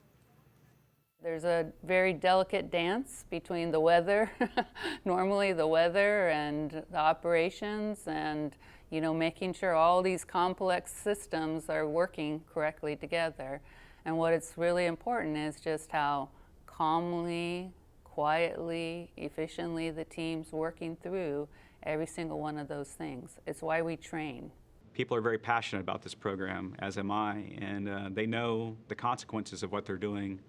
They know that the crew's lives depend on what they're doing. This human spaceflight endeavor requires diligence every day on the job, and I think our team knows that. I definitely feel like those crew members are in our hands, and we need to be there thinking straight, making sure we're making the right decisions so that we're getting that crew safely to the International Space Station. And that was Kathy Leaders and Steve Stitch, who have been in charge of the NASA team for much of the life of the Commercial Crew program and have worked very closely with the folks on the SpaceX side who have gotten to know these astronauts on a personal level and have taken such care in all of the checkouts and the paranoia reviews, as they're called, to make sure that they're constantly looking for problems to uncover, to make sure that every leaf, every stone is unturned to make this flight as safe as possible for the crew. Again, it is now T-minus 14 minutes, 15 seconds and counting. Liftoff will be about 1 hour before sunrise here on Florida's Space Coast, and if we're lucky, we may see a beautiful contrail at first light. At the time of launch at 5:49 and 2 seconds Eastern Time, the space station will be flying 258 miles over the Indian Ocean south of Sri Lanka. And now with T-minus 13 minutes, 50 seconds and counting, we want to focus on the pad as we proceed through the final stretch of the countdown. We will turn it over to Hawthorne to take us through launch at 5:49 this morning. John? We're inside T-minus 14 minutes. Everything is still looking good for launch of Falcon 9 and Dragon, 49 minutes and 2 seconds after the hour. Falcon 9 began propellant load at T-minus 35 minutes. Loading of the RP-1 fuel onto stage 2 is complete. Fuel loading is continuing on the first stage. We're over half full, and it'll finish at T-minus 6 minutes. The densified liquid oxygen loading is continuing on the first stage. And we began loading liquid oxygen onto the second stage a few minutes ago. The liquid oxygen loading will wrap up T-minus 3 minutes on the first stage, about T-minus 2 minutes on the second stage. Checkouts of the thrust vector controllers, what we call TVC wiggles, are coming up, along with throttle valve checkouts on the engines. That's where we move the engines a little bit, make sure the hydraulics are ready to go. Currently, the range is go, ready to support, working no issues. And we continue to have good weather, both at the launch pad at ground level, at the upper altitude winds, and downrange at the contingency landing sites. On the Dragon spacecraft, the Dragon mission director and team, they're reporting no issues. Their communication checkouts are complete. The crew access arm is retracted, as you see on your monitors, away from the vehicle. The launch escape system is armed. The crew is strapped in and ready to go. Final instructions to the crew will be coming at T-minus 10 minutes. They'll configure their displays for launch. That'll give them insight into how the launch is proceeding, and it provides constant updates on vehicle health. And for Dragon at T-minus 5 minutes, we'll hear it enter terminal count as they transition to internal power. Now we're going to hear continued callouts on the countdown net as we get close to T-minus 0 and to the liftoff. Now, Gary, we talked about the ascent sequence of events that are coming up here. You and Jesse went through that a little while ago, but we're also going to have abort modes. Can you explain a little bit about what the abort mode callouts are that we might hear? That's right, John. We're continuing to track that the Falcon 9 and Dragon are looking good for launch, but just in case anything were to happen, Dragon is fully prepared to initiate an abort and use those Super Draco engines to escape from a speeding Falcon 9. On the way uphill, you'll hear a series of letter and number combinations. Those will denote the stage that the rocket is on and the abort zone that we're on as well. On the first stage, you'll hear abort zones A and B. That will cover the Falcon 9's ascent up to about the northern border of North Carolina, about 7.5 to 8 miles in altitude. And the stage 2 will have stage 2A through E. Mostly it will be stage A, or stage 2A abort zone, but towards the end of the 6 minutes that stage 2 will be firing, you'll hear the numbers start going out from B to E, with E being an abort to orbit. All of these capabilities enabled on the Dragon spacecraft to make sure that the crew will be delivered safely into orbit. Inside 10 minutes and 30 seconds, we should be hearing some final status, maybe a good luck and Godspeed from some of the ground teams here, ensuring that the crew is ready to go, that Falcon 9, Dragon, and all the support teams are ready for launch.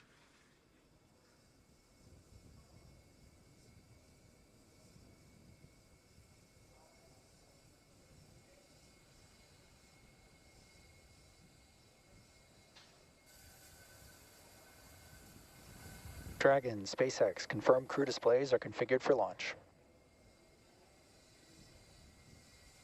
Displays are configured for launch. SpaceX copies. Shane, Megan, Aki, Tama. We're thrilled to have crew on board Endeavour once again, and truly honored to have you all at the helm. It's been a pleasure training alongside you ahead of this historic launch. We wish you a great mission, good luck, and enjoy the ride. Thank you, Chad, Christian, Frank, and all the teams who got our crew and vehicle ready for this mission. We want to say a special thank you to our families and friends. We're incredibly grateful for your support and sacrifice during our training and our upcoming flight. Our crew is flying astronauts from NASA, ESA, and JAXA, which hasn't happened in over 20 years. We're excited to represent our nations, agencies, and all of humanity. Off the Earth, for the Earth, Endeavour is ready to go.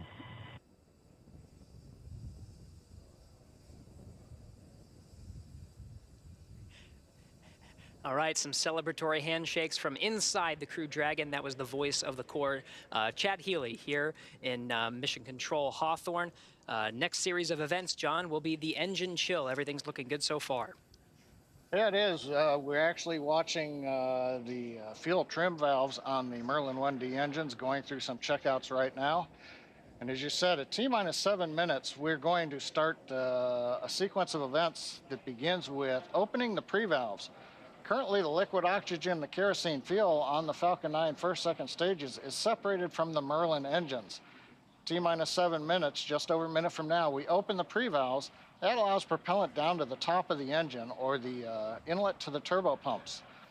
At the same time, we open up bleed valves on the turbo pumps, and that allows a little bit of that densified ultra-cold liquid oxygen to flow through the pump and to chill down the liquid oxygen pump. That way, when we get to T-minus 2 seconds and we spin the pumps up and everything comes to full power, we're not pulling very cold liquid oxygen through a warm pump. So as that cools it down right now, that'll get it ready for that ignition sequence in the last couple of seconds. We should hear that call out that the stage 1 engine chill has started. You'll also hear in flight, about a minute and a half, 2 minutes into flight, MVAC chill has begun. That's also a repeat sequence there, where we open the bleed valve and begin chilling that engine one more time before it lights after stage separation.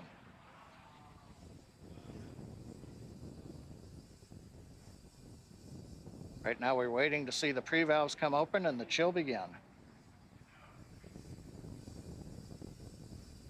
Stage 1 engine chill has started. Yep, and there's the call out. We've got indication pre-valves coming open on the engines, and we have begun to chill in the Merlin engines for flight. That's right, John. Now inside 6 minutes, 40 seconds. RP1 rocket-grade kerosene is completely filled in the second stage. We're anticipating about 30 more seconds for the first stage to be completely filled with that RP1 refined kerosene.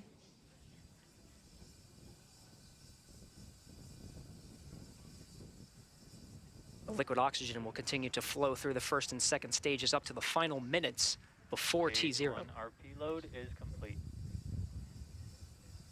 All right, confirmation. We have 100% fill of RP1 on both the first and second stages. 6 minutes to go until an instantaneous launch window today. The next milestone will be Dragon to transition to configure for terminal count. And this time, terminal count, the Dragon will be on internal power, no longer relying on the lines from the ground. And from there, the Falcon 9 propellant tanks will pressurize for strong back retract. That'll be another visual milestone. The clamps just below the Dragon's unpressurized trunk will open, and the strong back will tilt back just 2 degrees. Then right after liftoff, back to 45 degrees. Again, RP1 kerosene, both on the first and second stages. Liquid oxygen continues to flow through on the first and second stages. That very densified, very cold liquid oxygen. Dragon has transitioned to configure for terminal count. Falcon 9 propellant tanks are pressurizing for strong back retract. All right, John, good calls and right on time. Dragon is now on internal power. Okay, next major event coming up is going to be opening the clamp arms around the second stage in preparation for retracting the strong back away from the vehicle to get ready for liftoff. Strong back is retracting. We heard the call out, strong back is beginning to retract. We're into the automated sequence. We should see the clamp arms that are just visible there around the top of the second stage begin to open up. Once they are open, then the strong back will begin to move away from the Falcon 9.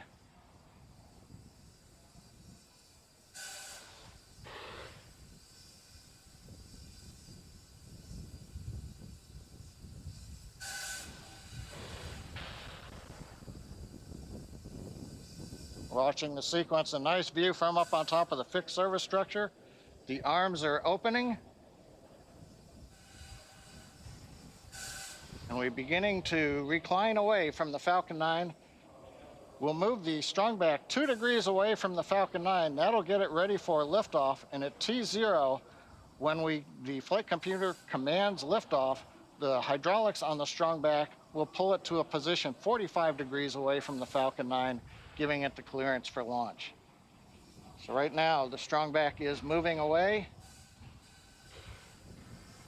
Everything proceeding nominally. It's great to hear, John. We're also anxiously awaiting the liquid oxygen complete on the first stage. Should hear that call very shortly.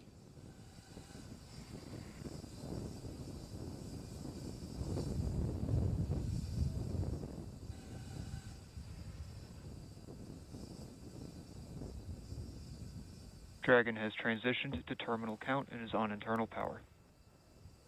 Stage 1 LOX load is complete.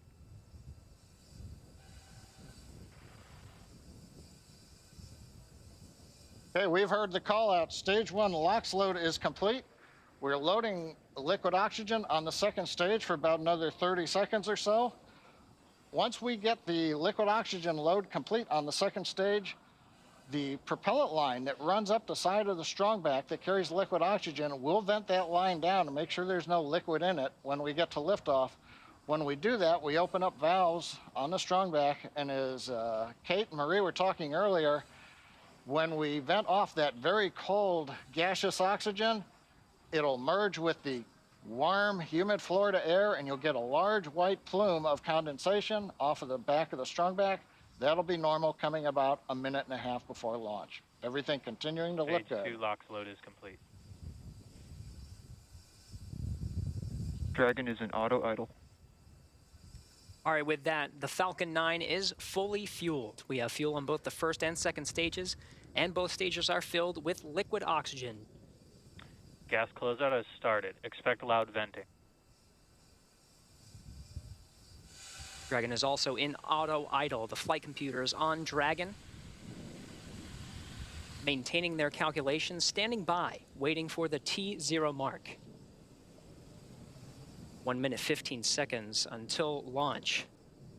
The 1 minute mark, Dragon will transition to countdown, and the flight termination system will arm the computers on Falcon 9. We'll be talking to the computers on Dragon and can issue an abort if necessary. FTS is armed. Falcon 9 is in startup and is now controlling. Dragon is in countdown. All right, 50 seconds to go. Everything is ready for an on-time launch today.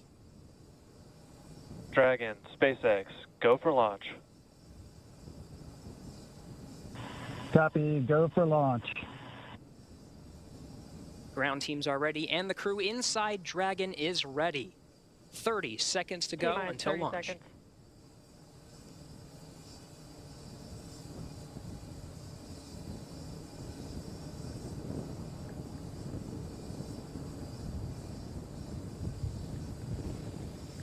T-minus 15 seconds. 10, 9, 8, 7, 6, 5, 4, 3, 2, 1, 0. Mission and liftoff. Godspeed, Endeavour and Crew-2. Copy, 1 Alpha. Endeavour launches once again. 4 astronauts from 3 countries on Crew-2, now making their way to the one and only International Space Station. The vehicle is pitching downrange. 9 Merlin engines on the first stage, providing 1.7 million pounds of thrust. Hearing good calls on first stage performance so far.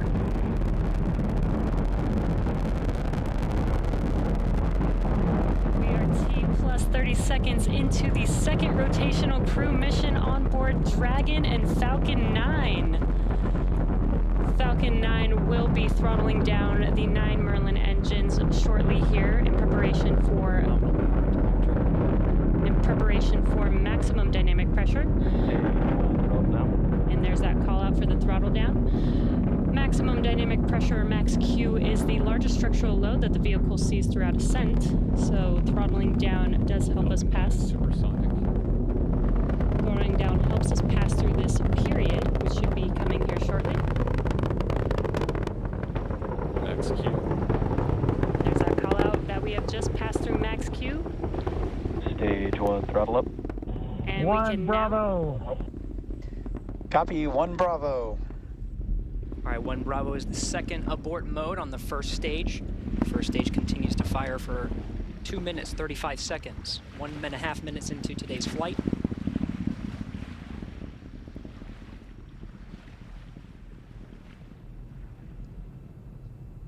Falcon 9 now traveling at more than 1,500 miles an hour.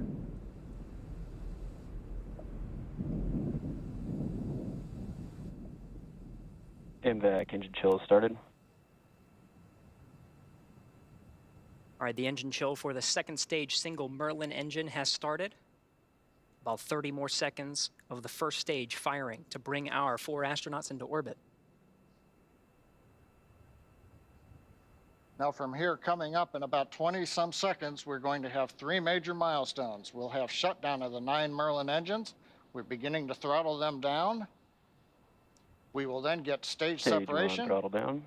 and then we will get ignition of the second stage engine to propel Dragon and the Falcon 9 second stage into orbit.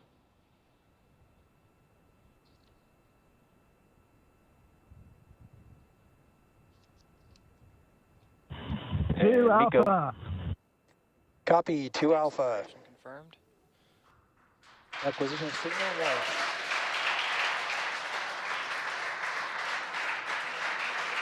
And ignition.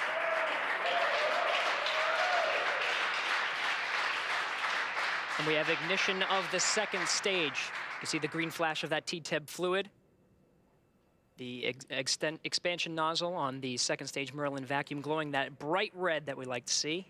Good performance on the second stage so far. And on the left side of your screen, we saw the exhaust of the second stage engine streaming past the first stage as the grid fins are coming out. We also briefly had a view of the lights of Central Florida in the background.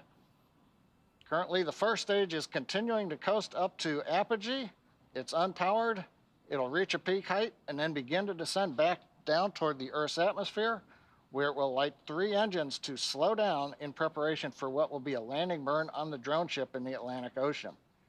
You can see the grid fins are deployed. Right now, the first stage Dragon, pulsing. SpaceX, trajectory nominal. We're pulsing the thrusters. Signal Bermuda. Copy, nominal trajectory. And we hear a call out from the crew, nominal trajectory. So we're beginning to move the first stage into position so it can do the entry burn.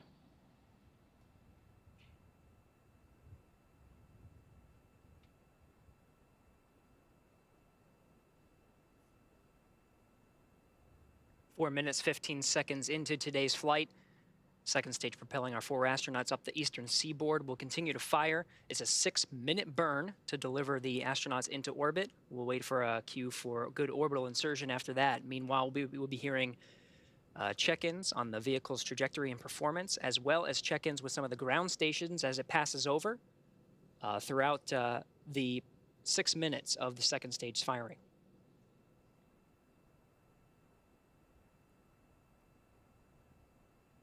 Dragon, SpaceX, trajectory nominal. Copy, nominal trajectory.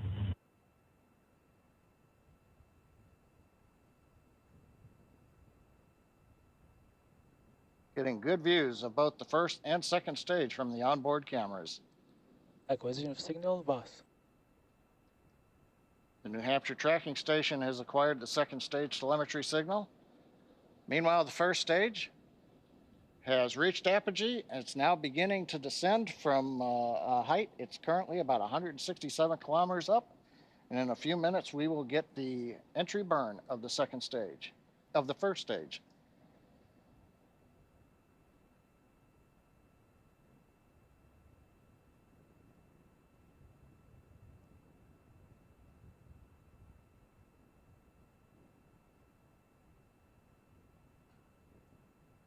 Dragon, SpaceX, trajectory nominal.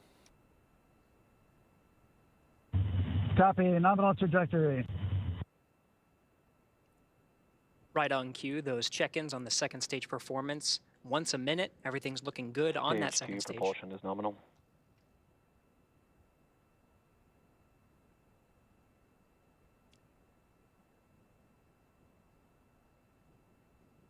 Stage 2 continues to climb.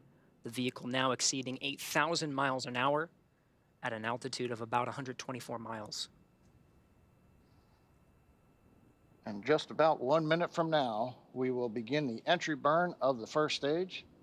That'll consist of lighting the center engine, and then shortly afterwards, 2 more engines for a 3-engine burn to slow down the first stage in preparation for entering the Earth's atmosphere.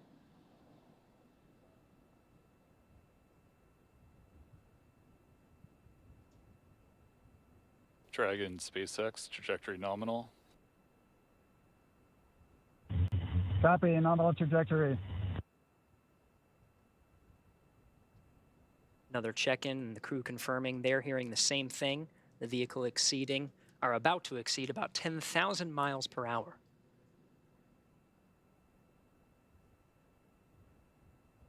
Meanwhile, first stage down at 90 kilometers, getting ready to relight 3 engines for the entry burn.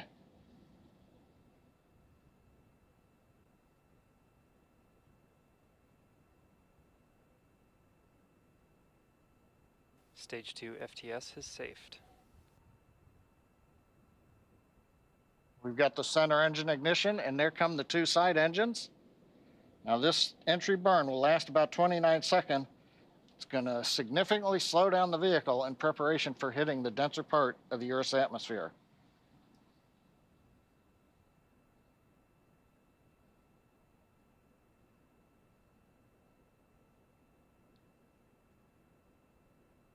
Entry burn complete. We're down below 35 kilometers, continuing to look good on the first stage, heading to the Atlantic Ocean for a landing on the drone ship. While second stage is less than a minute away from cutoff.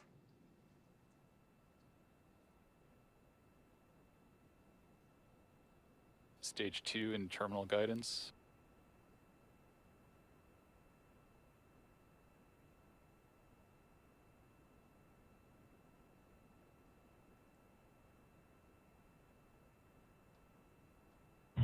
Shannon.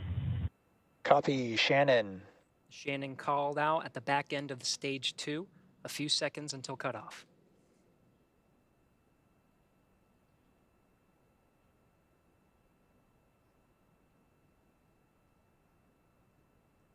MVAC shutdown.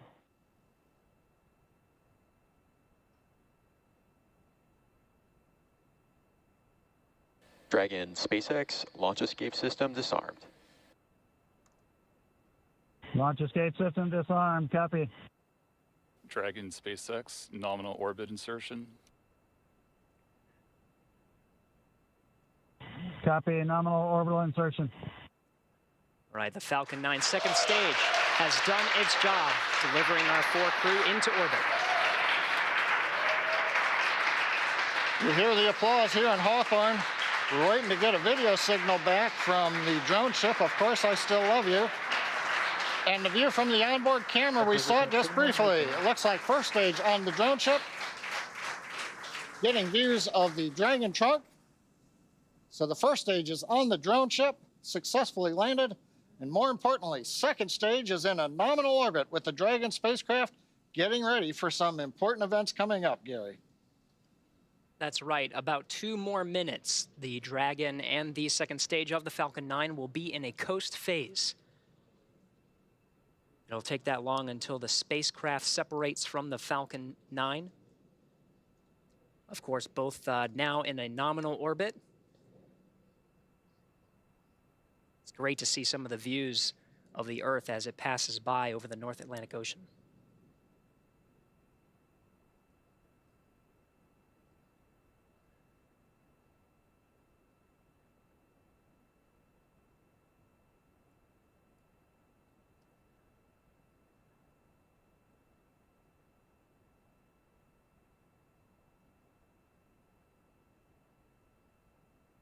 All right, we're getting shots of the crew in orbit. I'm looking for that 0G indicator. Can't seem to see it in this shot, but we have a minute to go until we have spacecraft separation. Dragon traveling at nearly 17,000 miles per hour at an altitude of 124 miles.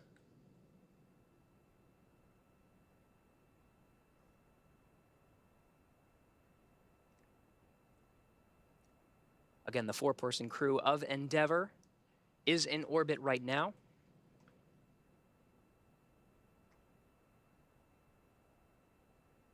Less than 30 seconds until we have spacecraft separation.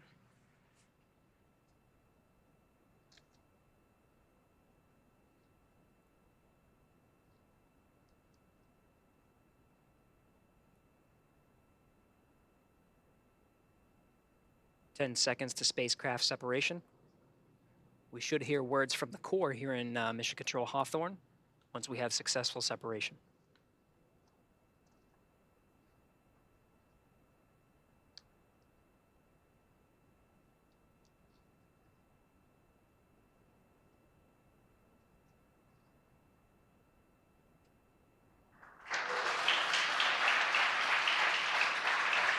Dragon separation control.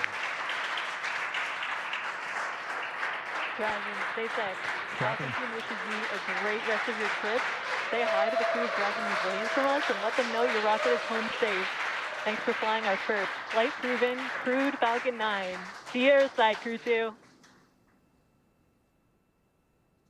Thank you very much. We're great. It's glad to be back in space for all of us, and we'll send our regards to Crew 1 when we get there. Thanks.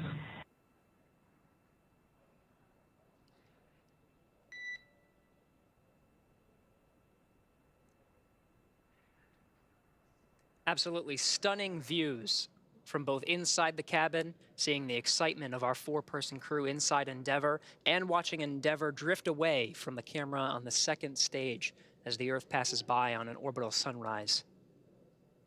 SpaceX Endeavour week.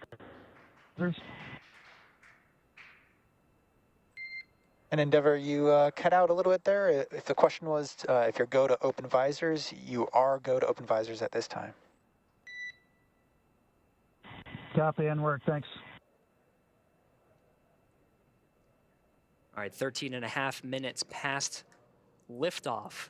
The crew is in orbit, traveling at nearly 17,000 miles an hour.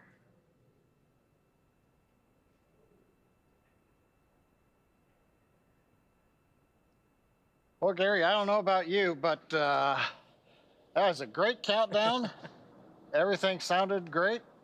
Right on time, actually a little ahead of time. Nominal dehumidifier activation and service section Draco checkouts. Got a good orbit out of Falcon 9, and first stage landed on the drone ship. And we're in the sunlight over the Atlantic Ocean with the Dragon spacecraft. All in all, a great day. I think everybody's jealous of the crew in orbit right now, John. These views, even just from the cameras, are absolutely stunning. It was great to see our crew members get into orbit. They already performed successful checkouts of the 12 service section Dracos around Dragon. The next milestone will be the deployment of the nose cone. That'll be about a 5-minute process, but that'll expose the forward bulkhead Dracos and prepare them for checkout. There's a phase burn. There's 5 major burns that are needed to get the Crew Dragon up to rendezvous at the International Space Station over the next 23 hours. And so that first phase burn is coming up real soon in about 35 minutes, actually less than 35 minutes.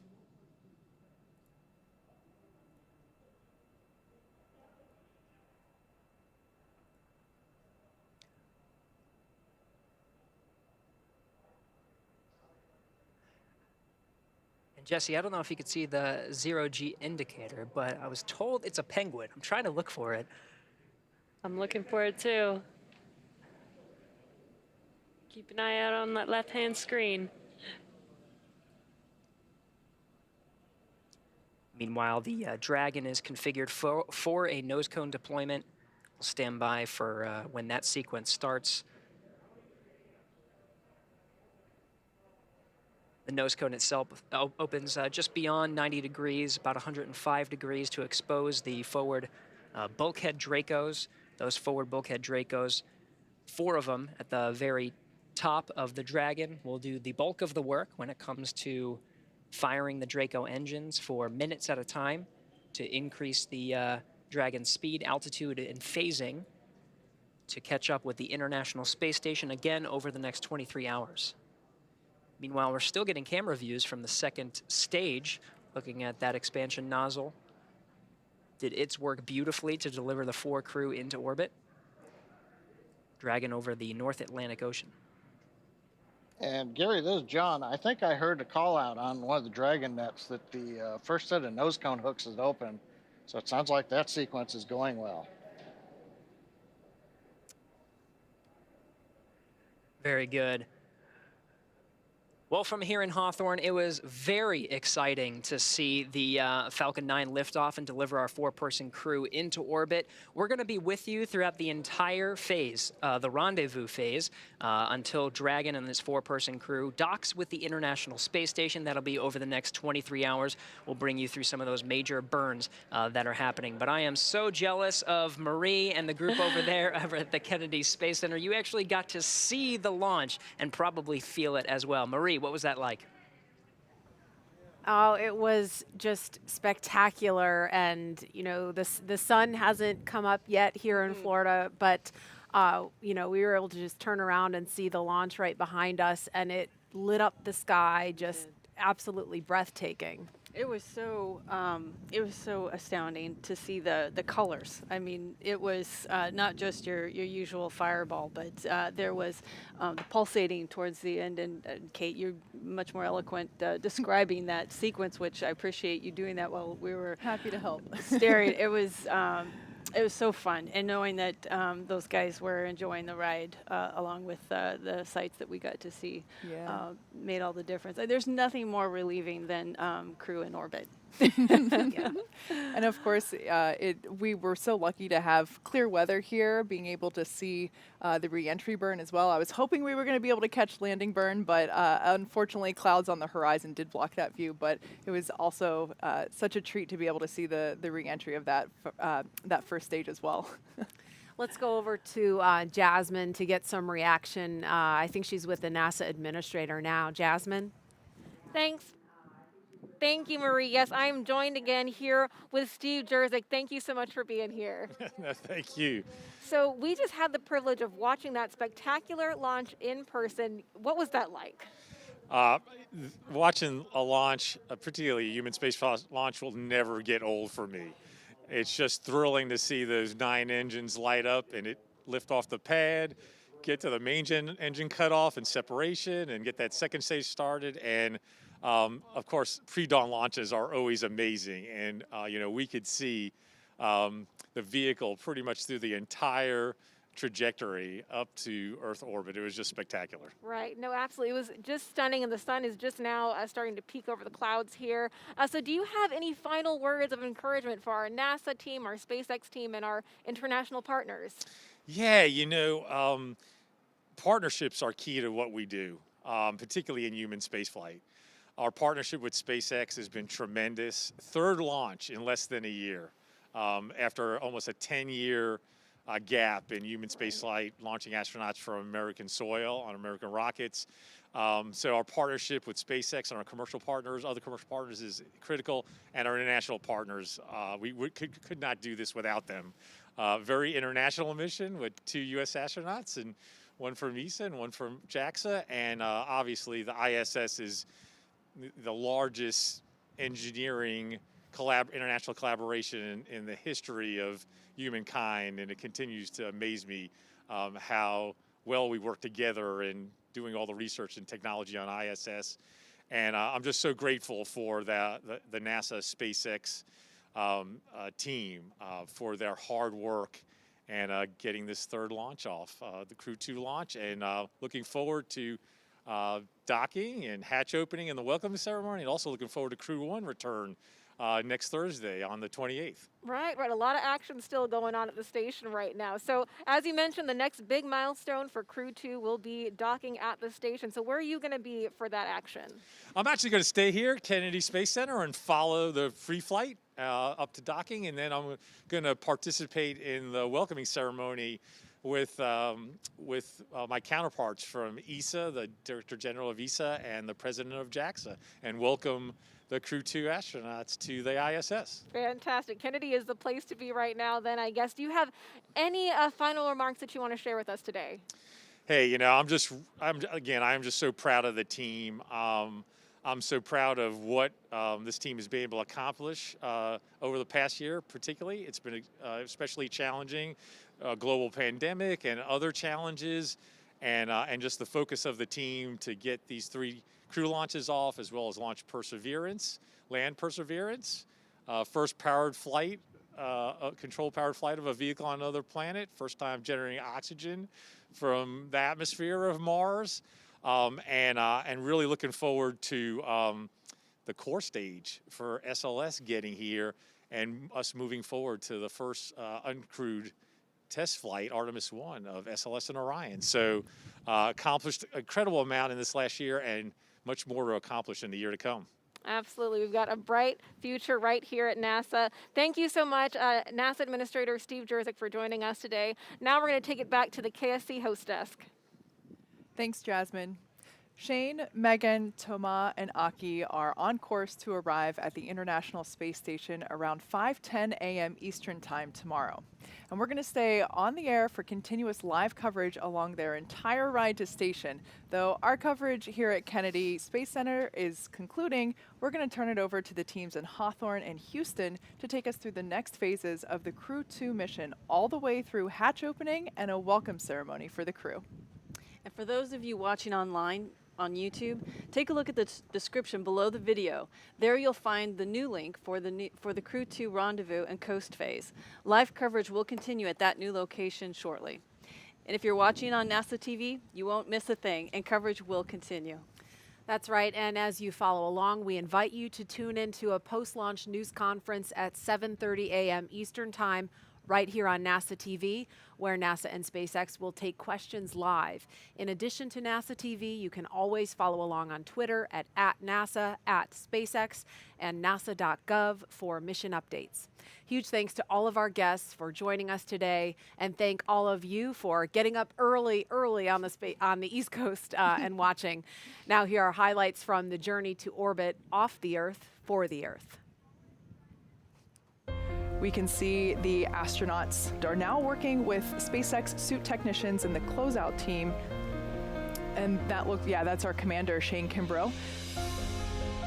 There's Megan MacArthur getting helped into her gloves in her spacesuit. And mission specialist Thomas Pesquet will be making his second trip to space. But that's Aki Hoshide having a laugh with some of the suit technicians. There's Shane Kimbrough, pilot Megan MacArthur in the front, Megan blowing kisses. Thomas and Aki ready for their ride to the space station. And here they come, the Crew-2 astronauts taking their first steps outside before their journey to space.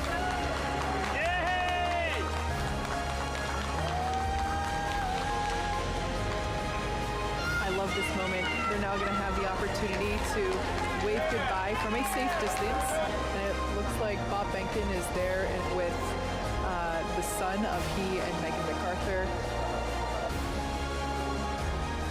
ONC departure on schedule. All right, so we just heard that announcement that the crew has departed the operations and checkout building on schedule. And we can see the astronauts inside the crew access arm. Commander Shane Kimbrough, here he is climbing inside Crew Dragon Endeavour. We call this process ingress. We now see suit technicians will help the crew members get buckled in. As you can see, the side hatch has just been closed. 5, 4, 3, 2, 1, 0. Mission and liftoff. Godspeed, Endeavour and Crew-2. Copy, 1 Alpha. Endeavour launches once again. 4 astronauts from 3 countries on Crew-2, now making their way to the one and only International Space Station. The vehicle is pitching downrange. 9 Merlin engines on the first stage providing 1.7 billion pounds of thrust. Hearing good calls on first stage performance so far.